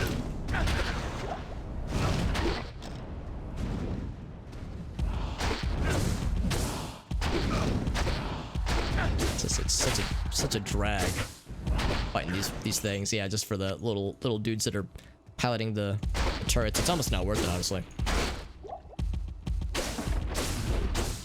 Catapults aren't quite as bad. Like how the catapult dropped an antidote potion after poisoning both of us.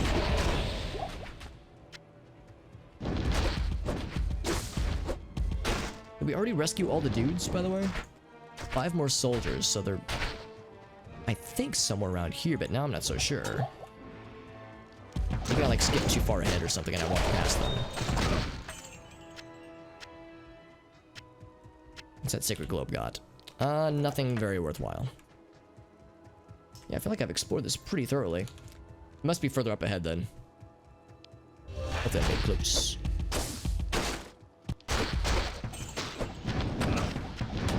Ooh, that's a lot of gold and a lot of fire. Also a lot of me not having mana. I was gonna say I'm looking for more mana potions to drop.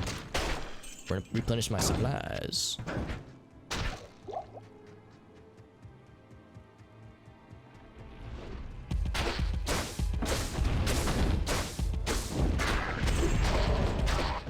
There we go.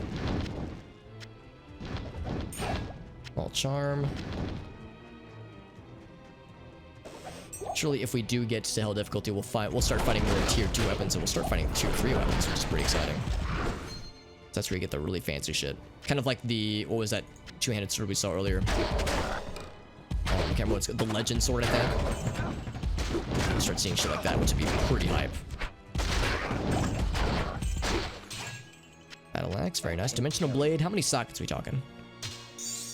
2 sockets. That's not enough. Whoops, and then I didn't mean to immediately pick it back up. That's pretty good.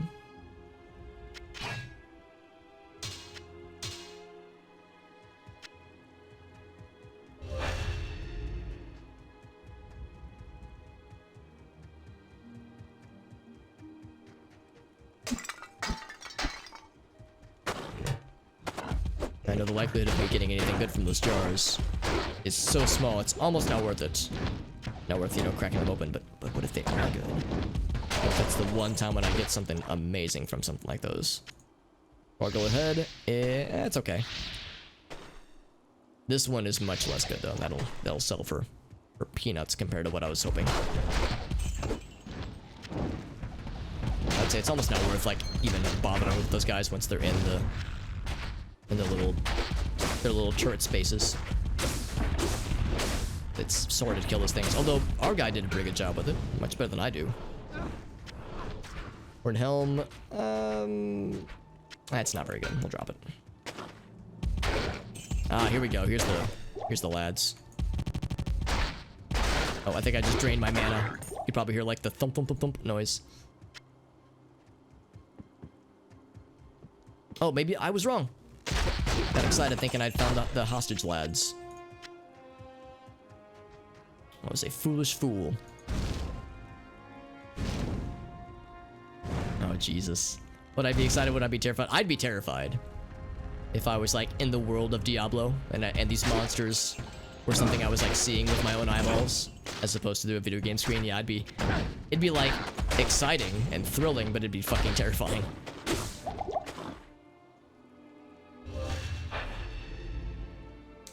Would it hinder my ability to finish the game? I like to think my game knowledge, my gamer knowledge rather, would assist me. But also it's like if I'm like in the game world and it's up to me to swing my blade and to, you know, dodge enemy attacks, it would be, you know, it's a lot.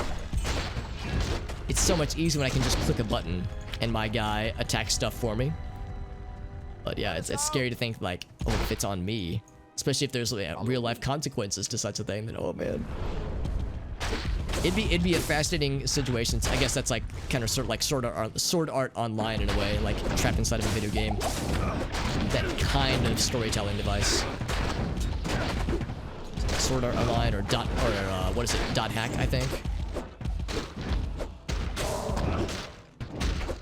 Actually, maybe dot hack is kind of different. Maybe that's not quite a good comparison, but something similar.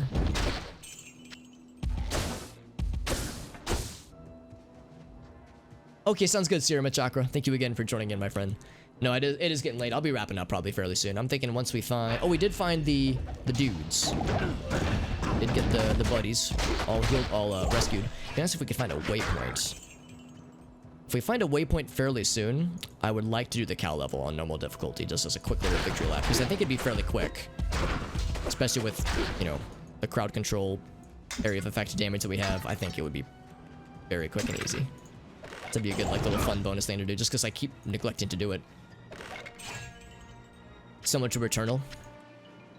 Like somebody was telling me about Returnal recently. I feel like that name is familiar. The main character does not like it. Yeah, I guess it depends on the game universe. If it was something like whimsy and fun like Mario, then I'd be more receptive. But something scary like Diablo, as thrilling as it would be, and I guess like it'd be cool to be fighting things that are like slow and easy to kill, like zombies, I guess, or I guess like these skeletons. I guess that's the thing, like, you know, when they hit you with attacks in this game, does it like bounce off your armor or does it like stick in like it would in real life? Because if my like video game Alex would have hit points and a standard attack doesn't immediately chop my head off, but you know, it just does a little bit of damage, and I can like immediately drink a potion to like heal myself. And it's like instantaneous, well, relatively instantaneous like it is in this game. Like, I guess that makes it less scary. I'm just thinking like how intense it would be. Let's think about like VR. There's a game that I've yet to play but looks amazing called Sword and Sorcery. It's like a VR sword fighting game. Well, not just sword fighting, but like melee weapons. and bows and arrows and magic, but it's a VR like fighting game where you're like it's like medieval combat plus magic, so Dungeons and Dragons style of combat, and it looks really freaking cool, and it's apparently delightfully fun, and of course it's still very much in development, so it's like maybe it would be something like that where it's like it's more like thrilling than anything. But again, the real life consequences, that's the hardest core. If you die in the game, you die in real life. It's like, damn son, shit's intense. Ethrune, Lucina, sounds like I know I've made this joke before, but it sounds like a world from Star Fox 64. Hey, more mana potions. Hey, more mana potions. Now we're talking. Now we are talking. Yeah, what if, like, the game allows you to feel pain? Because if it's just, you know, watching the numbers go down, then it's not too bad. But yeah, if I'm feeling excruciating pain, like, you know, if I get hit once and it takes 600 hit points out of my health bar, that means that I am 1/7 alive. So yeah, like, the pain of feeling like something that came 6/7 close to killing me is, I imagine doesn't feel very nice. So yeah, that would be awful, actually. What's this? Oh, it's the punching. Yeah, it's not very good. Oh, it's the PS5 one. That's right. Yeah, I have seen it. Yeah, I've watched other people play it. It looks pretty cool, but yeah, it's exclusive, obviously. Has some bullet hell inspired combat. Yeah, it looks pretty intense, honestly. It depends on like how confident you are in the game, in the game in question, that is. Because yeah, in this game, yeah, it's pretty scary shit. There's only so many ways to like dodge or block attacks. But yeah, maybe in others it'd be more palpable.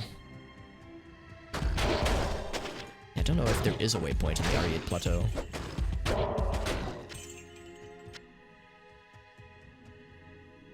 You can monitor, yeah, as long as you can like see how dire things are. Yeah, with stats, health bars, that kind of thing. Same with bad guys. You smack an enemy in the face with all of your might, and it does, whoops, and it does, you know, peanuts for damage. Then it's like, oh, I'm in danger. I'm endangered. Dragon shield, that sounds neat. I think that's the tier 3 kite shield, maybe tier 2.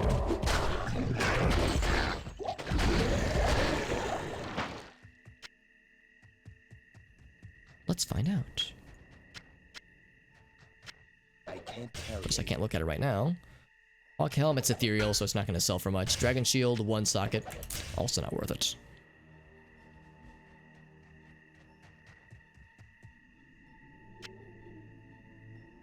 Would I be able to handle the pain? Well, I mean, yeah, I guess it's hard to imagine what that would feel like to come that close to like having something kill you and then drinking a potion to heal it or something like that. It's an interesting question. I mean, I don't have a super high pain tolerance. I'd like to think my pain tolerance isn't like uniquely low, but it's certainly not very high. So like, and of course there's like the actual tolerance. Like, could you just straight up pass out from the pain? Even if it doesn't kill you, if it, you know, renders you useless, renders you vulnerable, then that's, yeah, something to be considered, absolutely.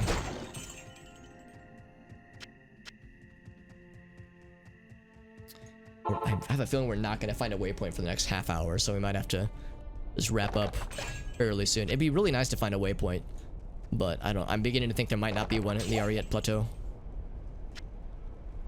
What about bugs and glitches?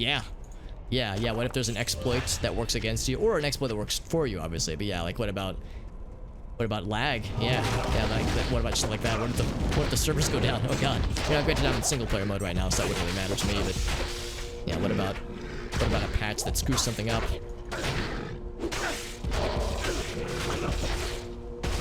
Sincrawler the Slayer, he's dead. Swirling Crystal. Oh, we're getting some rejuice, some full rejuice.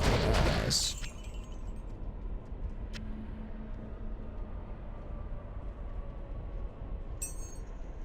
So, we'll make room for some of these puppies.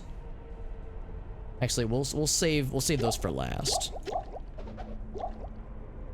When things get real scary. I can't carry anymore.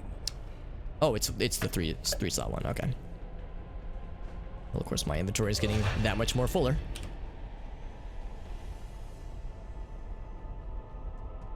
Oh yeah, what if someone's using the RTC? Yeah, doing corruptions. Oh shit. Yeah, some of the corruptions that we happened upon in when we were doing corruptions and whatnot were did not look very pleasant. Also, only one socket. So yeah, would not be very fun to experience firsthand. Having like my face get stretched across the screen, or my like joints bent out of shape doesn't sound very pleasant, honestly.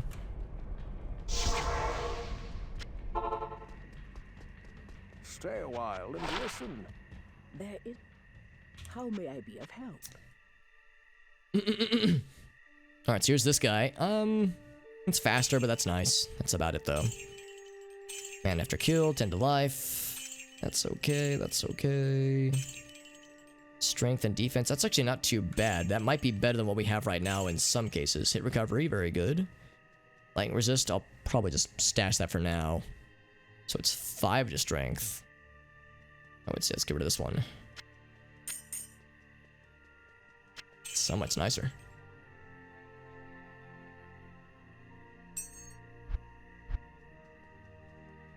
And then of course no armor. Yeah, so yeah, Mala really is holding out on us, man. She really has good stuff. Oh god, Mario Chaos Edition. Yeah, but if you have, as long as you have unlimited lives, it would take a million years, but at least it would be hopefully relatively doable. Gotta sell that guy as well. Stash that for now.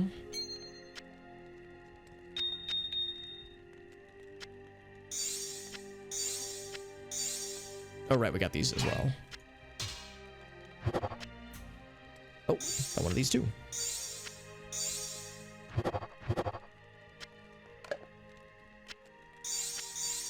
And a new perfect skull. Look at that. So we'll sell that guy. That's not very good. Here's the battle axe. It's great for barbarians at a very basic level, but that's about it. So we'll sell all these things. 11 to strength is pretty good. Quite a lot. 13 F runes, by the way. My goodness. Yeah, it would be excruciating, yeah. Physically, but also mentally. Probably very, very, very draining. Any cool swords? Any cool things? Murdering implements? Amplified damage. Oh wow, that's pretty nice. Level 15 amplified damage on striking. Good lord, that's pretty nice. So if we're gonna start seeing more of those kinds of things, then that's pretty cool, actually. Very cool. There's a ornate plate. I haven't seen very many of those. So it'll be a while before... Actually, not that long before we could equip them, but it'll be a while before our mercenary friend can. 159, he's got a ways to go. Not that long of a ways, but a ways.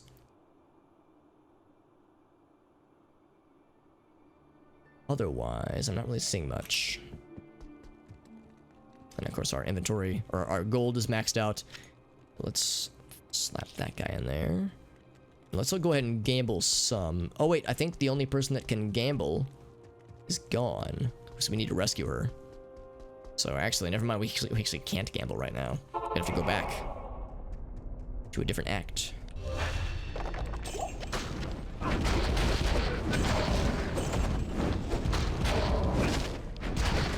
That guy ran real far, didn't he? Holy shit. I think I was hooking it.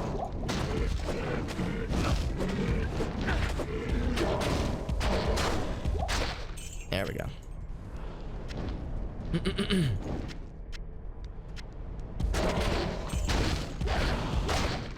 Also, this is mostly familiar enemies. We're mostly seeing Act 2 and Act 5, or 4 enemies. With some smattering of, like, actual Act 5 lads. Not a ton. Yeah, that'll sell for some monies. That's pretty good.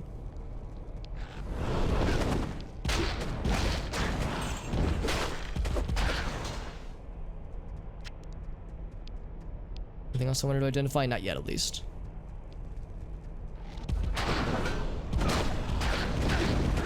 Of course, these guys can just teleport to and fro if we let them.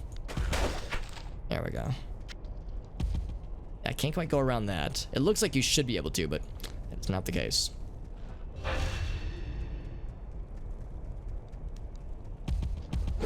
Oh god. It's a big cluster of lads. And one little hobbit man. versus several buddies. Of course, still got our barbarian friends. He's doing a good job.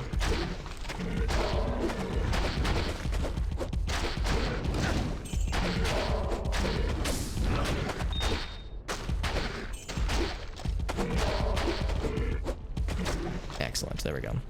Oh, we're looking for more emeralds for a long time now. We finally found one.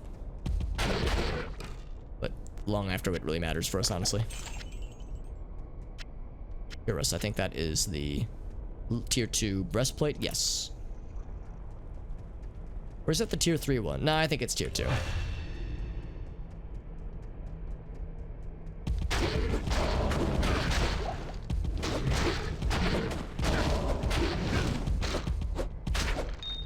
Another emerald. Like how that guy just teleported away. It's not worth going all the way around for that one guy, so it's like we'll let him live for now.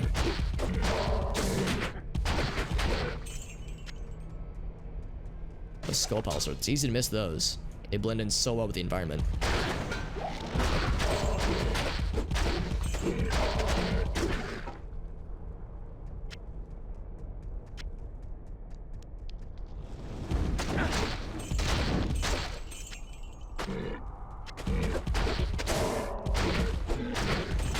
Kind of a bummer when they're all like stacked up against each other, because then you can't do the knockback trick, like where you just juggle them like we've been doing.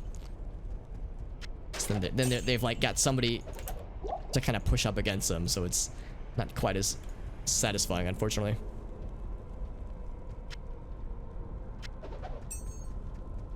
I wonder if we're getting close to the end. Ah, there it is. There it is, the end. Executioner sword. 2 sockets. Yeah, it's not gonna do it. Not quite gonna do it.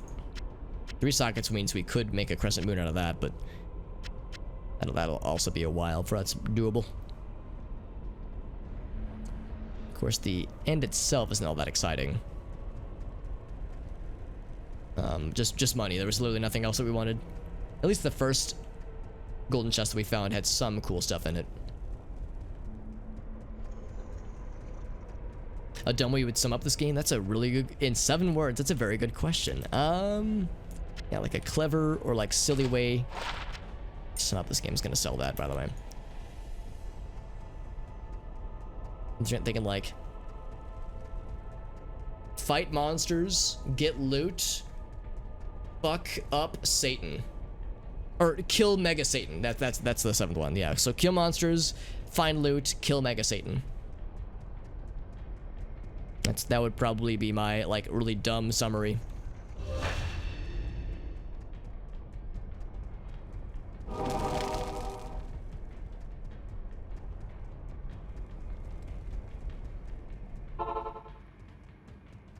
I'm trying to think of, like, what about, like, so how many, let's see, so stay a while and listen.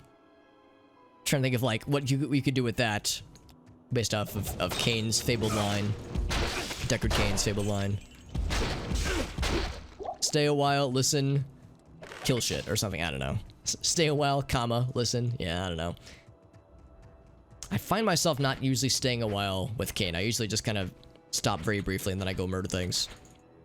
So I don't really heed his advice that often. I'm kind of, for a lot of us, we tend to just kind of bounce around with this game.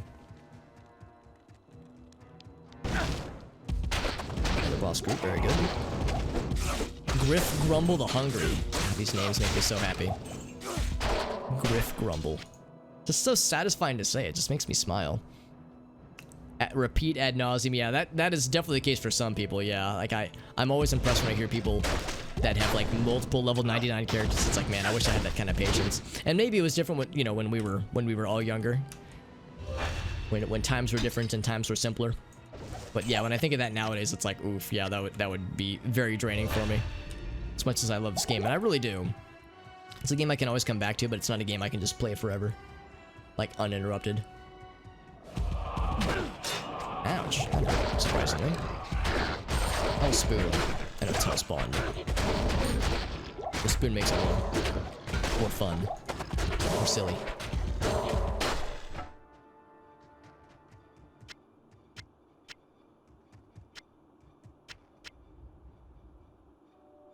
That'll actually sell for quite a bit. That's pretty good, actually. I'm sad about the lack of waypoint. I was really hoping we would be able to find one. But I don't know if there is one in the Grand and not R8. Ouch.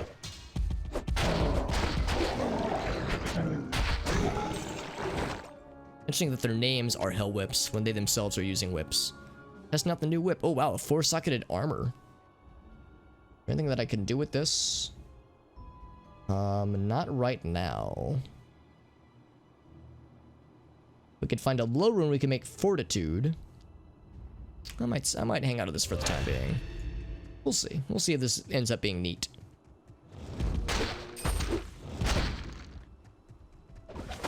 What champion whip? Testing out the new whip. Popping like a big old multicolored balloon. Flesh balloon. Ooh, for RimWorld, that is a very good question. Survive on planet, maybe commit war crimes. There it is. Survive on planet, maybe commit war crimes. I understand that is one of those games where, for some people, their worst or most entertaining properties are brought out to their worst extremes. I like to think I'm like I tell myself I'm a fairly even-keeled individual and that I don't immediately go for war crimes. I think about them sometimes in RimWorld, but, you know. Oh, here's the waypoint, nice. It does exist. But yeah, I mean, I have heard of some pretty atrocious things being done in RimWorld, man. Some, like, hilarious things, but some, like, oh. Good afternoon. Some things that sound rough. Gotta quickly reach our maximum gold amounts. 4 to life, that's actually pretty good. Oh, there it is. Yep, we reached our maximum amount, and we can't gamble because there's nobody that can take our stiff. Nobody can take our money to gamble. Because it would be Neil, in fact, but he absconded after he captured what's her face, Mala's daughter. Describe what is happening in Cringe. What do you call a brothel in RimWorld? Rimtown? I don't know. Cruelty, cannibalism, workout. Yes, all the above. The answer, of course, is all the above.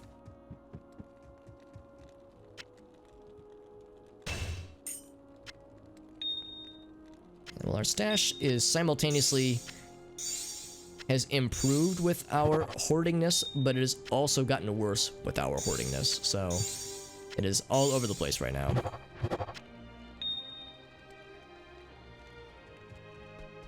I know the max gold you can carry is based on your level, but unfortunately the max gold that is in your stash is like a flat amount. It does not take long to max out, sadly. Like in vanilla Diablo 2, that was not the case, but I can't remember.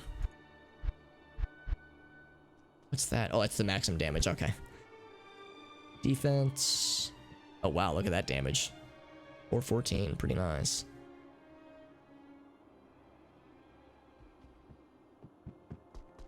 Now, what we can do is gamble here for a spell. What do you need? And just get rid of some shit.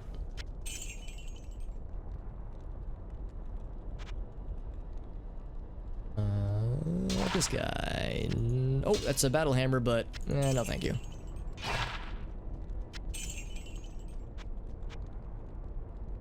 Here we go. Like, that's a great way to just delete your money. Gambling things like ancient armor.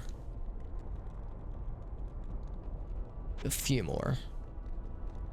Circlets. Circlets can be nice. They, like, you can get really cool stuff with circlets. They're fairly uncommon, but they do exist.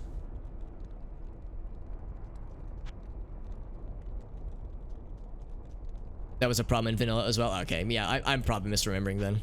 I thought the max would increase as you level, but yeah, I'm probably misremembering. All right, cool. So that is more than enough. It's always worth trying. Let's grab the gold we couldn't carry earlier. How's about this? So it is now 1 a.m. I'm going to we'll do a quick normal cow run, and then that'll be it for the night. It's a quick little finisher. I think it should be fairly quick because cow level is usually like a fairly not terribly difficult affair, but it'll be extra fast since we're level fucking 60 right now. Holy shit. Level 60 doing normal cows? What the hell are we doing with our lives, man? Oh, we'll be fast. And, oh, it reset the... That's not good, it reset... Oh, here it is. I was gonna say it reset our map. Also, this is kind of nice. I just have to stand near people, and they'll just auto-die, because we have the cold damage. So yeah, they're just falling at our knees. I will go ahead and grab the gold, though, because I was about to say, like, nothing they drop could be useful for us, but it's like, oh, well, the gold, though. I just have to stand here and exist, and they'll just auto-pop.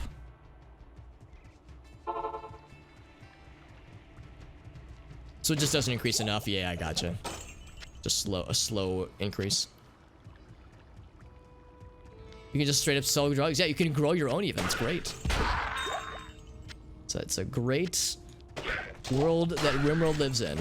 Although I wouldn't want to live into it because it sounds awful, especially with the mods that I'm adding. Because the mods that I'll be playing with when I do my RimWorld adventure coming up soon will have a lot new monsters added in, a lot new like bad guys. That is new events that can take place, like new environmental things. So it's gonna get weird. It's gonna get very weird. Very fun, but very weird. Alright, so extra gold that I don't need. Edward's leg. Great. By ourselves, it's a tome of, I think, teleport, if I recall correctly. Bloop. And bloop. I wonder if people would discover this organically, or if there was something... maybe there was like a player's guide that spelled it out. Yeah, and unsurprisingly, we're able to just power through these guys. I mean, they could drop something that's good. They could drop, like, runes for us, which could be useful. But I'm not going to expect much. I'm not going to expect much experience either. Level 60, like, we are crazy overpowered.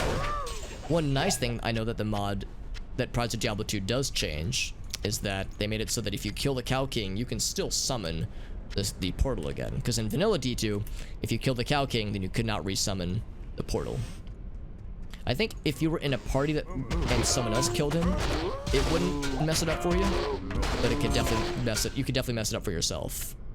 In fact, we just killed him, and for some reason you dropped a bunch of stamina potions. Not sure what that's about.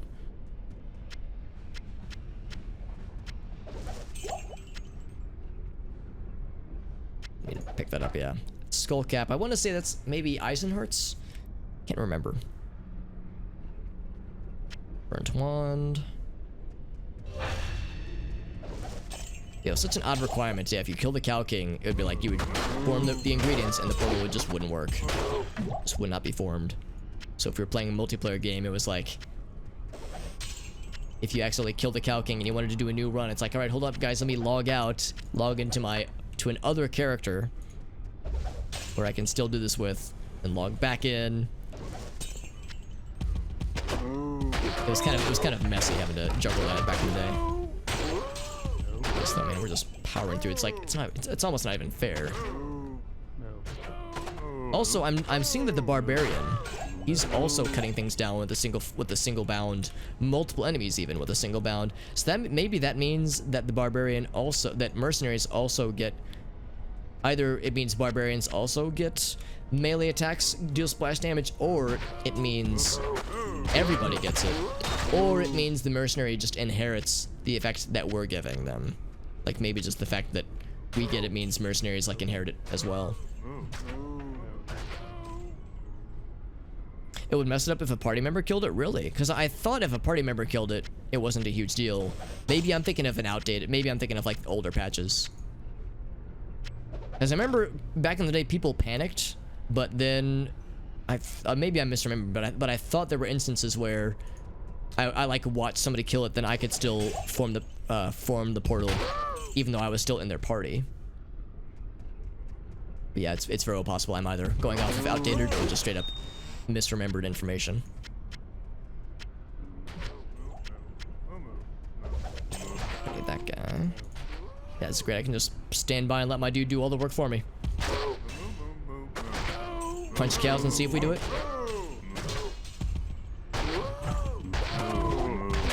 Looks like we do not. Yeah, so it's not like inherently for everything. It's based on equipment. That also makes sense because wands don't have it. Wands do not have splash damage. Also, I do like that we're pretty much able to single-handedly, with a single punch, kill hell bovines. One punch paladin, man.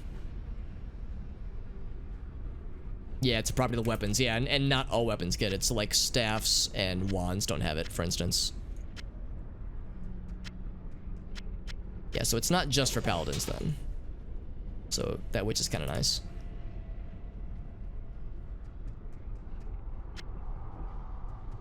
Last orb, we'll find out if it's any good. You can pretty much just stand here and let the cold damage do it for me. So yeah, I really don't even have to be that involved with this. Or runes, though, that's kind of nice.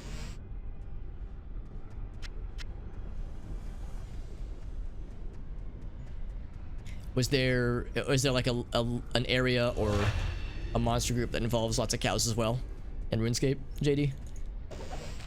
Because I never played RuneScape back in the day, and of course when I think cows in a video game, I think Diablo 2, but it wouldn't shock me if other games had either a similar cow level kind of deal, or if or just something else entirely. Well, that'll suffer a bit.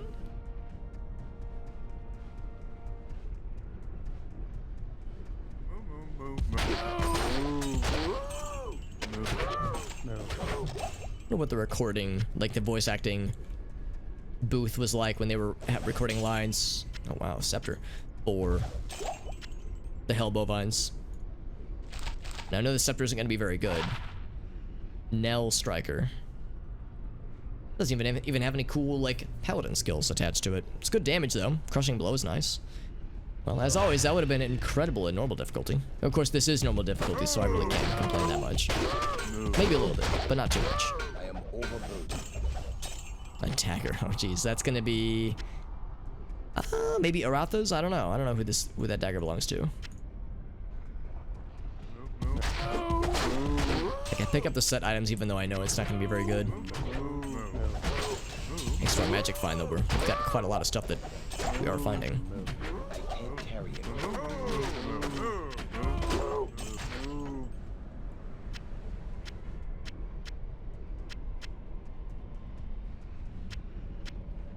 Anything else here? Not particularly.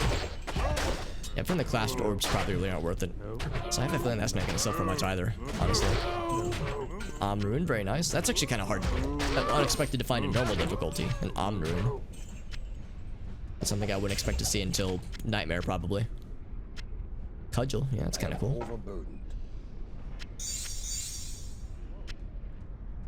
So, like, you do get some tier 2 stuff. Not a ton, but a little bit. I can't carry anymore. Demon Head's okay.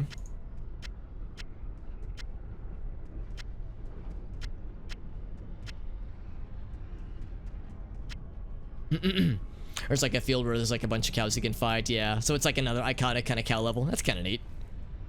I was gonna say I'm looking for the key. There we go.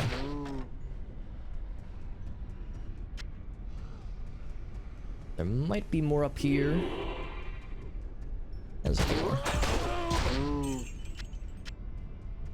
I didn't even think to look to see how much experience we had before we started.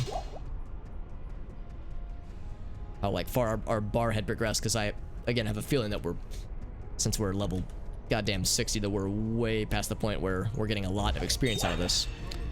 But if you were to do this at a level that is more appropriate, then yeah, you can actually get some pretty good experience from it. Back in the day, in vanilla Diablo 2, this was a great way to farm experience and also farm gear findings, but yeah, definitely experience. There's one thing that was frustrating is if you were playing online, inevitably, especially if somebody was new to the game, or new to the cow level, or if they were just wanting to be a troll, they would herd the cattle, they would herd the cows, and intentionally like drag them in front of the portal. That way if somebody like tries to enter the cow level, they just immediately get swarmed and probably die. So you get into that situation where the cow level is just impassable, or unenterable rather, because there's like a ton of cows blocking the entrance. There's just nowhere to go, nowhere to hide to avoid them. That was always a frustrating spot to be in. I remember there was one instance where this happened in, I think, normal difficulty. And I think what I ended up doing was that I was playing as a paladin, and I had put a few levels into thorns at the time. So what I did is I just used, of course this was not a hardcore character obviously, so I just equipped thorns and just sent myself into the portal over and over and over again until and the cows would just keep hitting me and would deal damage to themselves thanks to thorns, and it eventually killed enough of them after like 10 plus deaths where enough cows had died where we were able to, you know, get to our bodies and reclaim our equipment and continue again. If I recall correctly, I actually managed to level up this way once as well. Granted, it was normal difficulty, so you don't lose any experience on death, but just money. But still, that was like just the kind of wild shit you would see in this game back in the day, man. Shit was wild. I think I'm actually gonna drop. Actually, what's this? Oh, it's a saber. Yeah, it could be okay. I think I know better than to expect much, though.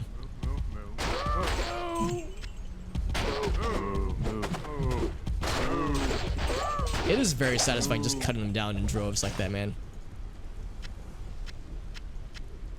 Even though we are probably 30 levels higher than the game would expect us to be. So to say we are overpowered is an understatement. Over-leveled, at least.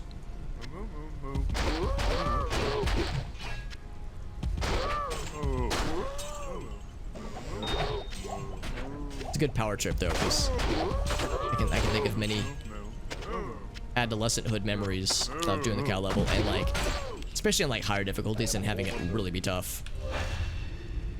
If you were a sorceress or barbarian, it was a little bit easier, because sorceress, of course, had frozen orb, barbarians had whirlwind, and a few other good like crowd control moves.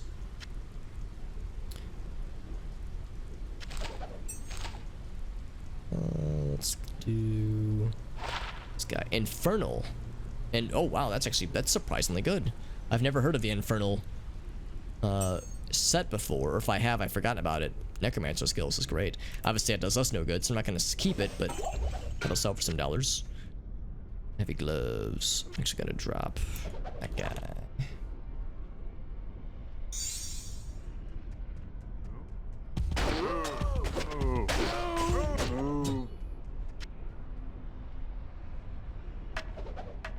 Yeah, that'll sell for a bit.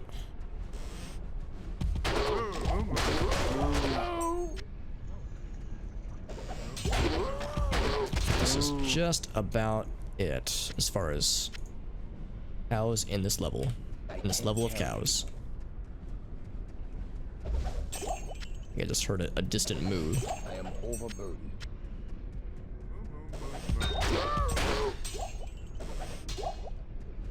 I can't carry anymore. all these locked chests.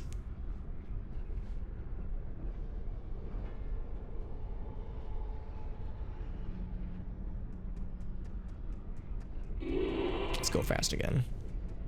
I think that's pretty much it. Lots of containers to open.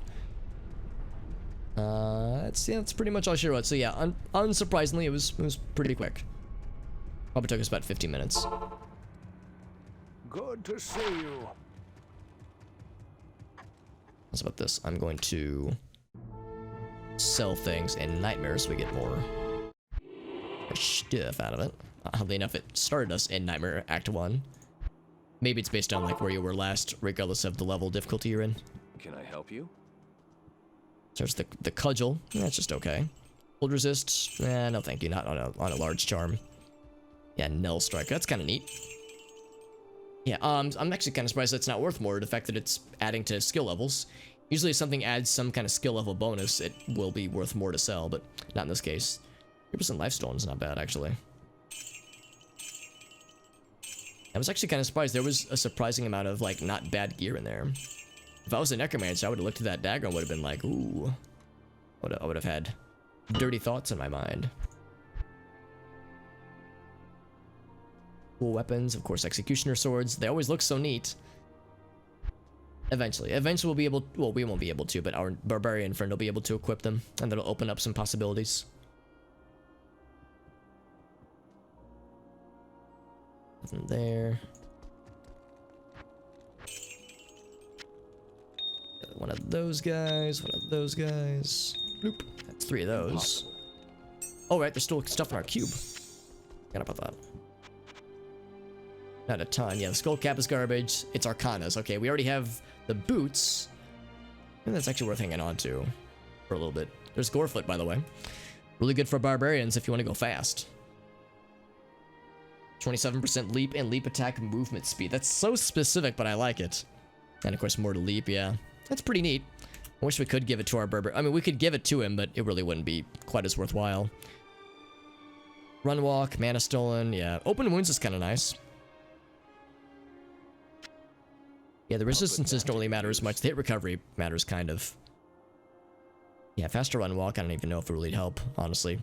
Open wounds is pretty cool, though. Yeah, probably not. I think we'll eventually be replacing his boots, though. If the right things are going. So for Arcanas, I'm kind of curious. The set bonuses. Not that I would use it, because I think the stuff we have right now is better across the board. I'm just curious, like, what Arcanas is like meant for. The name sounds sorceress-esque, but I don't know if that's grounded in reality at all. But there we go. We get the full cascading of gems.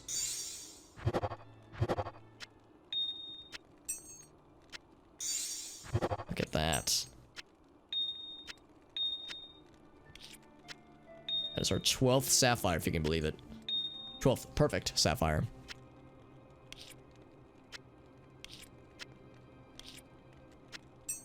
Okay, so yeah, so with both of these equipped, the bonus is...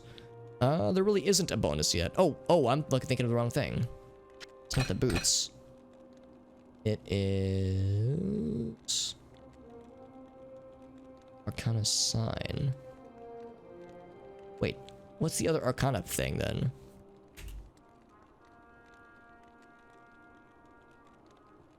So, apparently there's another Arcana thing that I have. I have Arcana's head, but where's the sign? Oh, is it the...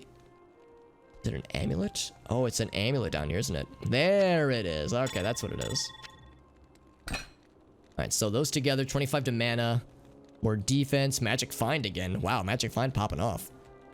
So you can get a really wild combination of magic find stuff. The defense goes crazy on that guy, by the way.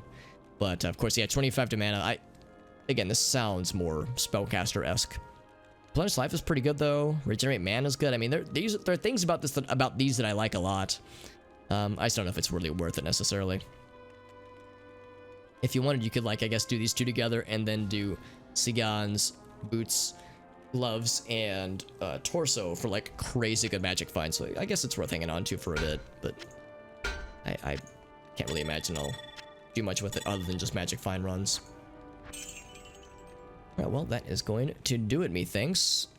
I think that will do the trick. All repaired up. Yes, sir. Alright. Well, that is it for the night, my friends. We actually, I feel like we did pretty well tonight. We managed to knock out all of Act 4, and probably the first third, maybe fourth of Act 5, Nightmare, of course, which means at the rate we're going, we might get close to the Ancients with the next stream, but we'll see. No guarantees.